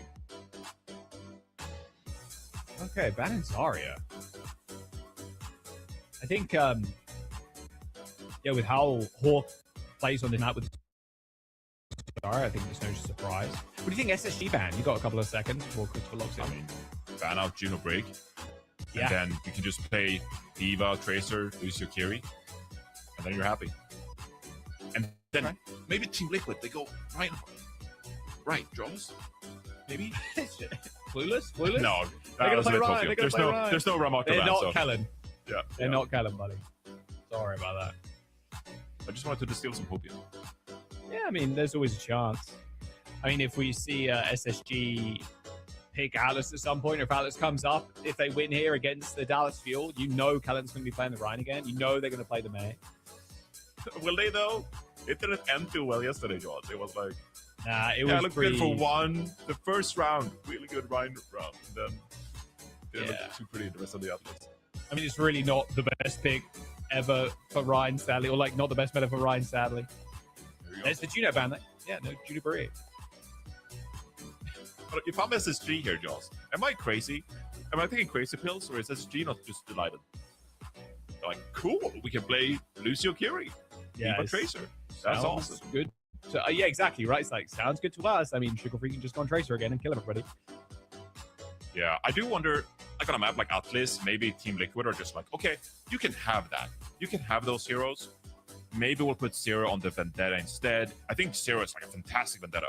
Arguably like the best Vendetta in the region. He's so good on that hero. Picked it up early. Was spectacular in the boot camp as well. And so Team Liquid, maybe they're thinking like, okay, we're going to pick Vendetta here and just chunk away at Hawk. Like the Diva is going down. That means they're going to surrender the Tracer matchup. But on a map like Atlas, maybe a little bit more difficult for Sugar Free to secure that value. All right, here it is. Final chance here for Team Liquid. They need a reverse sweep to see themselves in Japan at Tokyo Land coming up. It's next month, Johnny. It's quite soon. It's pretty close. It's pretty insane how far we've come already. Stage 1 kind of disappearing in a blink of an eye. 3 weeks of regular season will do that for you, I suppose. I can't wait, dude. We need to do an itinerary. One of those We've been there, both of us. We were there this year already. Yeah. Now we know all the places to go. And we're also taking recommendations. Send us some recommendations in chat if you know where to go. I'm just saying, we go to another car meet, baby. Let's go. Yeah, I was like, Jaws, you went to Japan before me. And I was like, where should I go, Jaws? Car meet. And you were like, oh, dude, this is the guy if you want to go ride in a car. And I was if you want to ride... like, I'm in Japan. Like, what do I care about a car meet? Car culture goes crazy in Japan. Riding some R34s. Okay. Yes, sir. Chat's going to pop off about that one. Guy. Let's go. Anyway, Team Liquid. Okay, Malga gaming for Team Liquid. Infected playing Malga and Hawk playing the Diva. Pretty unfair matchup if they're in a sustained fight. But if Lethal lands a good nade on the backline, Team Liquid are going to be mighty sad.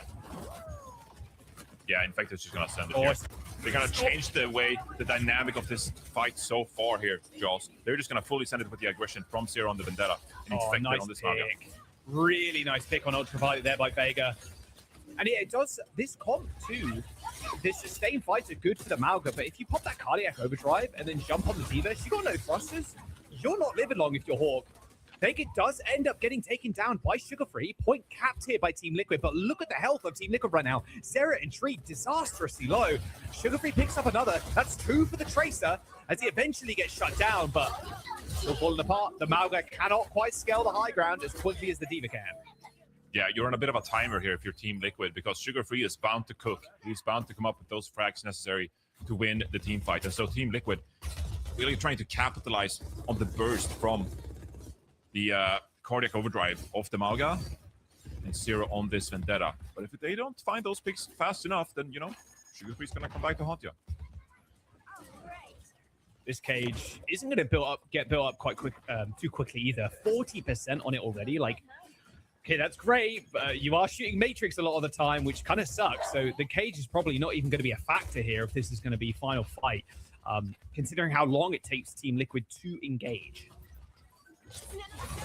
Escanor has this rush. That's not the point. Can we find anything? Override Protocol, bottom leaf already. It's going to stop them from descending on Hawk's neck. It was pretty low. It's Tree in the corner. Vendetta over the top. Sarah pooped away. Can't find anything. Everybody is just way too quick. Kills Abro in the end, and now Hawk can come in. Was defending that point the whole time. The Vendetta doing a lot of damage to Hawk's mech there, but now 22 HP. Sniped by Lethal, and that'll be first. Point over to SSG with almost 4 ults actually to spare. Ultraviolet coming up on this rush. You're feeling rich right now. You got the first point cap, and you have 4 ultimates to go, going into the second one. We're spoiled with ultimates here. This Team Liquid are still struggling to get back into this series, and Zero, he's getting a couple of picks here and there. He's evening things out, but Space Station in complete control so far Now they just have to play reactively to Vega Soundbar. Oh, what that stick was unreal. Okay, the beat from Vega was unbelievably timed there. That stick from Sugar Free. Completely denied, sadly. But honestly, Space Station Gaming, they just got a better beat, Johnny. They can beat later in this fight and now just run Team Liquid down. They're going to be able to hold on if Escanor is so low, forced to teleport already. Sugar Free dancing out of the way of the Vendetta slashes as Stree goes in the override protocol and just gets pressured out by Hawk. A double kill for the Diva as they once again just run over Team Liquid. It's so tough for Team Liquid now. Nothing is working for you. You're grasping at straws at this point. Like, do we go Sojourn? Like, Cassidy is going to be the answer here for Tree. A hero that he's been so good on so far this stage, but a little bit unorthodox. Like, it's hard to take over games on this hero. So yeah, he's going to put some more pressure onto Sugar Free, of course. Try to mitigate that as Zero tries to focus on the picks in the front line. Let's see if this Cassidy pick here can change the way these compositions are playing a bit. Override protocol for Lethal. Not much ready to eat this either, Johnny. There is going to be a cage for Infected here, but I do fear for his life, I'm going to be honest. As soon as that cage gets popped down, Lethal might just jump on in with the ult. Looks like he's going to actually pull that one first. A lot of decent hits there from long range. Self-destruct from Hawk gets the remake. Override protocol not finding too much here as Infected fighting for his life on the point. My goodness. He's trying his heart out there, Johnny, but Sugar Free just ends his life with a pulse bomb. And I hate to break it to you, the Team Liquid fans out there, that is another point for SSG. They are one away here from locking their ticket to Japan. And what a relief that would be for this Space Station squad. It's really been battling back and forth so far here in stage one. Multiple maps traded back and forth. They haven't found that consistency, but for these players now, Sugar Free, he missed a major last year. He felt real salty about that one, given his talents. Now, like you say, just one control point away. And as I say that, he gets shot in the head by Zero. Or, well, not really, because there's a blade, but still. You know.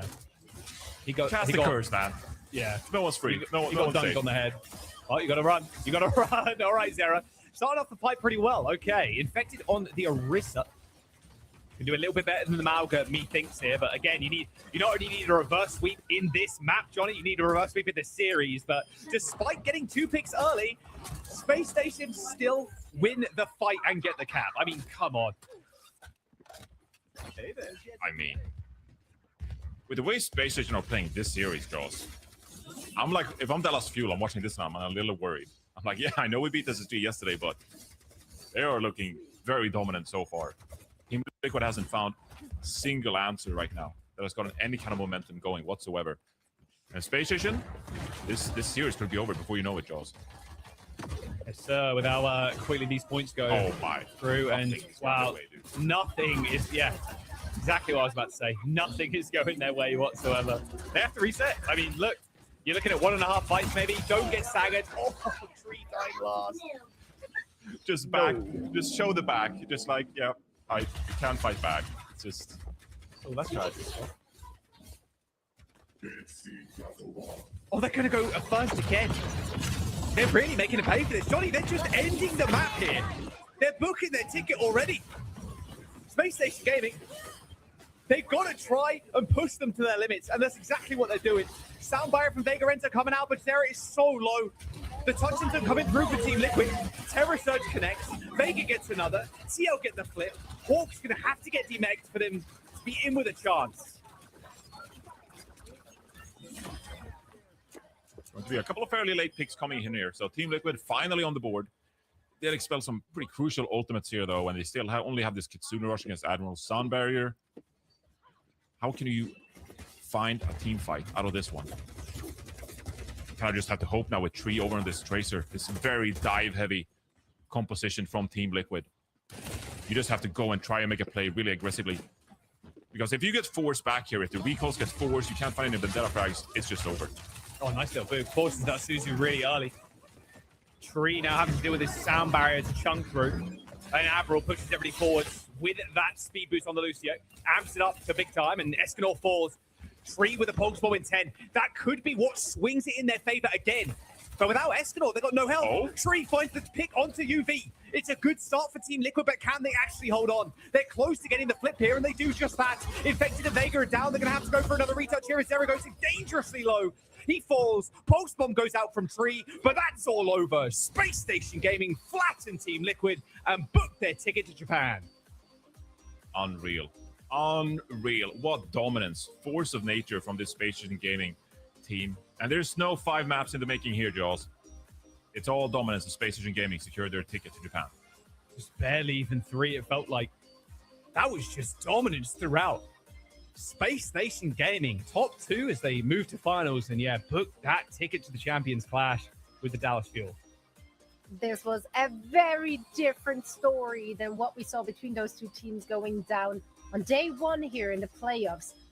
It was a close series where SSG found themselves on the back foot really for a lot of it, and they had to claw their way back in. Today, it was rehearsed. They seem to have downloaded everything that Team Liquid is trying to attempt here and had an answer for it. A very, very dominant showing from SSG, which should make everyone very excited for the grand final, because SSG played Dallas Fuel really close yesterday already.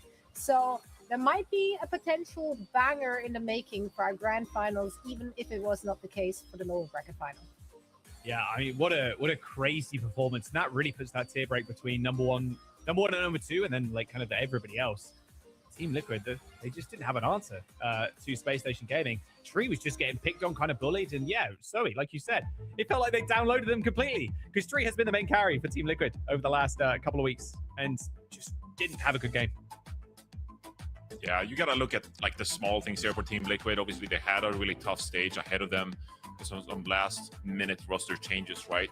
And they did put up some great performances this weekend. You know, Friday, they brought it real close. Won yesterday against Lunix. So they are the 3rd best team in North America, given really rough circumstances. But Space Station Gaming was just too much. A Space Station Gaming roster that fired on all cylinders. They were just unbeatable. Looked unbeatable in a matchup like this. It's an incredibly impressive series from SSG, and I think they're playing their best Overwatch right now. I think you're making a great point, though. Definitely a lot of respect onto Team Liquid's name and all the players playing for it, because the odds, as we said, as we were setting up this match, we're stacked up against them heading into not just the playoffs, but into the regular season. For them to overcome that and still turn up here and make it all the way to the playoffs and coming in the 3rd best team in the region is still a massive achievement that they can be proud of. And we're definitely very excited to see more of them in stage 2. Now, Dallas Fuel and SSG rematch from what we got to be treated to yesterday in the upper final. This might go the distance. This might be the series. Yeah, I'm hoping so. Hey, give us another draw. It's 1st to 4 as well, so there's more chances for that. I'm looking forward to how SSG maybe 8 maps. I mean, it's possible, man. It's possible. Book it. Lock it in. Look, Dallas Fuel, they look really good in that SSG game. But SSG, even just looking from that upper finals 2 against Team Liquid, 5 maps, then go into 3 maps, completely destroy Team Liquid. So yeah, it should be closer here. They're going to play. I can imagine they're probably playing a little bit angry too. Yeah, it goes back to what Lana said earlier, right? Yeah, let's get a vibe given check day, so from them. Any given day, indeed. Let's get Christopher in for a little vibe check. He does not look angry. I'm sorry to disappoint you, Jack. Christopher, are you feeling anger? What's the emotional range here today? No, vibes are immaculate. I believe the kids have been saying this. Yeah, no, happy. You know, avoided getting fired for another season, so you know that's always basically the main goal of the job, isn't it? Is to avoid being fired. We're all living the same life, don't we? Yeah. Christopher, let's talk about this series, though. Obviously, this time around, a much more dominant showing against Team Liquid. Was there anything you were able to take away from the first series and the semifinals that was able to aid you in the dominant performance for today? I think 100%. I think with hindsight, our draft in the first game was actually pretty terrible. I think we were kind of actually banning them off heroes we, in hindsight, wanted them to play. Like, actually, we spent a lot of time prepping for their Juno break comp and then decided to ban it, even though we were winning against it, because that was the logic was, they play that, so ban it. But then upon hindsight, it's actually, no, we were really happy for them to be on that comp as much as possible. I think that was, we had kind of a moment after we won that map 5 against them in that series. It was actually, we really know how to play against this team now. And then we kind of just watched back the comms from that game this morning and then tried to download that mindset. And I thought even from warm up, we were so dialed today. I think Frio was inevitable, actually. Dude, inevitability. Like you guys just kind of stomped them. I'm gonna be honest. Like that didn't really feel close at any point there. I do want to ask about the international. Obviously, you booked your tickets. So, who do you want to face? Is there any particular team you want to play against internationally? VP, our #1 rivals, 50-50 in scrims every time. So excited to see if we can go one level higher in an official. I would have thought Dallas Fuel was your #1 rival, especially as you're going to face off now in just a matter of minutes here. So, we're going to give you some time to prep for that matchup and everything as well. But, you talked about it on Friday, over-analyzing stuff like that. You played them yesterday. Obviously, you're going to make some big changes coming into the series, I can imagine. Or is it a matter of, like, we don't want to overthink things this time, just like we play our game? I think, we have a bit of momentum now after the series that we've played at. I think we need to decide if the comps were the big problem. Obviously, I think we were really need to qualify above all else. As much as we'd like to win, like qualification is like the absolute bare minimum. So we'll see. We've got a few plan Bs. We've got a few ideas, but I think I watched back the series this morning and I felt we just need to play a bit better and we'll be okay. That's just play better, I think. That's some solid coaching strategy advice here. Just be better and win. Why they pay me the big bucks. Exactly. Christopher, I'll let you get to it and lock in for the grand final. Thank you so much for joining us for a quick chat and best of luck. Thank you. Always great to hear from Christopher. They came to play today. A very dominant showing in their warm-up match, if you will, against Team Liquid.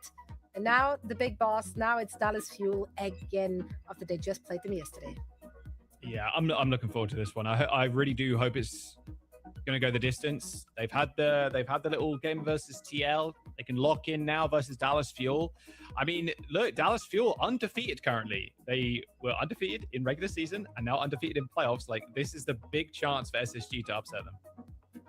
I think SG are so happy though. That was like the perfect result, obviously, because how dominant they were against Team Liquid. And now you almost like feel warmed up. Now you feel all great about yourselves. You're like, oh, look at us. We're so great. We're so great at Overwatch. You just go in pure flow state into this grand finals. And sometimes we've seen if you are the finalists that are waiting for the enemy team, actually it might be a little bit cold going into this series. You don't really have that same level of energy, right? And so, I'm going to lean on like the unproven, like mystical forces here.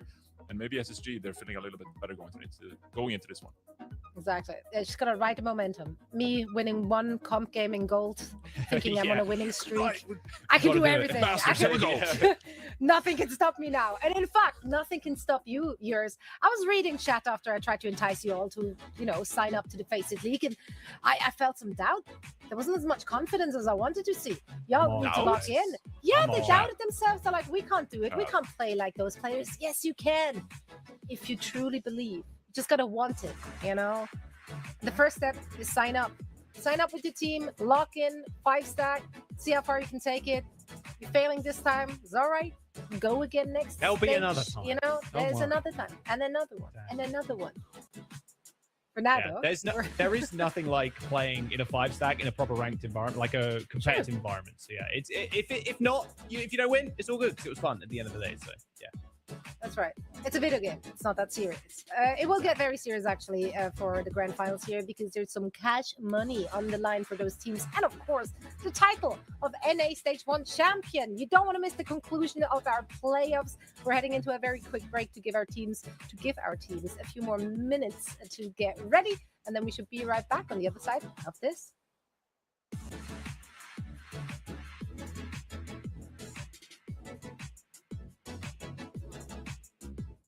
Start your climb to OWCS with Faceit League. Compete for $50,000 every season to sustain your team's competitive journey. Progress through skill-balanced divisions until you hit the Master Finals broadcast and get scouted by the best teams. Your climb to OWCS starts here. Join at fce.gg/Faceit League.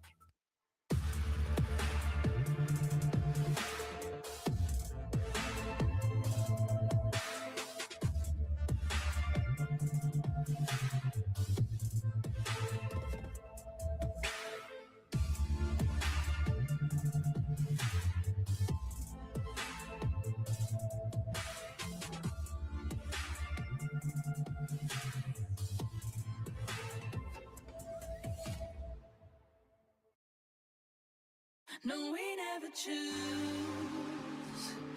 Always wishing for something to come true. What can you do? When baby, you know the love got you. Love got you. Love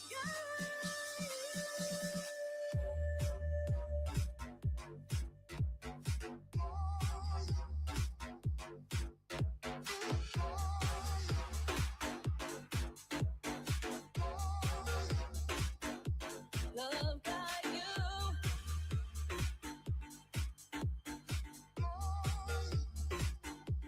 Love got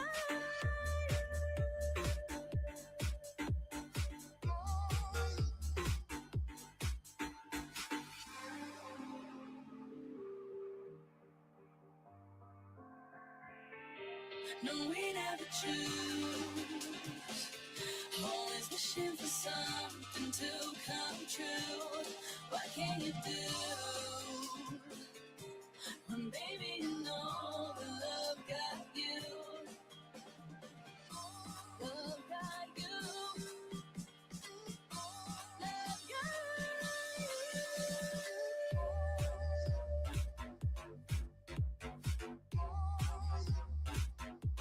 Love got you.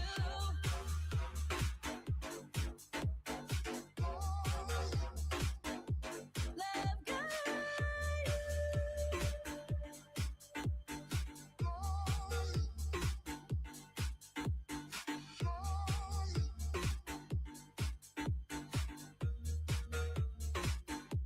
Love got you.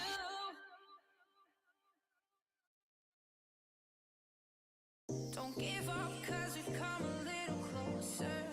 Lift me up and I'll take this feeling higher.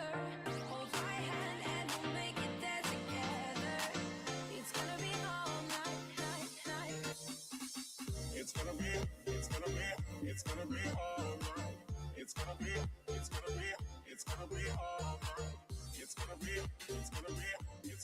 all night. It's gonna be all night, night, night. Energy, energy, energy flow. It's gonna be all night.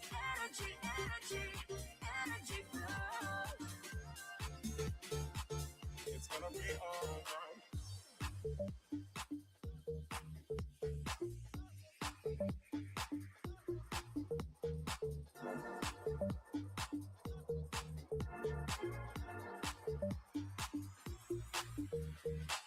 Don't give up, cause we've come a little. Welcome back, everyone. It's grand finals time. We're about to crown a champion in our NA region for stage 1. It's been exciting 3 weeks of regular season round robin play leading into a playoffs with already quite a few banger series. We hope, of course, that this grand final will follow suit. If yesterday is an indicator, it very well might, because yes, Dallas Fuel, they're on top of North America, but you know what? They've been tested yesterday, right? Like, we saw a draw against SSG on Mbani. We saw a dominant victory from SSG on Atlas. It was a 3-1 victory for Dallas Fuel in the end to send them into the lower bracket, but I did have to dig deep. And I mean it, deep, like Reinhard May kind of deep. No, look, I don't think that's going to happen again unless SSG take us to Atlas, in which case I do think it's going to happen because that map is definitely their weakest currently. Here, please, I know. Trust me, I want it, but I don't think it's a good pick. Ryan is just not that good. It's like the crowd in a Coliseum. They're just like, Ryan! Yes. That's facts. That's Are you facts. entertained yet? Well, I was entertained. And also, they did win the point, though. Well, they lost the map, but they won the point with Ryan, so Ryan is undefeated. True. I already said that earlier today. The math is mathing. Yeah. That's facts. Look, I think Kellen can play other things, but if that Ram is banned, then yes, the Atlas Reinhardt is definitely going to come out. Dallas Fuel have played their own kind of game throughout this regular season. It's been a whole lot of off-tank for sure, but I think Dallas Fuel, they are on another level currently. Undefeated in playoffs, undefeated in regular season. Looking to be undefeated here too, just a complete sweep through playoffs. I think it kind of like circles back to that point you made though, Zoe.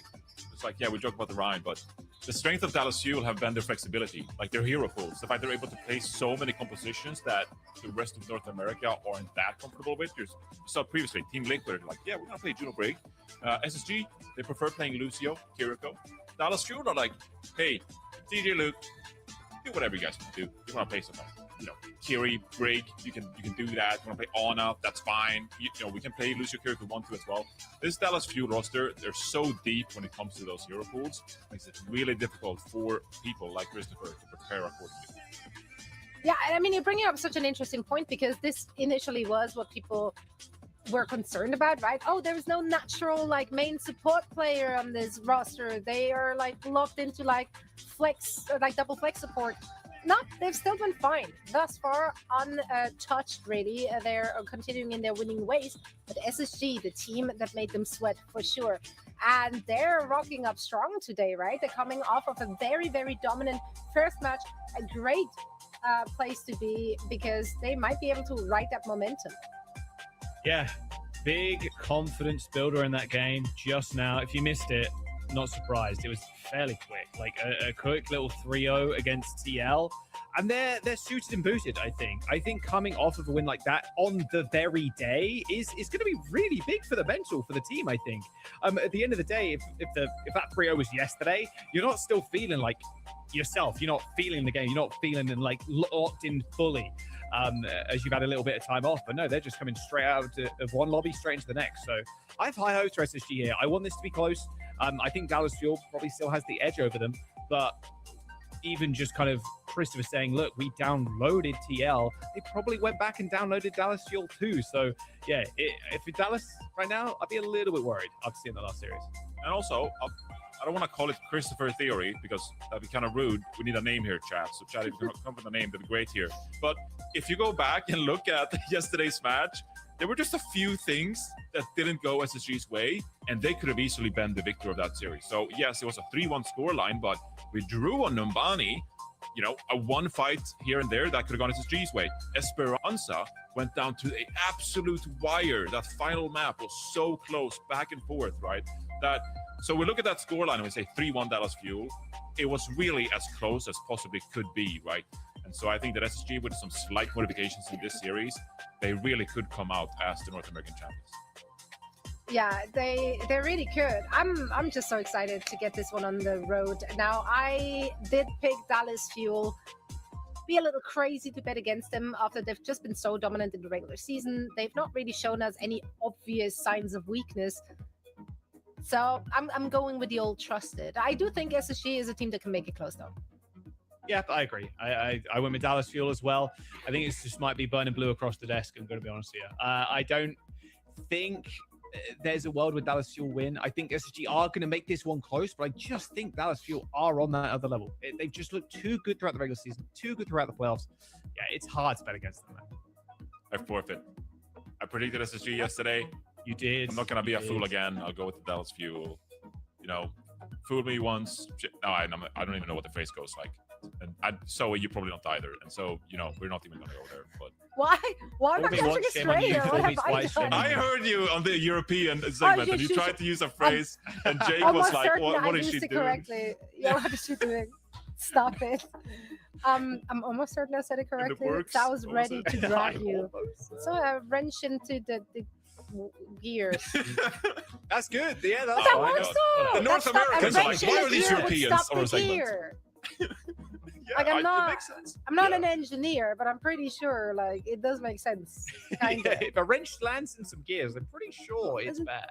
Gears are busted. That's what I'm saying. Facts. Yeah. Yeah, of course, chat. I assume the chat went in favor of Dallas Fuel here. But I do think that SSG's performance especially here in the playoffs should instill some confidence and probably gain them a fan or two as well. If they can just unlock another level and come in with the confidence that we know. We know, if looking at that roster, they are confident, right? Just hear them talking, it's confidence, front to back. Yeah, okay, I see Dallas Fuel. 78% of our audience does, in fact, bet on Dallas Fuel, and Space Station Gaming is coming in hot with 22%. That's not nothing. Let's see if they can. Yeah, I think that's kind of fair. Now, SSG, of course, here to prove us all wrong, or at least 78% of us wrong. Let's see if they can get it done. Once more, a reminder, of course, that in our grand finals, it's first to 4. So more opportunities to come out on top. It's grand finals time here in NA. SSG going up against Dallas Fuel. Guys, please take it away. Yes, thank you very much. So a grand finals of stage 1 here in North America. Dallas Fuel and SSG. SSG looking to get some sweet revenge for that upper finals game as they've just come off a hot win versus TL. Same percentage, by the way, Johnny, as our last series. Dallas Fuel 78 as SSG had 78 in the last one. So yeah, pretty split. Yeah, I know. It's kind of crazy actually how that ended up working out. It'll be a Busan pick for Dallas Fuel. They came in through the upper bracket, so they get the choice of map first. Yep, and they're just going to run things back. They looked dominant on this map yesterday. It was kind of like the opposite game for SSG yesterday, where they started out on Busan and they just looked horrible. Like they couldn't get anything going against Dallas Fuel. And then here today against Team Liquid, we're like, wow, SSG, they're on fire. They're just dominating here on Busan. And so it's going to be interesting to see here if SSG can turn things around and be slightly more competitive to kick this series off. Oh, a Diva ban. I mean, a Diva on this map. We already saw what Hawk was kind of rocking with there. Depending on what stages you go to be honest with you, though. But if they're playing the Zarya, it's way better for Kellen if the Zarya gets picked by Hawk. Even the Malga is really good for Kellen, too. So, yeah, let's have a little look. Here we are, though. Grand Finals, first to 4. Dallas Fuel, SSG. They've already locked their tickets in to the LAN in Tokyo, Japan. But here it is for all the marbles, the trophy, and a little bit of extra dosh as well at the end of this series. Let's get this underway. And what a banger match we have ahead of us here, Jaws. Prior teammates, looking at Dallas Fuel, Chronic, Kellen, CJ, last year part of the Space Station Gaming organization, but this year going into 2026, Space Station with some big changes. Picked up Lethal, Ultraviolet. These are players that are very familiar with each other and now get the opportunity to go head-to-head here in our North American Grand Finals to kick off 2026. Kellen on the Wrecking Ball. I mean, this is what I was saying about the stages being kind of beneficial to Dallas Fuel here, because Kellen can play ball and you can play dive tanks. And a Wu Yang for Lucamino. So a greedy backline for the Fuel, Johnny. Yeah, and yesterday we actually saw the Ana banned from Space Station. But obviously they felt so uncomfortable on Mecha Base downtown that they let the Ana slide this time. And Dallas Fuel quick to capitalize, putting CJ on his signature hero. That is such a cheeky little angle. Good boot, though. Nice whip shot coming in from Admiral to stop Kellen slamming 4 players. Nade is going to stop the push from Lethal and Admiral for a little bit, but Ultraviolet is also going equally as low. Kellen might be able to find a good slam target straight on top of the drum. Ultraviolet, though, down first. Good pressure play from Sonjin. Everybody kind of looking at it. It's like classic Wrecking Ball, right? Everybody looking at the ball, and you don't see the traces sneaking up behind you. As Space Station get the first cap, but not for long. I feel like you probably feel a little bit cursed here if you're SSG. This staggers. Oh, come on. No, they're staggering the Brig of all things. Nice. Okay, let it spawn for Admiral there. Yeah, but what I was going to say is you probably feel a little bit unlucky that you're starting things off here, right? Because you didn't ban the Ana, and now you're forced to play against this Wrecking Ball Ana composition right off the bat. Hawk is going to flex over to the Doomfist. If this doesn't tell you that they're looking for answers to navigate this kind of composition, I don't know what does. Wow, Sonjin went really low, barely on like a bar of health. Yeah, answers they are looking for. Will they get it though? Not sure. But generally, like, you know, Doomfist decent against the ball in some respects, can kind of punch the ball away from the back line and be a little bit more defensive. But Hawk needs to be able to go in. Good anti-nade from Ultraviolet though. Kills Chronic straight off rip. Oh, the pulse. No block, I suppose. Sugar-Free looking for a way into the fight, but already Sonjin posts one, protects the backline, knowing Sugar-Free trying to go in. Lethal with a headshot onto Lucamino, though, as Ultraviolet from across the map snipes Sonjin. What a fight from SSG. And Ultraviolet locking in on the Ana here, saying, I'm feeling real comfortable on this hero too. This is one hero that Ultraviolet played tons of last year, made a name for himself for Wu Yang release, saying, I can kick off a lot of these fights with some crucial biotic grenades. And so picking it up here himself for SSG, as they flex over to this Doomfist composition, made big impact immediately, hitting some crucial nades. All right, Kellen on the Winston now. A little slower. little less annoying for SSG. Ultraviolet with a good wraparound, though. They've completely taken the back lines away from the Dallas Fuel. Override Protocol launched straight at Lethal. Actually, it's Nano to make sure he can stay alive and forces Chronic as well to dip into cover. A decent body shot there onto Sugar Free. It's a little bit of chip damage as Lethal gets flattened like a pancake. Nano, Winston, Raleigh, a little boop away, but he's straight back in, trying to ring around the Rosie. This Brigitte there. Heals coming in, luckily, though, onto the Brigitte. But the problem is here that Kellen just play around the bubble as Avril was forced to touch, forced to try and hold on to the point. Backline dead for SSG, and Dallas get the cap. I think realistically, Kellen's going to be very happy playing this Winston as well. No huge threats to him here. Space Station now over to a Lucio and an Ana composition. And Kellen is kind of left to do whatever he wants on this hero for now. Given what Kellen is capable of on that Winston, it's going to an absolute field day against SSG here. Soldier with the pulse in a second. Oh, Susu. Okay, Lethal spotting him out. Wow, where did Sugar Free go? And he must have got slept off of that, surely. Oh, here comes the dive from Kellen. It's going to stop Lethal being a factor on the point now. High Noon's going to get popped. Oh, the stick is so good. The stick is immaculate from Sonchen. Goes in despite the High Noon. That's 2 players already down. Meteor strike from Hawk, and Sonchen's not done just yet. It's going to chase down this Lucio. Hawk used the Meteor strike to try and get some a kill in the back line as Kellen pops the Primal Rage, and Dallas Fuel snuffing out Space Station, grounding them 100-49 as they take first round. Now, this series feels a little bit different compared to the Liquid one, Jaws. Now you got Sunjun in the lobby, fragging out on the Tracer. Oh, it's not giving different. Sugar Free an inch. I mean, you say it's kind of Sunjun there, but like the back line was giving him way more hassle as well. Like a Lucamino CJ just popping him with the just with the general like right click of Ana, not right click, sorry, the left click of Ana, right? I mean, at the end of the day, if the Tracer is taking one shot from Ana, you've got to be more careful. You've got to go for a health pack. You can't stick around for as much longer. If you're getting poked out that early on, it's tough to really find success on the Tracer. Yeah, SSG are going to have to put that one behind them. They knew that Ana was going to be a problem loading into the series. So now they got to look forward. These next 2 rounds, these were the ones SSG were going to try and win to begin with. Already Sugar Free dropping low. Surely. Nice slap coming out from Ultraviolet there, keeping Sugar Free alive, but still in dire need of health as Kellen just kind of donk walks forward with the Ram, shielding off the backline as well. Hawks alone kind of, at this moment in time, kind of isolated. Now Sonjun's in the mix, trying to get a nice little flank angle on the Tracer, but the backline standing up too strong there. Space Station Gaming still struggling to get out of the choke point as Kellen shuts the door on them. They're going to be able to get out eventually, but unfortunately here, they're still just taking way too much damage. Kind of what happened yesterday. Trouble against Ramatra. Kellen here with Nemesis form. Could combine with Sunjun. Yeah, Ultraviolet's already pretty low. Look at me in the same here. Sonjun, Sonjun almost landed the 2 clips. And now Hawk's in trouble. He's so low. Ends up falling over to Kellen. Sonjun really is everywhere all at once. Point gets unlocked. They're going to get the cap, and they're going to have a lot of ults. Ultraviolet thinking they can win this, though. Oh, taps Lucamino in the head. Nice little one burst, but can he keep the rest of the team alive? Kellen's super low, drops back down to the point as Lethal lands the finishing blow on the Ram. A good stick from Sonjun, though, levels the playing field. Dallas Fuel DPS leveling up right now as Space Station Gaming do get a cap, but it's not over yet. Dallas Fuel quickly being able to regroup.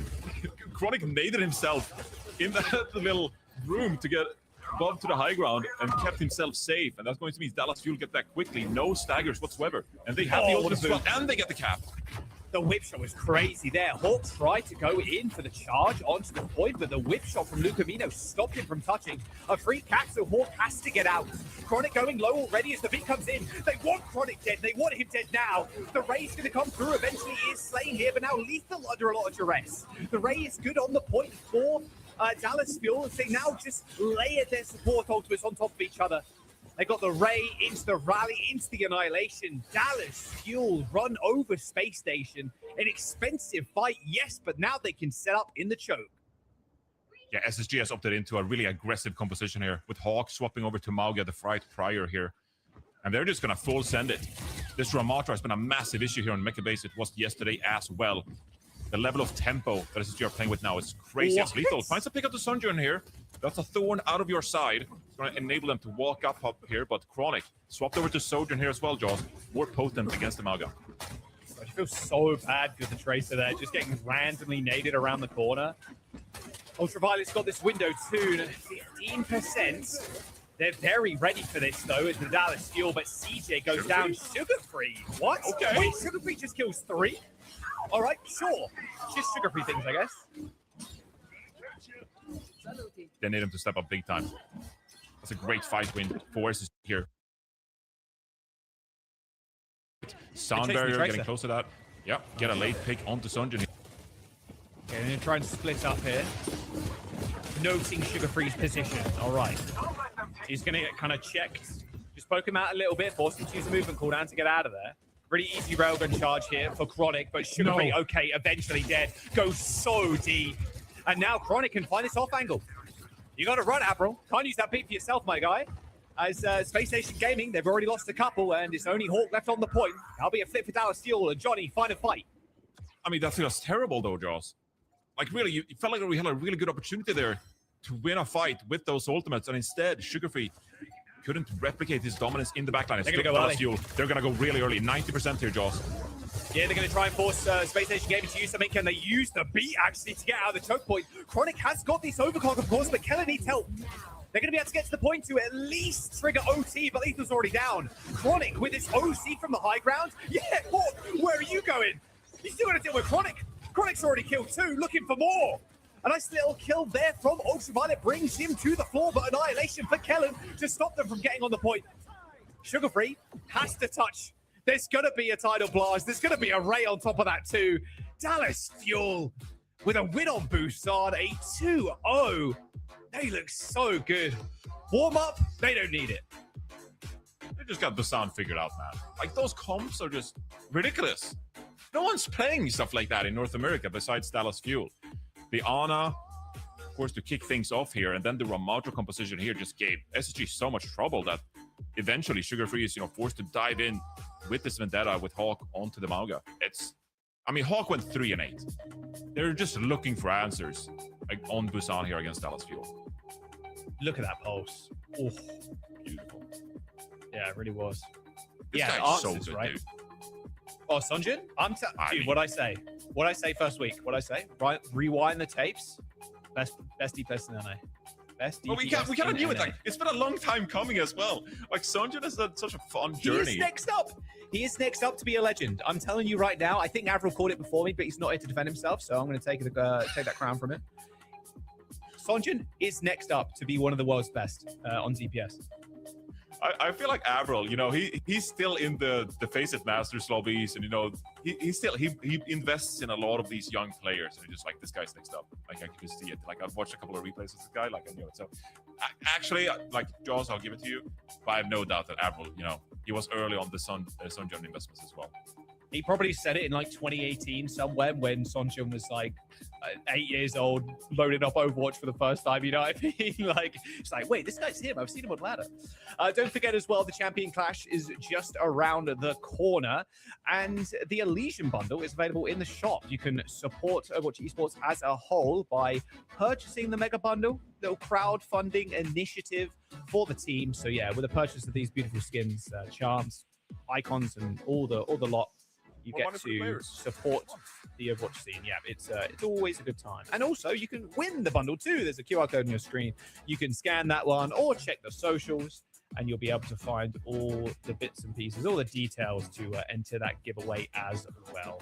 Now, let's go on to map number 2. Remember, everybody at home, look at the top of your screen. First of 4 for our grand finals. Midtown is the choice for SSG. Seen a lot of Blizzard World, a whole lot of it, a decent amount in Barney. Midtown, okay, a little bit rare map coming in for SSG's pick.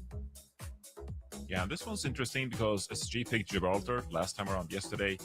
Instead of taking a loss there against Dallas Fuel, so making a bit of an adjustment going into this series as well. So going to pick Midtown, actually, instead of Nambani, apologies. Obviously, Nambani, we drew one yesterday, and I actually think SSG, they look quite good on that map. We had that Hazard come out with some pretty wonky, weird backlines. But SSG making a bit of an adjustment here instead, picking Midtown instead of Nambani. banning out Illari here, respecting the flexibility of the backline of Dallas Fuel, and also protecting their own support line a little bit. Yeah, Illari's really good on this map. Really good poke. Hard to destroy pylon, put it on the fire track if you're on defense. And you can just poke away. And then if you're the offense there, you kind of have to teleport or, take the back alley route towards the mega health pack. But Symmetra is going to get banned by the Fuel second. So no sugar-free sim is what we're seeing. Yeah, and to be fair, sugar-free on the Symmetra last couple of weeks has been really good. One of the only teams in North America that's rocking the sim, and they're doing it really well. So it's a good targeted ban for the Fuel on a hybrid. Yeah, that's kind of why I had a good feeling about SSG yesterday. Because I was like, oh, they have that Symmetra angle if they want to bring it out. And I felt like Dallas Fuel, like maybe they would struggle against the Symmetra a little bit. So this ban on Symmetra tells you everything you need to know. Dallas Fuel, they still respect that hero. They respect Sugarfree's capability to bring out that hero. And what a great thing that is for Sugarfree's hero pool, by the way. Being able to add a crucial hero like Symmetra to your hero pool. In this kind of scenario, like, yeah, you haven't played a Symmetra yet, but it warrants a ban here and there. And it just gives you an overall better chance. And so Sugarfree, having practiced the Symmetra in the offseason, getting coached by Christopher, who's very well versed on that hero as well from his time with London Spitfire. It's just a great thing that Sugarfree has added the Symmetra to his hero pool. And I kind of feel like eventually we're going to see the Symmetra at some point in this series. Kellens. Okay, playing the Sigma. I really like this DPS lineup over the Fuel. Echo for Sonjin, Chronic on the Emre. Echo in this meta, especially against these faster comps, really nice at burning down the D.Va mech, whose sustain is kind of ridiculous. You get that focusing beam on the D.Va, you're not living long. Still though, like, very vulnerable to the Tracer, and so you're gonna have to feel very comfortable playing inside these rooms, using the slight verticality to get to the second floor just to dodge some of these things coming in from Sugarfree.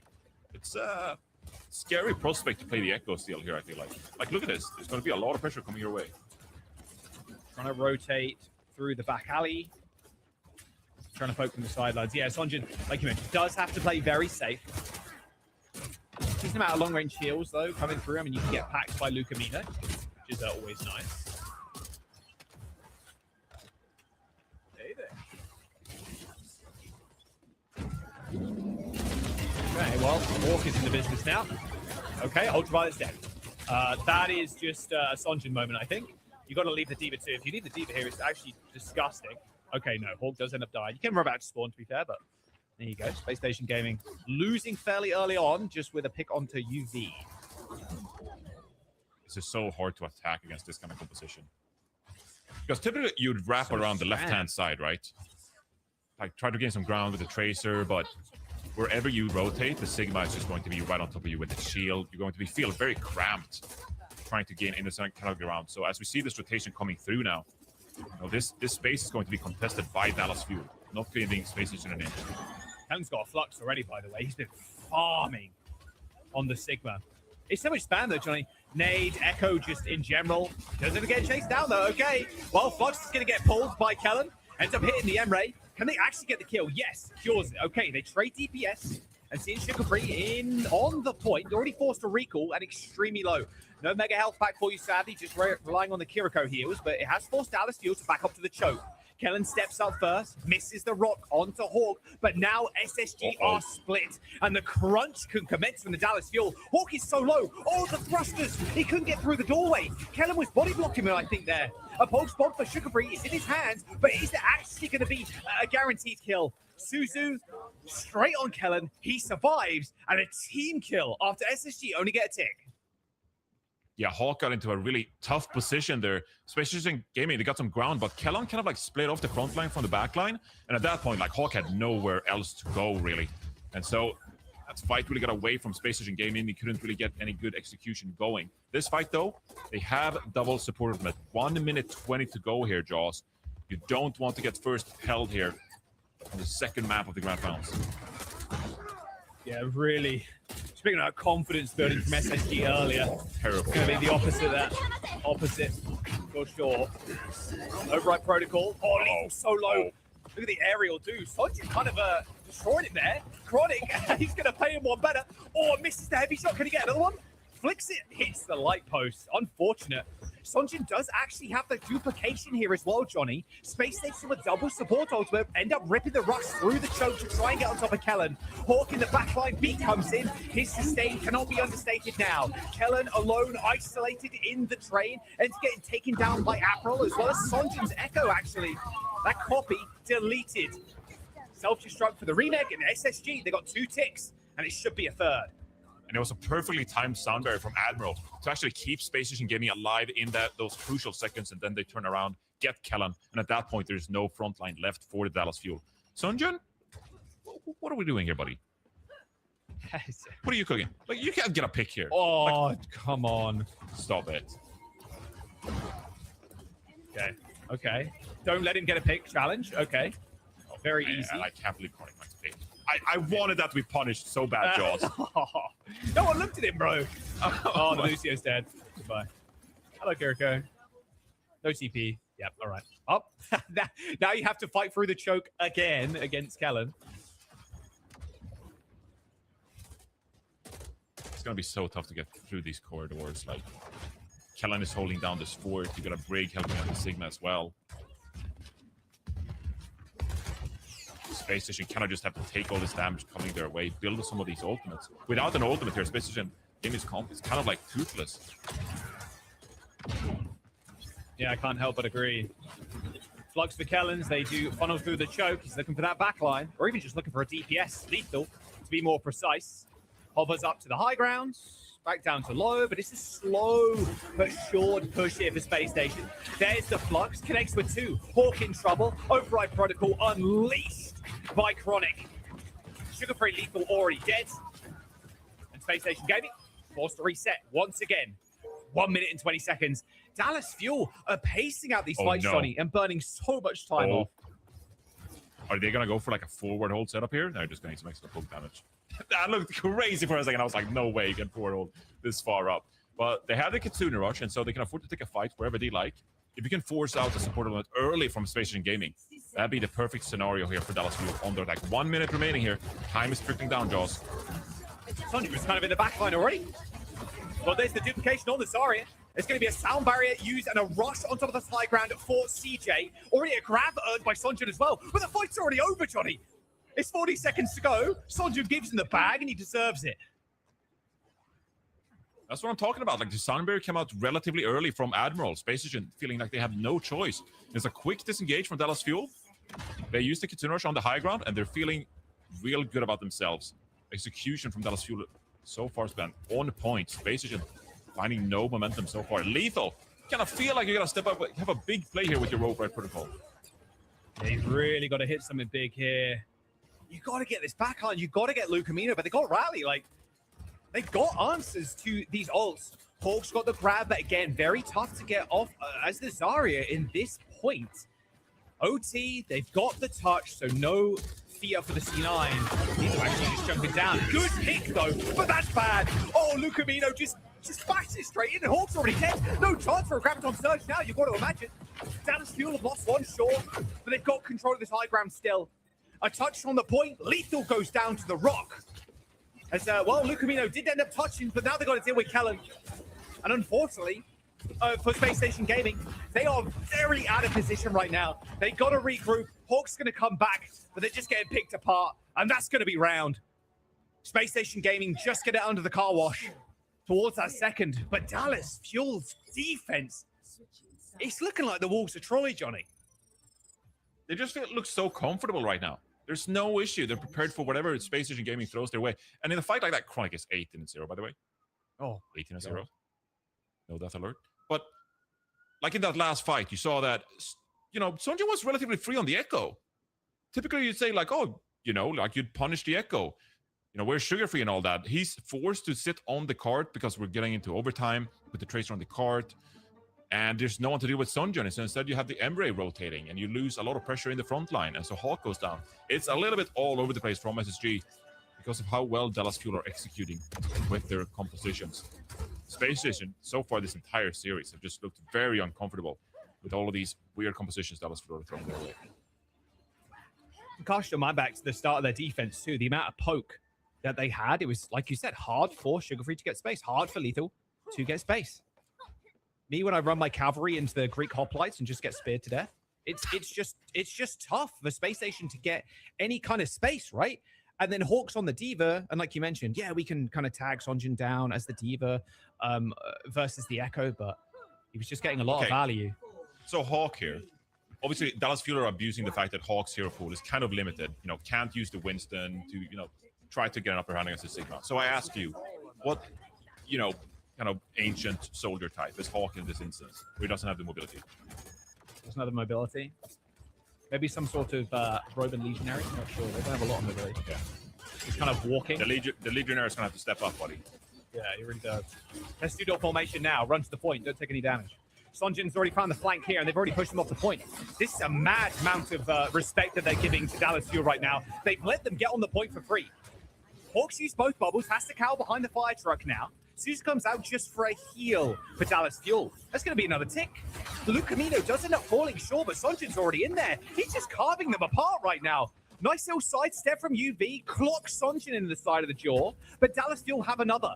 Hawk sugar-free down, so the person to touch is probably Avril. He ends up going for a little boot there. UV trying to heal him up, but Cronus already put him in the dirt.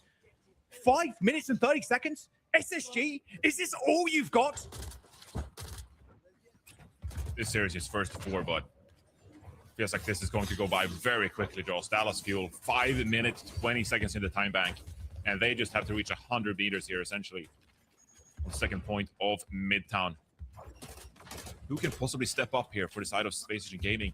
Sugar-free on this Tracer in a Vendetta matchup. Kind of want to abuse the mobility to try and secure a couple of picks, be a thorn in Dallas Fuel's side. At least they got some damage coming out from Lethal, pumping out some headshots there, but taking a very passive angle. Doesn't want to get jumped on by Sonjin, of course. And there's the rush. Okay, an easy disengage for Dallas Fuel. Kellen, though, does end up going down, loses all that energy. And here's the momentum that SSG need to play off of now. So only get the 1 pick there on the back of the Kitsune Rush, but the good thing is you already have a lot of ultimates built up. And so in a scenario like that, the 1 pick buys you enough time, and you already don't need the ultimate charge, and so everything's okay here. Dallas Fuel have a lot of ultimates themselves, but Space Station, they're not out of it just yet. Oh, I can hear that Tracer. Kind of messing around in the back line. Sonjin ends up going down to override protocol from Lethal. Nice little snipe onto CJ as well. Susan's already been used. Oh, the snipe from around the corner. Well, Sugar Free's down, but CJ dead, so Dallas Fuel, best they can kind of hope for here is a little bit of extra push on the payload. Well, that's what they're going to contend with us. All for now. All for now. That's a great pick by Lethal, by the way, to hit that final second pick. Still alive, by the way. How's Kellen still alive here? No punishes? No punishes? Rush, grab. They might just be all over. The beaters are coming through. Sonja with the blade, sundering right on top of Hawk's head. Avril ends up going down. A couple of meters to go. As Dallas Fuel don't step off the payload. SSG fall as Dallas Fuel find the second map. Everyone just forgot about Kellen, me included. Putting some pressure on the card. SSG were rushing back to secure that high ground, and Sorry was having a field day on that card. Dallas Fuel, they got the better beat in that one. Great Sorry able to block out the full spawn as well from Sugar Free. 20 didn't die. 22 and 0. 22 and 0 over Chronic. It's ridiculous. Absurd. It is ridiculous, especially from based on what we just saw, right? In the matchup prior between SSG and Liquid. And now Sugar Free is like, I'm feeling kind of hopeless right now. Chronic and Sunjun are doing amazing work. Man. You can't tell me that Dallas Fuel is just going to walk over them in a 4-0 fashion, right? SSG, they're going to have something up their sleeve. You'd imagine, like, Atlas still on the table as well, by the way, so they could battle with Dallas Fuel there, where the comp that Dallas Fuel are going to run, they already know. So, yeah, we'll see. Just couldn't get past this Echo either. This Echo is a thorn in their sides, Johnny. I know we're just 2-0 in this grand finals draws, and I'm going to get ahead of myself a little bit here. But last year, we spent a lot of time talking about how Team Liquid, with their roster, young, talented roster, that they were NA's hope for the future, right? That they were going to be the North American team that could eventually compete with some of these international rosters. I feel like this Dallas Fuel roster, with the flexibility, the hero pools we're seeing out of them, the mechanical skill of the likes of Chronic and Sunjun, I'm looking at the way they're executing in some of these matches against SSG and the opposition here in North America, who, yes, they could be a weaker region compared to EMEA and Korea, but I'm really impressed by what Dallas Fuel are doing. They could definitely, if they perform like this, they could definitely take it to some international teams. Ooh, taking Zeta maybe. I mean, Zeta looks really good right now. Like, hey, you said, well, they're more, hey, they're more out there, man. international teams. Come on. They're just like, okay, well, you know, if you say like, oh, we're gonna qualify for the Champions League, you're not like, oh, can we beat Real Madrid? You know, you don't go to Real Madrid like the first example. You're like, you know, there's plenty of other European teams. Like maybe we have a chance at. Hey, come on, man. If they're the best in the region, like maybe they could stand up to say they're looking real good, man. They're looking real good. We'll see if the meta ends up changing too, of course. But yeah, I mean, look, they're up 2-0 right now. That we know for certain. How do SSG fight back in? Because that wasn't really that close at the end of the day. I think with how they played it on the defense, they still have a couple of different picks that not necessarily they've been hiding, but they've just not needed to show, like the Echo from Sonjin on a defense of the Midtown. It's going to be a Rialto choice, actually, for SSG as we head to Escort. Yeah, I mean, you're really just grasping at straws at this point in trying to find something that could work in your favor. And the good thing, guess, is that the meta is fairly flexible. You know, historically speaking, the metas have been pretty strict and you have to be really good at one specific composition. Like, hey, even going back to last year, we had some tournaments just dictated like who has the best Symmetra play, who has the best Sojourn play. I feel like this series is a bit more open, right? You have the opportunity to play a lot of different comfort picks, and obviously things haven't worked so far for SSG when it comes to the Zarya play. But, you know, if you're willing to flex your muscles a little bit, try a few different things. If I knew the answer, I would be paid the big bucks and not Christopher. But you really have to try to go for something different so far, because the Zarya Lucio carry just hasn't worked. Well, they're going to ban Brig and a Tracer ban for the Dallas Fuel. I mean, that's just brutal. Sonjin could play the Echo again as well. Yeah, could play the Echo. This is probably going to force Sugar Free over to the Vendetta, which I would say that I think Sugar Free is better on the Tracer than he is on the Vendetta. SG, obviously, they played quite a bit of Vendetta so far this stage, and they haven't shied away from playing Zarya Vendetta. But if I'm trying to come up with a scenario of how SG get back into the series, it feels more like it should be Sugar Free on Tracer, not Sugar Free on Vendetta. Am I wrong? Vibe check me here, Jaws. No, I think you. I'm picking up what you're putting down. Yeah, I feel it, bro. I mean, getting your head back in too is going to be a little tough for SSG. Coming off such a dominant win there versus Team Liquid. They've locked their place in Japan, so at least they've got that, right? It's not like this is the game as well, so they can rest assured they are going to land. But they want to be crowned the North American champions, right? You want to be that #1 seed. You want to be the champs here for the first stage. But the Dallas Fuel, perfect season.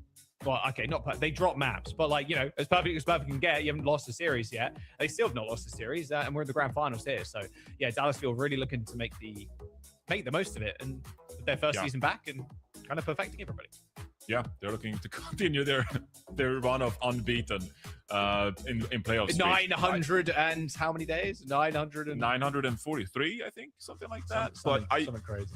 Just wanted to say as well that, you know, while both teams have qualified, every single major tournament, the seeding comes in so important, right? Because if you are the second seed from a region like this, you might have to play Twisted Minds, you might have to play Zeta Division, and you're like, oh man, it's just, we're off to a very tough start in the major.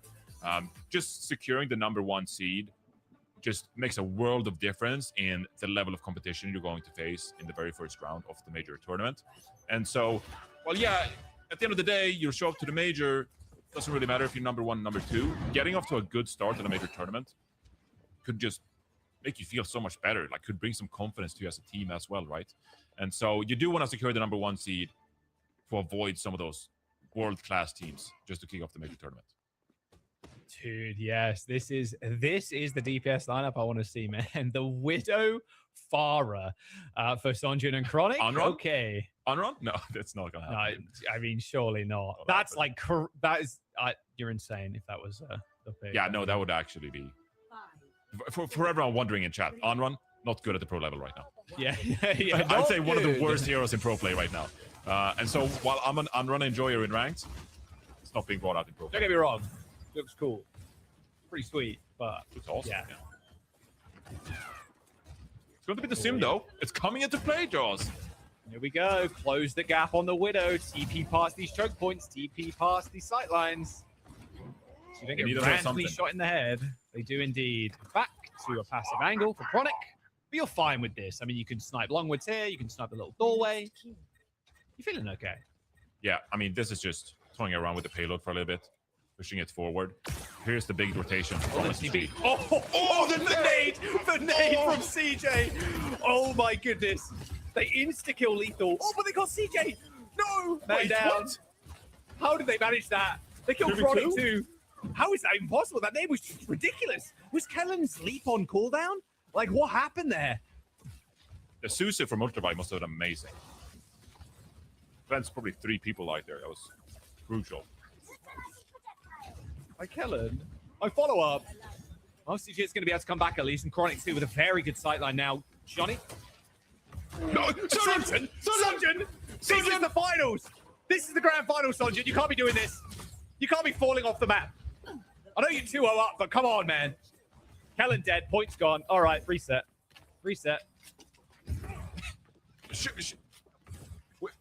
No, there's no way he was like, we're not taking a fight here. Surely he just ran out of fuel somewhere. Bro slipped on the Winston banana peel and fell in. I don't know. What happened? It's the devious boats of Rialto. I don't know, man. Yeah, it actually might be. He got trolled by the boats again. I don't know. All right, anyway. TP. Still available here. CJ has got nano. I'm resetting, man. I'm resetting. I'm not freaked out at all. Oh, should be taking so much damage. Chronic off the Widow. The sideline's not as good here, of course. It's going to be a wall here for Space Station. I imagine they just want to kind of bait Kellen in. Force him to use jump, maybe, and then Ultraviolet rips the rush. Well, they're going to go. Sonjin used those thrusters to get away. Slowly but surely now, Space Station game making some space. And there's the leap away for Kellen. Rush used. Barrage over the top, though, for Sonjin. Taken down by Sigurd Reaper. He's already killed Admiral, so no sound barrier. Then level for SSG. Nice boop as well. Hawk very low. Good job. They thought better of it. They knew Kellen had a potential nano coming his way on the Winston, and they're like, we want none of that. We gotta wait for this sound barrier. It's a great opportunity here for Space Station Gaming, though, Josh. They need to capitalize on this fight. Oh, now you have to deal with a wall. Okay, well, they can try as they might. Kellen's going to be able to at least boot people away, but he's already under 500 HP. All right, back off. High noon for lethal too. Just you traded the ult. Using the wall to much to his advantage. Sound barrier coming in. They're TPing onto the back line right now as Cullen jumps in once again to separate them with the bubble. Oh, as Admiral gets booped into the lake. Hawk, though, with 2 kills. With the help of Ultraviolet there, ends up killing Chronic and Lucamino. Kellen very low. Ends up getting destroyed by Hawk. These teleport plays, we fear them. And one of the reasons why Dallas Fuel banned the sim in the earlier map. SSG are going to be able to cap this second point. Finally, they have found a composition that is working for them. And this time it's Dallas Fuel making the hero swaps. Sonjin over to this Vendetta instead of the Farah. Makes a lot of sense just because going to the third point as well. More difficult to play that Farah. Lethal. Swapped over to the Venture to get back quickly to the fight, but now better on the over on the Embrace once more here. So Space Station Gaming here. Or coming up on a Kitsune rush here. You know probably that Lucamino is going to have a sound barrier. Wonder if you can use this Metro Teleporter to get on top of Dallas Fuel. Make it difficult for Lucamino to get value. Oh, the enemies now seriously to push themselves forward. Chronic already dead. Yep, didn't get that sound barrier, and unfortunately ended up pulling the ultimate as well. All right, well, they are just going to get rolled over. Space Station Gaming in very good time here, Johnny. 3 minutes and 30 seconds to push into this last point. This final corner has been reached already. And And they have this Symmetra barrier as well to make life so much more difficult for Dallas Fuel, especially if they're over on this Zarya, this Sojourn. This Sojourn's not going to be able to put out any damage whatsoever. Already in, and they've got another wall as well to deal with. CJ's in the spawn, half HP, Lenny down to Chronic, but now Kellen's going to be the main focus. He's high energy though and receives Suzu and a heal just in time from CJ and Lucamino. The self-destruct's good for 1 kill, but Kellen is still alive and full energy. How did Chronic get that pick onto the baby diva that didn't allow Hawk to remake after the bomb? Crucial detail, a crucial headshot from Chronic to make life a little bit easier for Dallas Fuel as they try now to hold on for 3 minutes on third point of Rialto here. Space Station Gaming, they have the Sunbearer advantage, but can be difficult to get value out of. Kellen's Graviton Surge here. They could just stop Space Station Gaming in their tracks. They have the Symmetra Teleporter to navigate out of it, though. The Hawk on the ram. Oh, now instead. Override Protocol launches Lethal into the skies.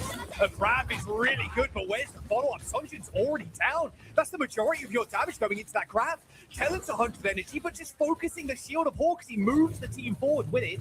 There's a Symmetra on the sidelines, but again, Hawk's got no bubble. Kellen's got no bubbles. He can't stay alive, and he can't stay around the fight for too much longer. Gets pistol whipped by Lethal, who's just mowing down the Dallas Fuel. There's a desperate Widowmaker pick here coming through from Sonjin, but SSG finished with 1 minute and 59 seconds in that time bank. And what a relief that is for Space Station Gaming there. It was an awkward fight to kind of finish things off there because the Symmetra Teleporter was used early from Sugar Free, and that was the go time for Kellen, thinking that he could drop the Graviton Surge and they could finish up the rest of Space Station Gaming, but the sound barrier was good enough. There was some corners to hide behind for SSG, and so Dallas Fuel not able to capitalize on that crucial Graviton Surge, and that was it. That was the Space Station Gaming capping out the third point here, and that has to feel so good. Like the fact that you were able to get the ball rolling, you're capping out an escort map here, something that they haven't really been able to do here so far this series. Capture a point.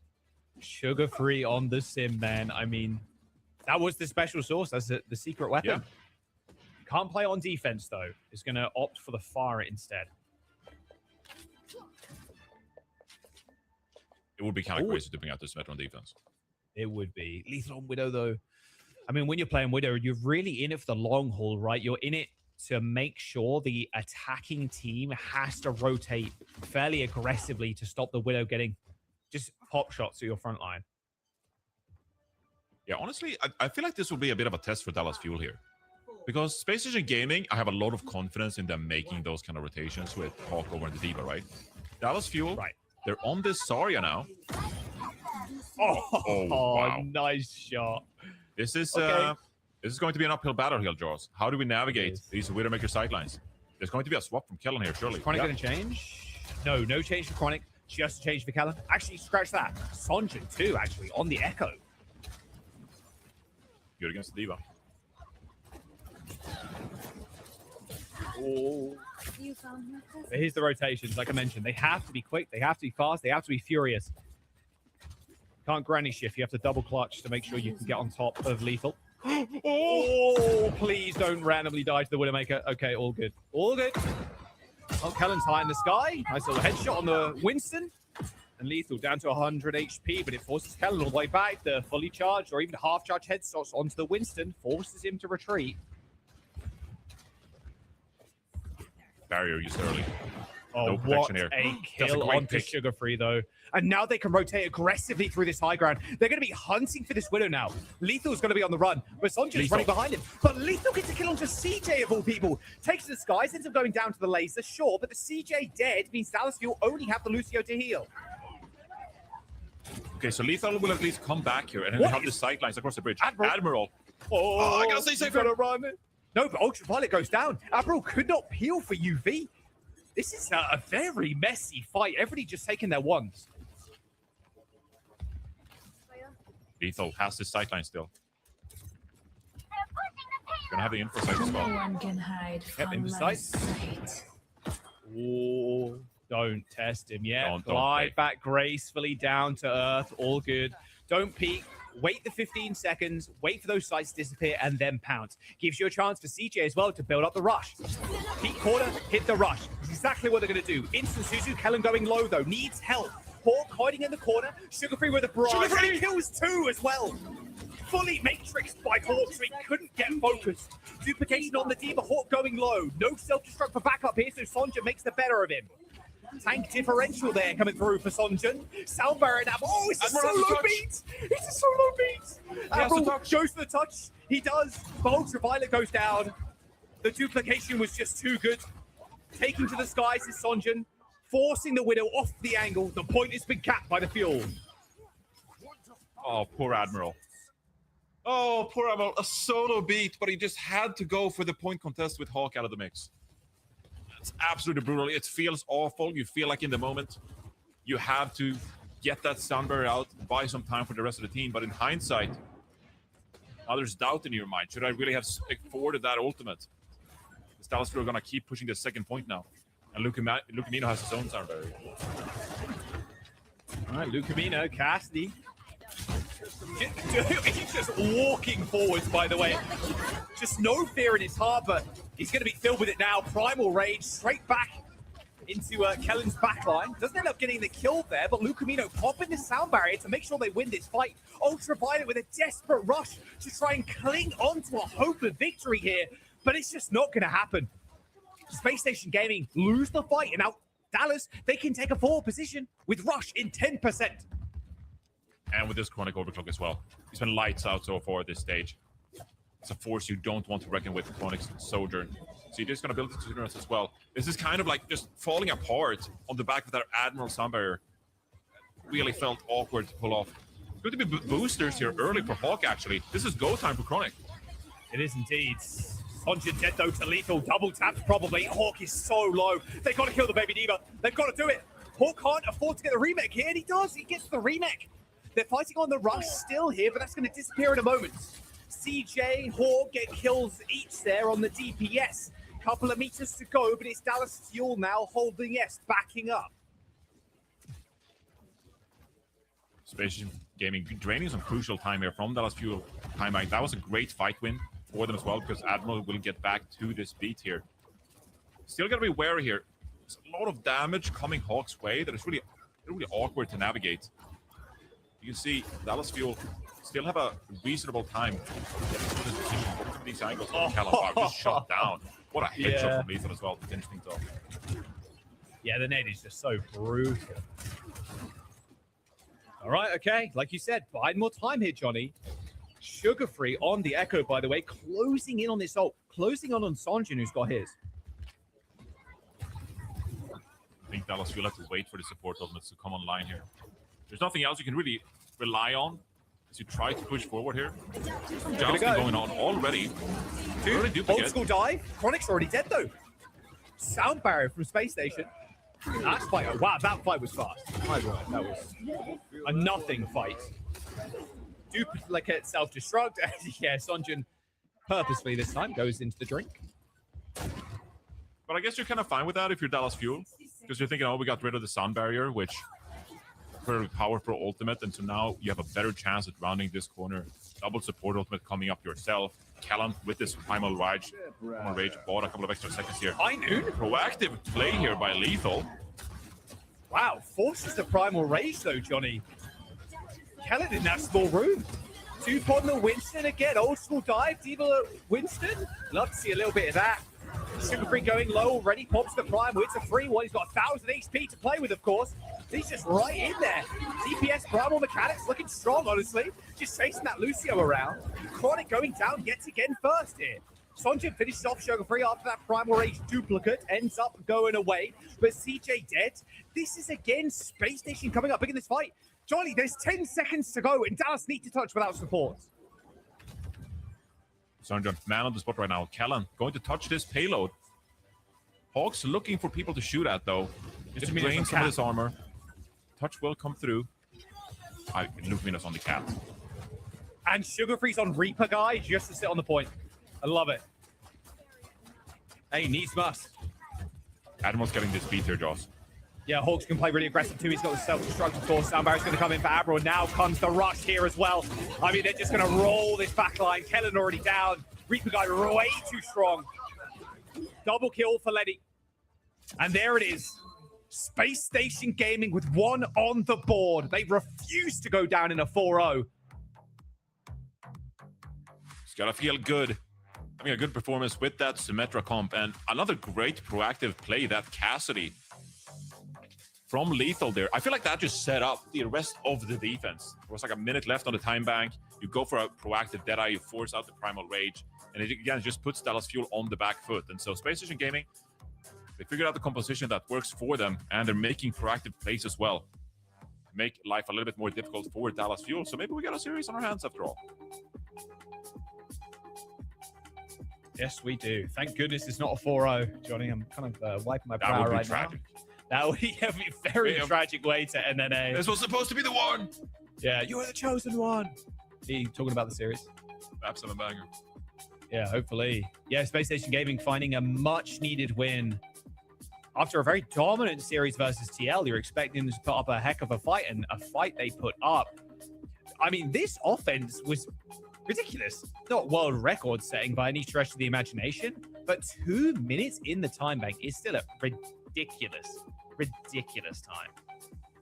Yeah, and the Symmetra ban has already been deployed by Dallas Fuel as well. Right. And so you're going to have your map choice now. But SSG, if I'm them, I'm kind of thinking like, oh, you know, maybe we could bring out the Symmetra on a couple of maps where we maybe haven't practiced this as much, just for the fact that it obviously makes Dallas Fuel uncomfortable. And that's what we saw from them when they played each other last time as well, right? These teams, they go map 5 repeatedly. They went to 5 maps yesterday. They went 5 maps the week prior as well, in week 3 of the regular season. And so these are obviously 2 teams that are playing each other really close. And this Symmetra could be the difference maker for SSG. And it's already been banned out. So a little crazy here if we go to another map that's sim favored. But let's talk about the maps though, Johnny. We've seen this escort. We've still got a flashpoint to go. We've still got a push to go as well. Well, I guess flashpoint could be a sim map. But a lot of teams just so quick on the flashpoint now. They're so ready to take fights super early. It only feels like kind of a hybrid-y / escort kind of mode for the sim.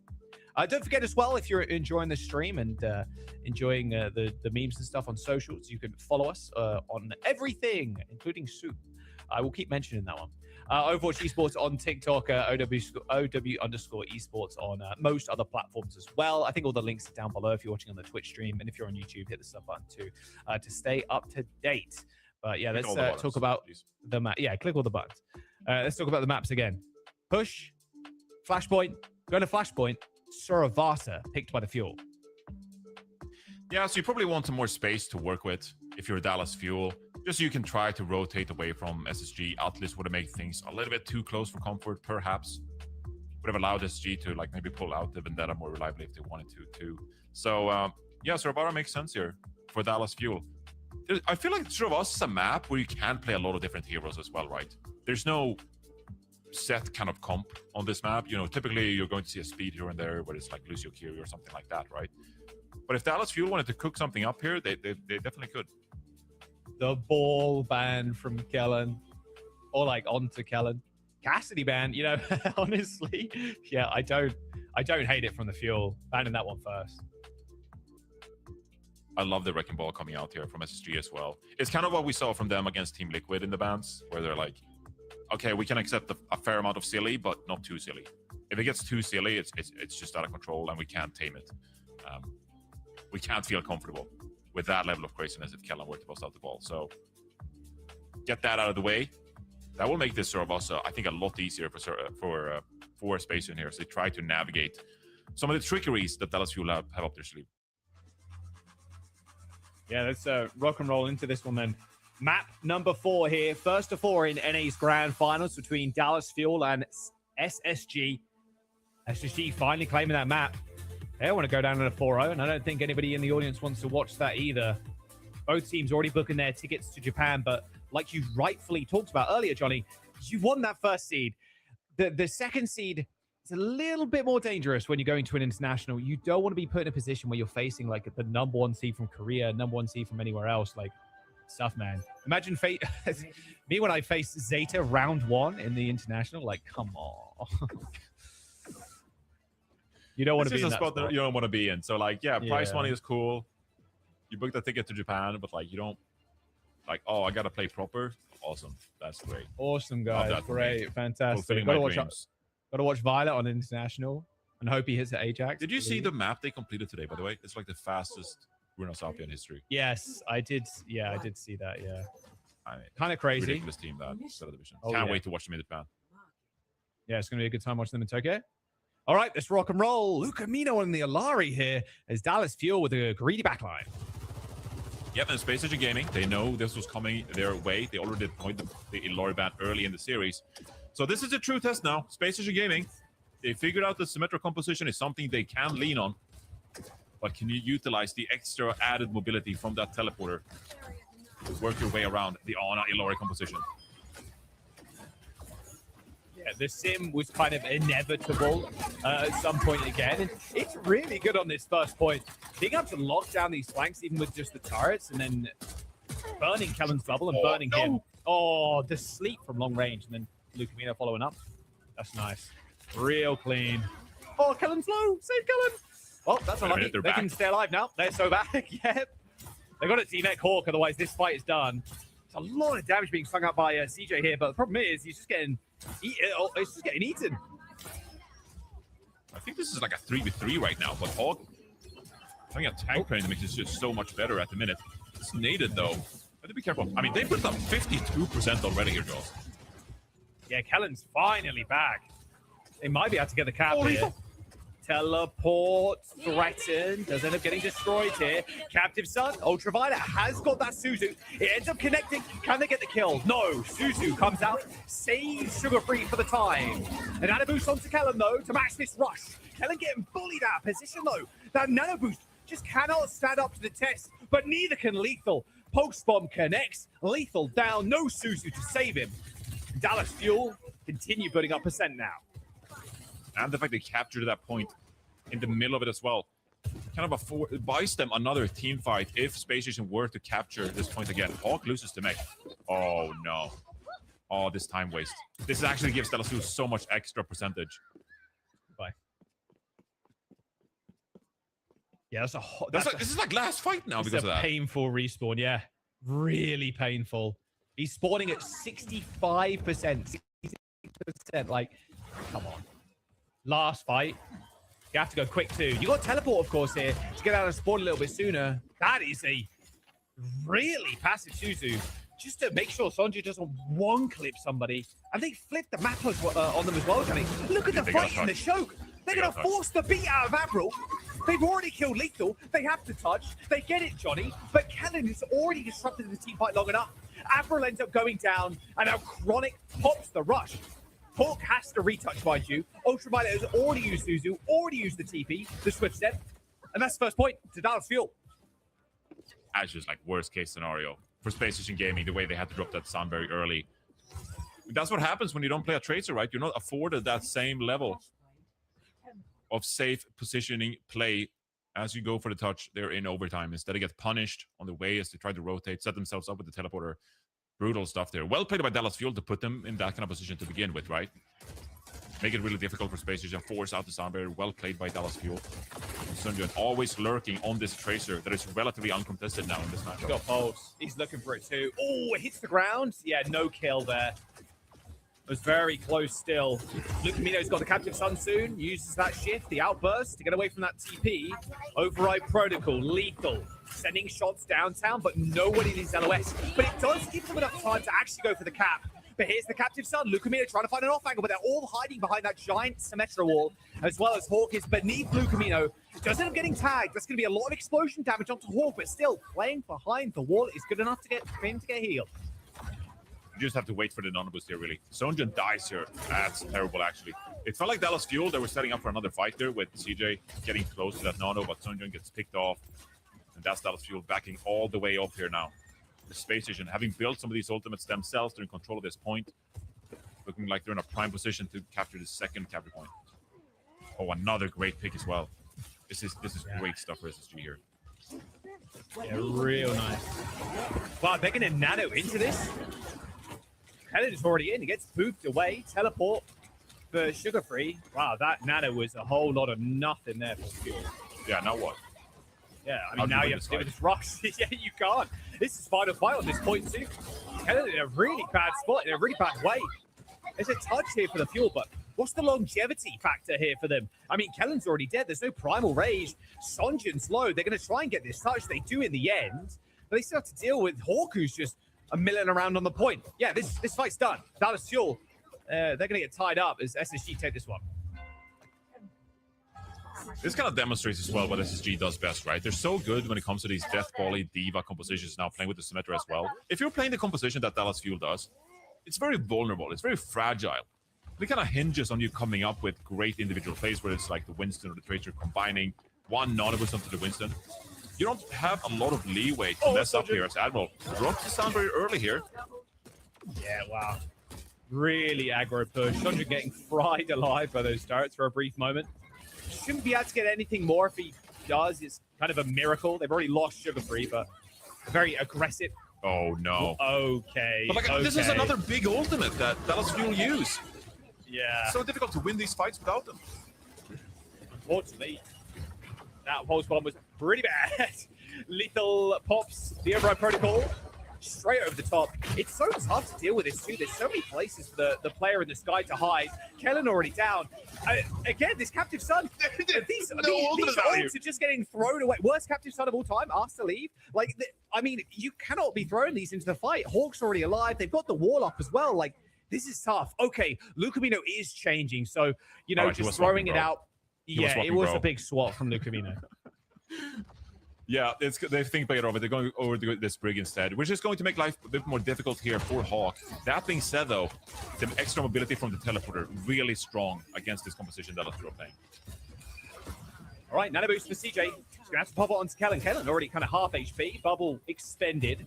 Pressure on the point. Hawk still kind of hanging around here, trying to buy some more time. But it's Sonjin that goes down again first. Like, the Tracer in the backline is normally just such a pain. Is being focused down. Good headshot from CJ. Sugar Free dead. Nano boost to follow Ultraviolet. Okay, 2 players up now. Kellen gets chased down by Hawk. Dallas Fuel still with control. We're in a 3 versus 3 here. Hawk is doing some poking here. Good whip shot. If you secure 1 frag here, yeah, Hawk is going to disengage from this one actually. Just regroup as a team. This sound barrier would be very effective from Admiral, especially if you can combine it with the teleporter to get on top of the backline of the Dallas Fuel. Here you go. The beat through the TP straight onto the backline. Oh my. I love how much they're pushing the tempo here, Johnny. It's been really tough to deal with. Chronic in the 1v1 versus Lethal and just loses it straight up. That is another cap here. Space Station Gaming now voting up percent. Dallas Fuel with only 66%. And this is where we want to see Space Station being active as well. Pressure all of these angles. Make it really difficult for Dallas Fuel to walk up to begin with.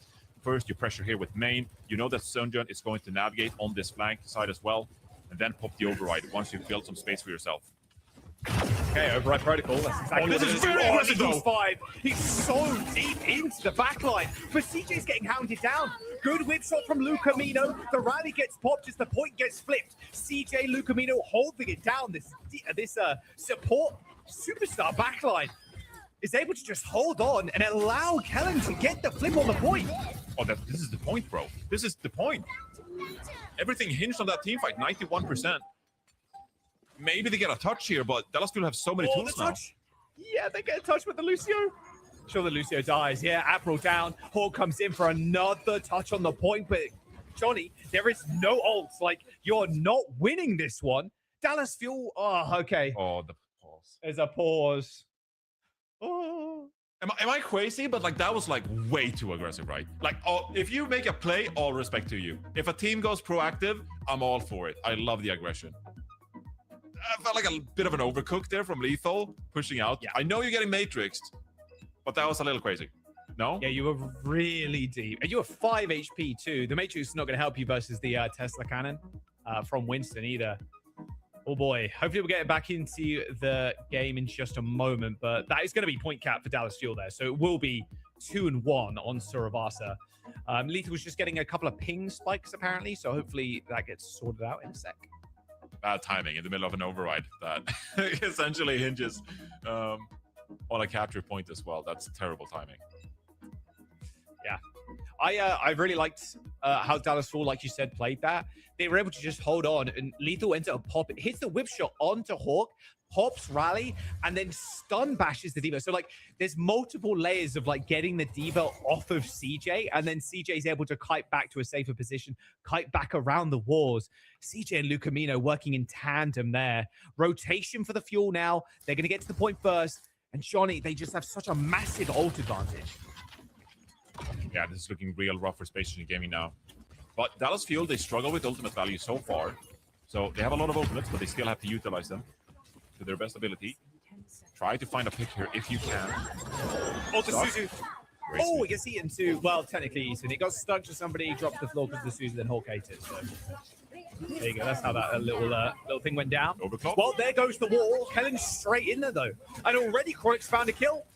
Let's use this railgun. This wall is decent too. You can walk onto the point, but the problem is there's just too many ults in the Dallas Fuel to run them down with.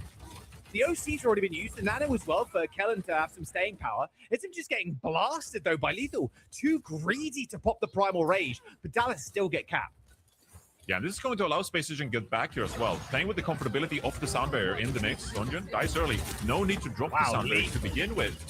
So that's a free fight win there for Space Station, essentially on the back of Kellen dying late. Yeah, I wonder if Kellen pops Primal, Johnny, and he actually, you know, stays alive, gets the kill onto Lethal, and that's a bit longer of a cap.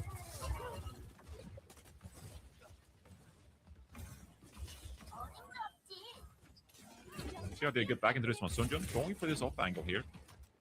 Trying to set up for the rest of his team. This competition is so slow to play, right? Sunjun is being hunted right now. That is going to allow Kellen to push in, though.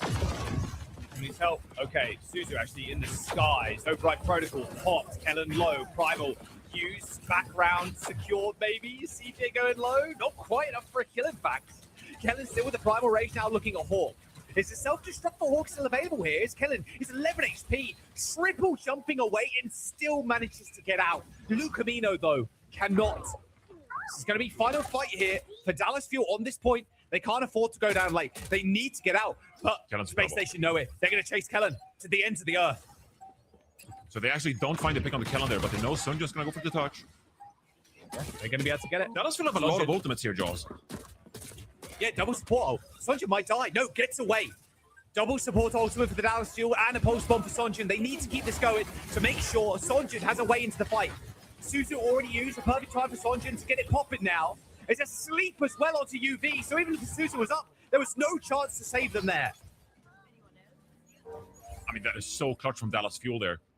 They're able to stall long enough for those ultimates to come online in Space Station. Because they didn't get that pick on the Kellen, because they didn't get that pick on the Sunjun, it just allows Dallas Fuel to come back and have a proper engagement. Just the thinnest of margins once more between these two teams. Make the biggest of difference. And Dallas Fuel now on the verge of closing out here on Servasa and going up 3-1 in the series. Oh, Chronic, yeah, can't go too low too early. They have to fight into this wall, though, which is a problem. There's the cap from SSG, Chronic low. Sugar Free pops that wall, and Kellen is so low already. Space Station Gaming putting pedal to the metal now, trying to get to the back line. Hawk stopped for a brief moment, slept up. There's the beat. Sojourn railgun, but Kellen again is so low. The chase down from SSG is just too good. 2 and 2 on the board. We're going to the final point of this map. It couldn't be closer between these two teams. Space Station hold on with this symmetric composition that has worked in their favor the last couple of maps here. And now heading to the 5th round on Servasa, giving themselves an opportunity here. And this is going to be a tricky point here for Dallas Fuel to navigate. Sunjun's already going for the big off angle here to try and get into the back line. Space Station Gaming, they will be relatively grouped up here onto the point. But they're going to try and push the Tracer away, force the recall. Don't allow Dallas Fuel to gain any kind of ground. Well, they're going to override protocol first. CJ and Lucamino scurrying for cover as Chronic manages to slide out of there. Lucamino, there's not much you can do in that situation, sadly, if you're the Brig. Primal Rage for Kellen, though, has already found one. Oh, the Nano boost on top of it as well. He's going straight in. Abril in trouble, manages to skate away, but Kellen's Primal ends up running out, but he still manages to get the kill onto the DPS. Staying alive in the bubble is Kellen, but he has to leap away. Self-destruct from Hawk. He gets another tool out of the bank for SSG. Hawk gets the remake, but it's a quick re-engage. Lucamino's already back in the front line, playing around the bubble.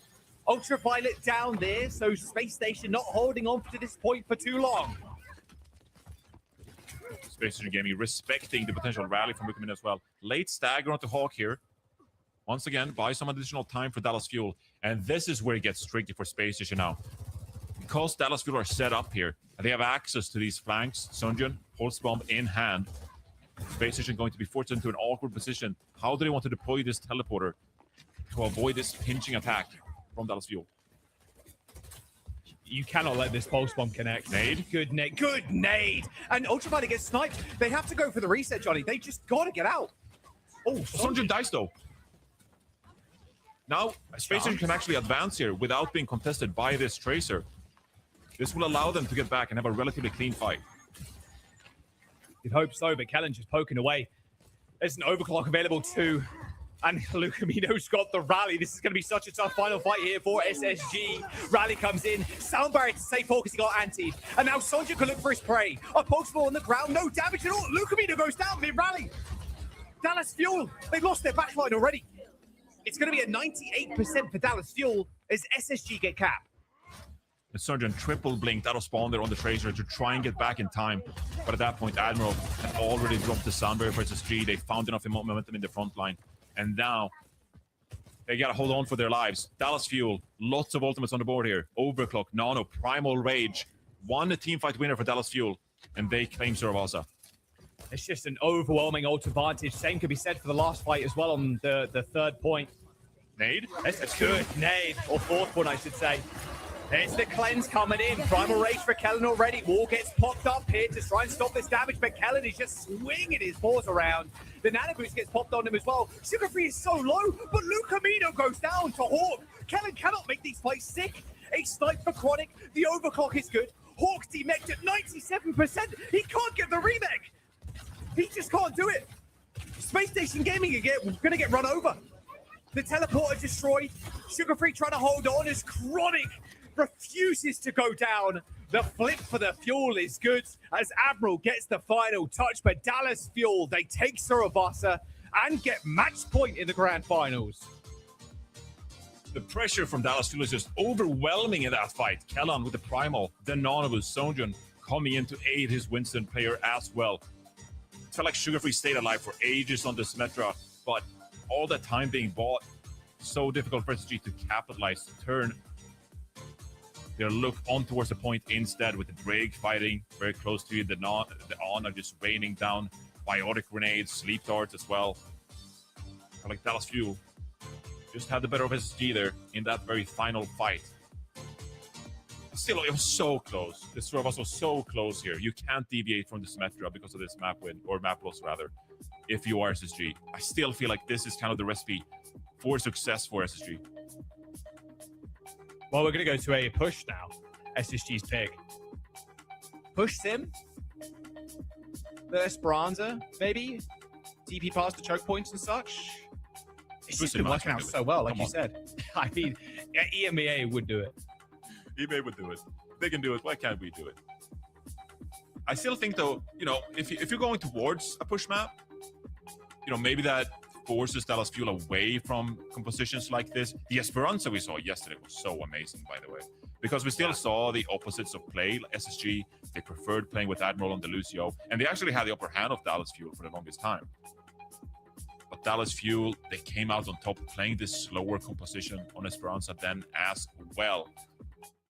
I'm wondering if you want to run things back on Esperanza because of how close that map was yesterday. Maybe. It just... I feel like with SSG here, they've been so close so many times that at some point you just feel like it has to go your way. I want to mention that there at the very end, that clip, Hawk dying on 97% to that self-destruct. It was kind of tragic. I mean, look, to be fair, even if he did survive, even if he had ult, he probably wouldn't have survived, but still having that, like, self-destruct there is a pretty big factor in the fight. Yeah, Dallas Fuel, one map away now from taking the trophy, taking the title as your stage 1 North American champions. SSG, on the other hand, need to win 3 maps in this first of 4. It is going to be Esperanza for SSG, Johnny. Yeah, I think it's their best bet here. We didn't see the Symmetra yesterday, but maybe it's the time to bring it out. I think if you review that Sorabasa, like we think back to Lethal, you know, having a ping spike when he pops around the corner with that override protocol. For the most part, I think that SSG did a great job at just managing Sojourn on the Tracer in the backline, and then also putting pressure on the backline of Dallas Fuel, making life difficult for the Ana, for the Brigitte, to get adequate value. It was just that final fight where you're fighting like down the stairs and the enemy Ana is just free farming you and just lobbing nades in. And so you have to manage so many things on top of you at once. I don't think that was really a prime example of, you know, SSG playing at their absolute best there. It felt like for the most part of Sorabasa, they actually did really play well around Dallas Fuel composition. And so I'm still feeling quite confident about their play. How do you reckon the bans pivot? SSG get their ban first. Oh God, there's been so many bans. Where are we? I know, Where are the yeah. bans? Exactly. We're at map 5 already. And that's a big thing too, right? It gets kind of, the ban pool gets kind of thin. The closer you are to the end of the series, the more maps you play. It's like, okay, well, can't ban tanks now. We've already banned the Cannonball. Like, Sim's been banned from us already. Like, there's so few bans left, it feels like. And Dallas Fuel are just going to ban Hog. Okay. Ana ban for SSG. You see what I mean? The bans are thinning, bro. Like, there's not too many left, and they're going to ban Hog. They banned the Ana, SSG banned the Ana, and Dallas Fuel are, don't you dare bring out the Roadhog. I mean, come on. There was no way they were going to bring out Hog, surely. No, there's absolutely no way. But, you know, sometimes I enjoy thinking about it. What if they played the heroes? What if? What if Hog graced us with his presence in the set? What if? Unfortunately, that if is never going to come. Well, never say never, but Hog very unlikely to show up in this series. Esperanza, Dallas Fuel on match points. SSG want to round this down out and get a couple of more maps too under their belt. They won that stage 1 championship title before they head to Japan. This is going to shift the dynamic a little bit when it comes to this Esperanza, the fact that SSG... When you're looking for a friend to make your day.